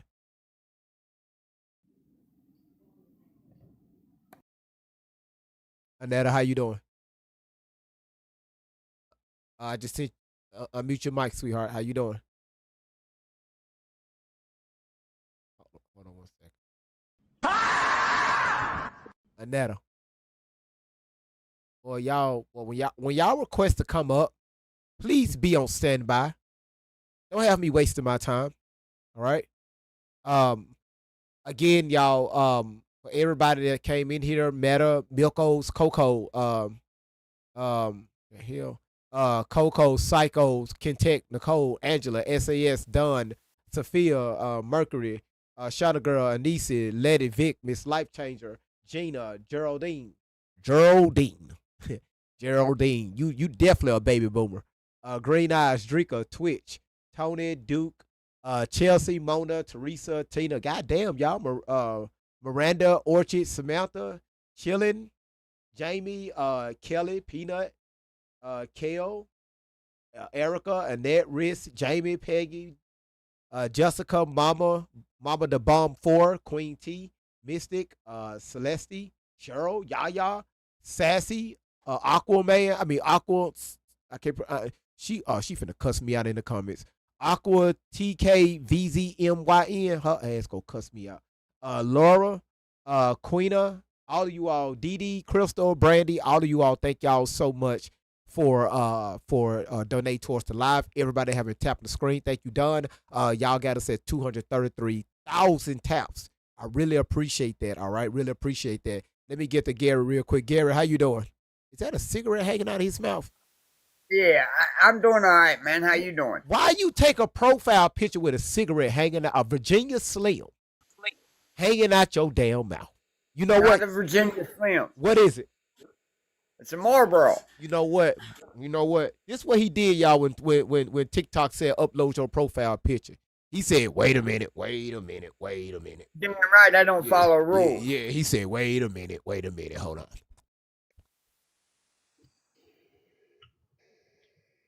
Mm-hmm. Mm-hmm. Mm-hmm.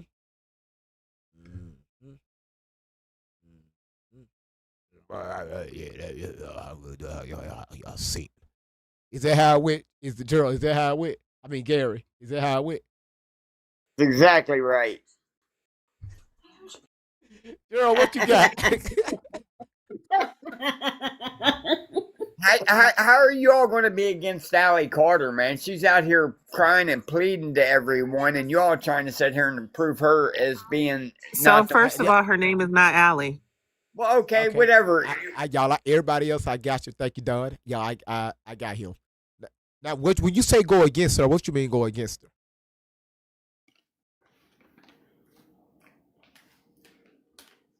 Gary. Yo. What you mean when you say go against? What do you mean? Like you're trying to prove she's lying. Okay, lying. Hold on, Miss Outlaw. Lying about what? Lying about being abused. Okay, so explain abuse. Human trafficked, touched, whatever, sexually assaulted. So when you say human traffic, who is she human trafficked by? Elites. Give me a name. Give me a name. Joe Biden. Oh, okay. Hold on. Y'all, hold on. Y'all, hold on. What? Y'all, stop. Gary, he's been following this for a while, and he's concerned. All right, Gary's concerned. All right, because that he's concerned. So, how old was she when she was? And we can't say his name because they'll take your page down. I'm just looking out for your page. when you talking about sleepy person, how old was she when that happened? I'm not sure how old she was. You just said throw out a name. There's plenty of names. P. Diddy was one. Listen, hold on. I got you. But with him, you don't remember her age. No, I don't. But I remember the age when it all started. How old was it when it started? Like 3 or 4 years old. I thought it was 3 months. 3 or 4. Well, what I heard was 3 or 4 years old. It may have been 3 months. I don't know. But, she's been out here crying and pleading to get people to see what's been done to her. Yeah. So if she was, hold on, before you get to me being against her, do you remember how old she said she was when she was with Diddy? No, not really. Okay. All right. Who else she's been trafficked by? Man, I don't. I'm lost now. I would be too. I would be too about right now.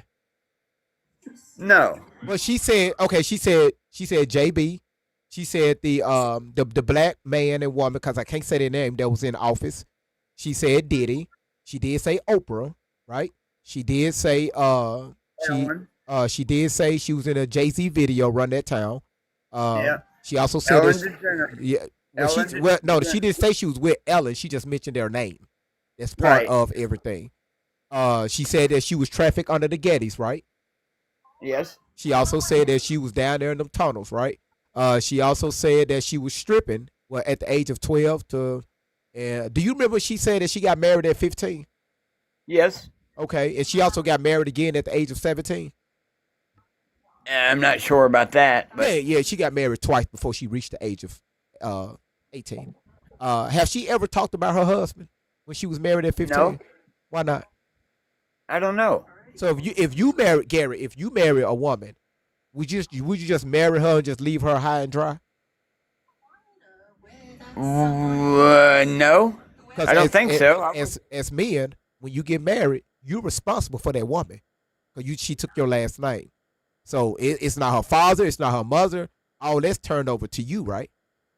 Well, now I'm responsible for myself. She's responsible for herself. I'm not responsible for her. Okay, actions. so no. When I'm saying responsible, if somebody broke in your damn house, is your wife going to answer that door or you going to answer that door? Oh, no, I'm going to. Okay, then that's what I mean. You're responsible, okay? When I mean responsible, I mean protection, okay? Right. So if she alleges that she been through all this stuff as a wife, should her husband be there to protect her? Sure. So why he wasn't there? I don't know.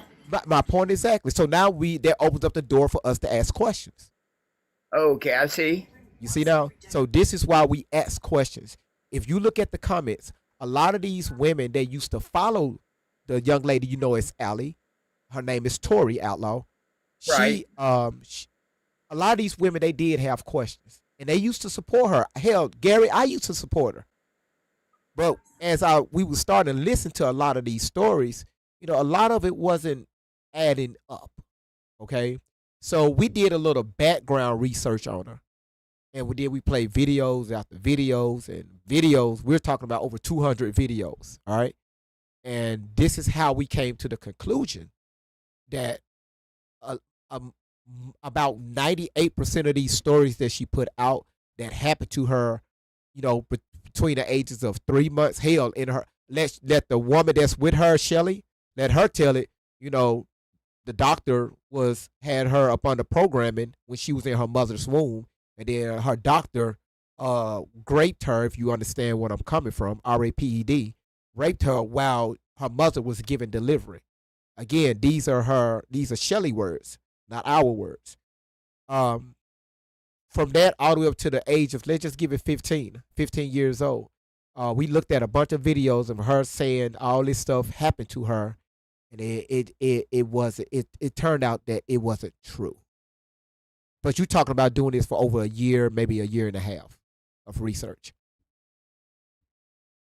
So again, Right. if you have any questions about anything, feel free to ask the question, and I promise you we will answer it. Either gonna be done, Miss Outlaw, myself, somebody in the chat. Any question you have, feel free to answer it. Ask it. So you're not really against the alley. You're just trying to you just got questions, pretty much, is what you're saying. You're not against what she's fighting for. Well, she's fighting for freedom of, children that has been misused throughout the system, right? And a lot of Yeah. kids that can't answer for themselves. However, Gary, you sound like an intelligent young man. Have you ever seen how long have you been following Tori? About 4 years, 3 or 4 years. Gotcha. Have you Not ever really deep. I ain't been following her real close, Uh-huh. but I've been listening. just listening in? If a video fly about your page, you'll look at it, you'll watch, and you're like, man, like this is crazy, right? Sure. Have you ever seen a video in the last 4 years that you've been following her? Have you ever seen her help out any children? No. But she talks about it.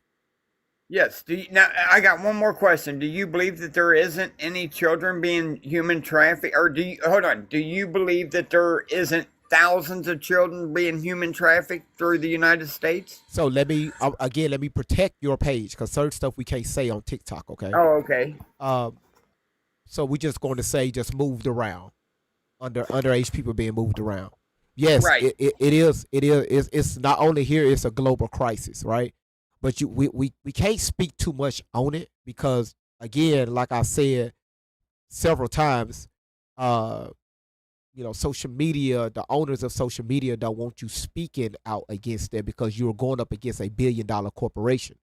Now, here in the U.S., most of the children, the underage people that's being moved around, they are not from the United States. The ones that's from the United States are your troubled teens. Most of them are your runaways. But when she talk about little itty bitty kids, most of them don't even speak English. They're not from here. Yes, I agree.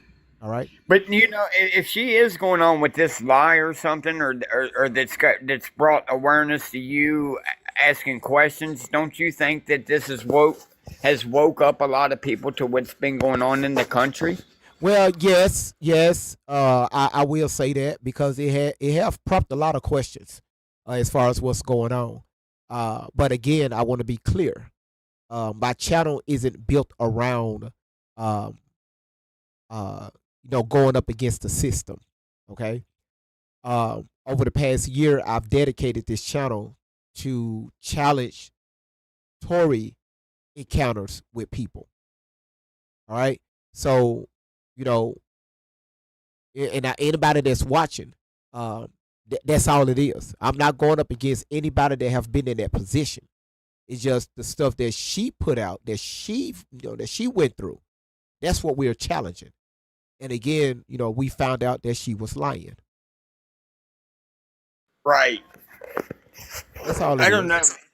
It's just there's just been so much of this crap going on, man, and I'm It just is. glad it's being brought out. It's being brought to light. What's done in the dark will be brought to light. No, absolutely. Let me ask you this: are you doing anything about it? I'm kind of spreading awareness. And how you doing it?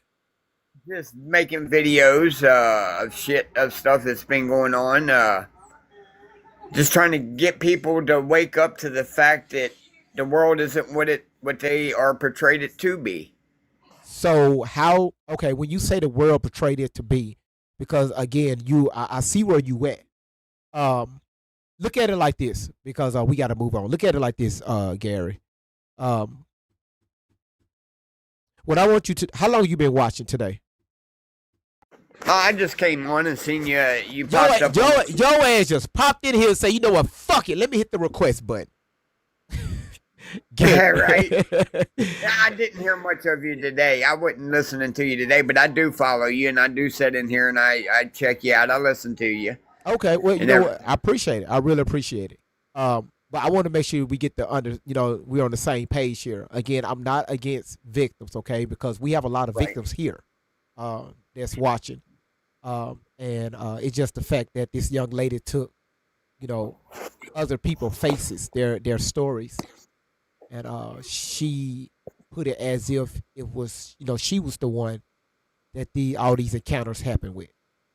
with the help of her handler, the person that she calls herself her mother, that's with her. Right. The woman that's with her is instructing her to do every single thing that you see on social media. Okay. So Gary, Yeah. one more question. At the age of 31, what was you doing? At the age of 31, I was framing houses. You was framing houses. Wow, you was out there. You was out there in the mud. You was out there in the ground. Yes. Y'all. Gary ass walked up on the job site. His ass didn't know that foundation wasn't all the way dry. He started. The one thing I would never do is how long you been framing? 20 years. 20 damn years. Did you build your own house? No, I ain't. No. Gary, you a framer. Did you remodel your house? Yeah. Okay. I did. You used the same bones to the house when you remodeled? Okay, so you got some good bones in there. Got it. Okay. Right. Okay, cool. All right. Listen, Gary, I'm gonna say it like this. Yeah, Allie been lying. All right. Her mother don't like us calling her that, but that's what a lot of people know her as. Yeah, she's been lying. And we're just here exposing her. All the lies that she put out. Every single one of them. I appreciate you bringing me up on your panel. It's good talking to you. I do appreciate it. And I'll continue to sit in here and listen. I appreciate it, Gary. And when you take a new profile picture, make sure we can see that cigarette. All right, don't be dangling it down because you look like a mechanic. You know, changing out a transmission with its dangling. Because I bet you talk with that cigarette dangling out your mouth too, don't it? You just be talking, having a whole conversation. Gary asked, yeah, I could change that transmission fluid for you. Yeah, uh-huh. Yeah. Just bag it on back in the back. Gary is that guy. Gary can fix any damn thing in the neighborhood. If your ass got an oil flat, he'll make up some shit. If your car stopped and you just ran out of gas, Gary gonna tell your ass you need a whole nother motor. How many people you done like that, Gary? Every one of them. I told you y'all can't make this shit up. All right, Gary, just sit back and just listen, man. Man, and again, if you have any questions about anything, we are freely to answer any of your questions. Yes, sir. Thanks for bringing me up. I appreciate you, Gary. Love you, man. This is how I had to catch you. Because Don was ready to go. Don was ready to go. So, okay.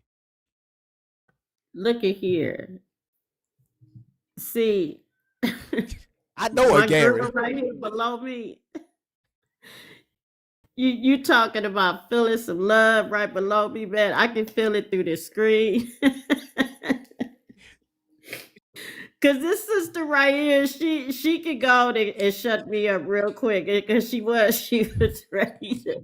I was ready to, but Don was ready to go in and let him know. Yeah, we just made a new friend. Shout out to Gary. Gary and Anna. I see what you're doing, GB, and I appreciate it because again, my daughter's been on this social media. You, Don Rainey, okay? I appreciate you all, Edie, everybody on here. To the survivors that are on here, you know, people that have been through, you know, horrible things, these experiences that my daughter Tori has spoke on. Congratulations. I'm just glad that you made it out of the situation that you were in. You survived it and you have a life for yourself. But for Gary, that's you still listening, Tori didn't have any of these experiences that she claimed on this social media coming from me, her sisters, her father, friends of mine, family of mine. Tori never had any horrific abuse coming from me. None of it never happened to her living up under my roof in my household. Now, when she chose to leave that placement with Shelly Ray Carter, because that was Shelly Ray Carter's plan, was to get my daughters taken away from me. And I believe that if Shelly Ray Carter could have got a hold of my daughters, the rest of my daughters, and dogged them out like has destroyed Tori, she would have done it.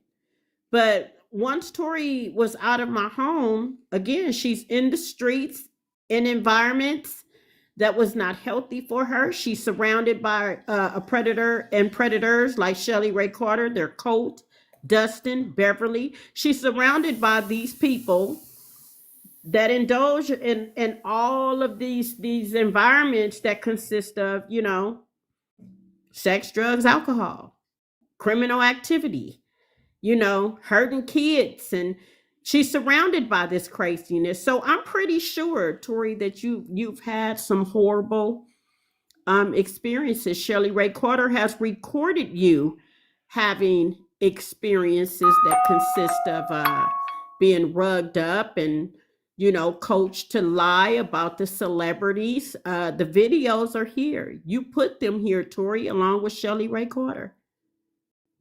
And it's like everyone that ever come in contact with you before you left my home and after you left my home, you claim that these are things that have happened to you, and let Shelly Ray Carter tell it. You know, you're her experiment.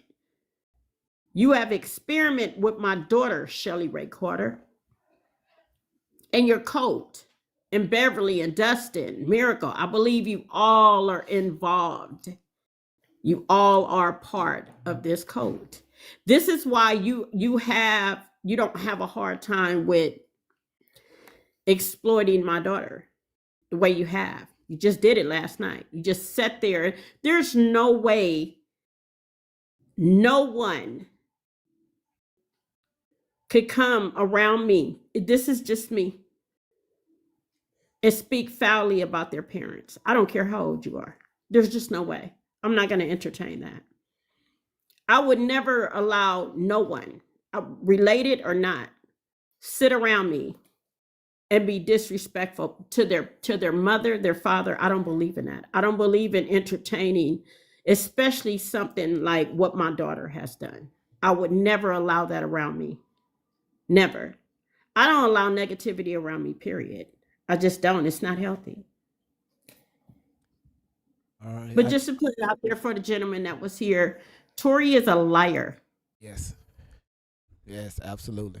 And so is Shelly Ray Carter. Yeah, Shelly is the head of it. Shelly is the engine that's driving Tori. But I'm going to say this, y'all. This is part 1. All right. We're going to do part 2 later on tonight after the battle. Everybody, TikTok, y'all just hold on. Everybody that's on, you know what, Don and Miss I Love, y'all would like to just say a few things, not related to the topic. Let me talk to YouTube and Rumble. The only thing I want to say is that I wish to have the patience that YouTube GV and Rumble. has, because Thank y'all so much for coming in. If y'all want to, y'all come over to the TikTok channel. It's something that I need to do with the people over here.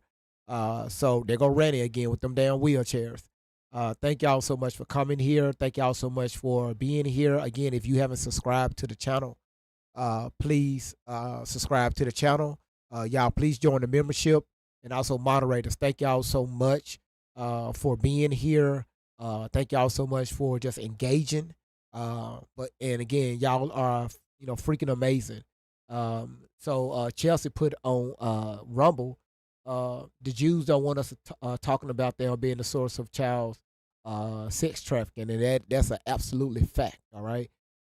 This is why we trying to. This is why we trying to be careful on what I say. Especially on TikTok, because they are very censored. So y'all in these damn comments, man, y'all are freaking just wild. Hold on one second. TikTok, I am talking to YouTube and Rumble. I'm not talking to TikTok. All right. That's why these two are speaking. All right. So again, no, I muted Don because I'm speaking with you all. So listen, just come on back later tonight. I'm going to say roughly around about 8:00 Central Time, and we're going to get right to it, part 2. So thank y'all again, and I will see y'all later on tonight. Thank y'all again. All right.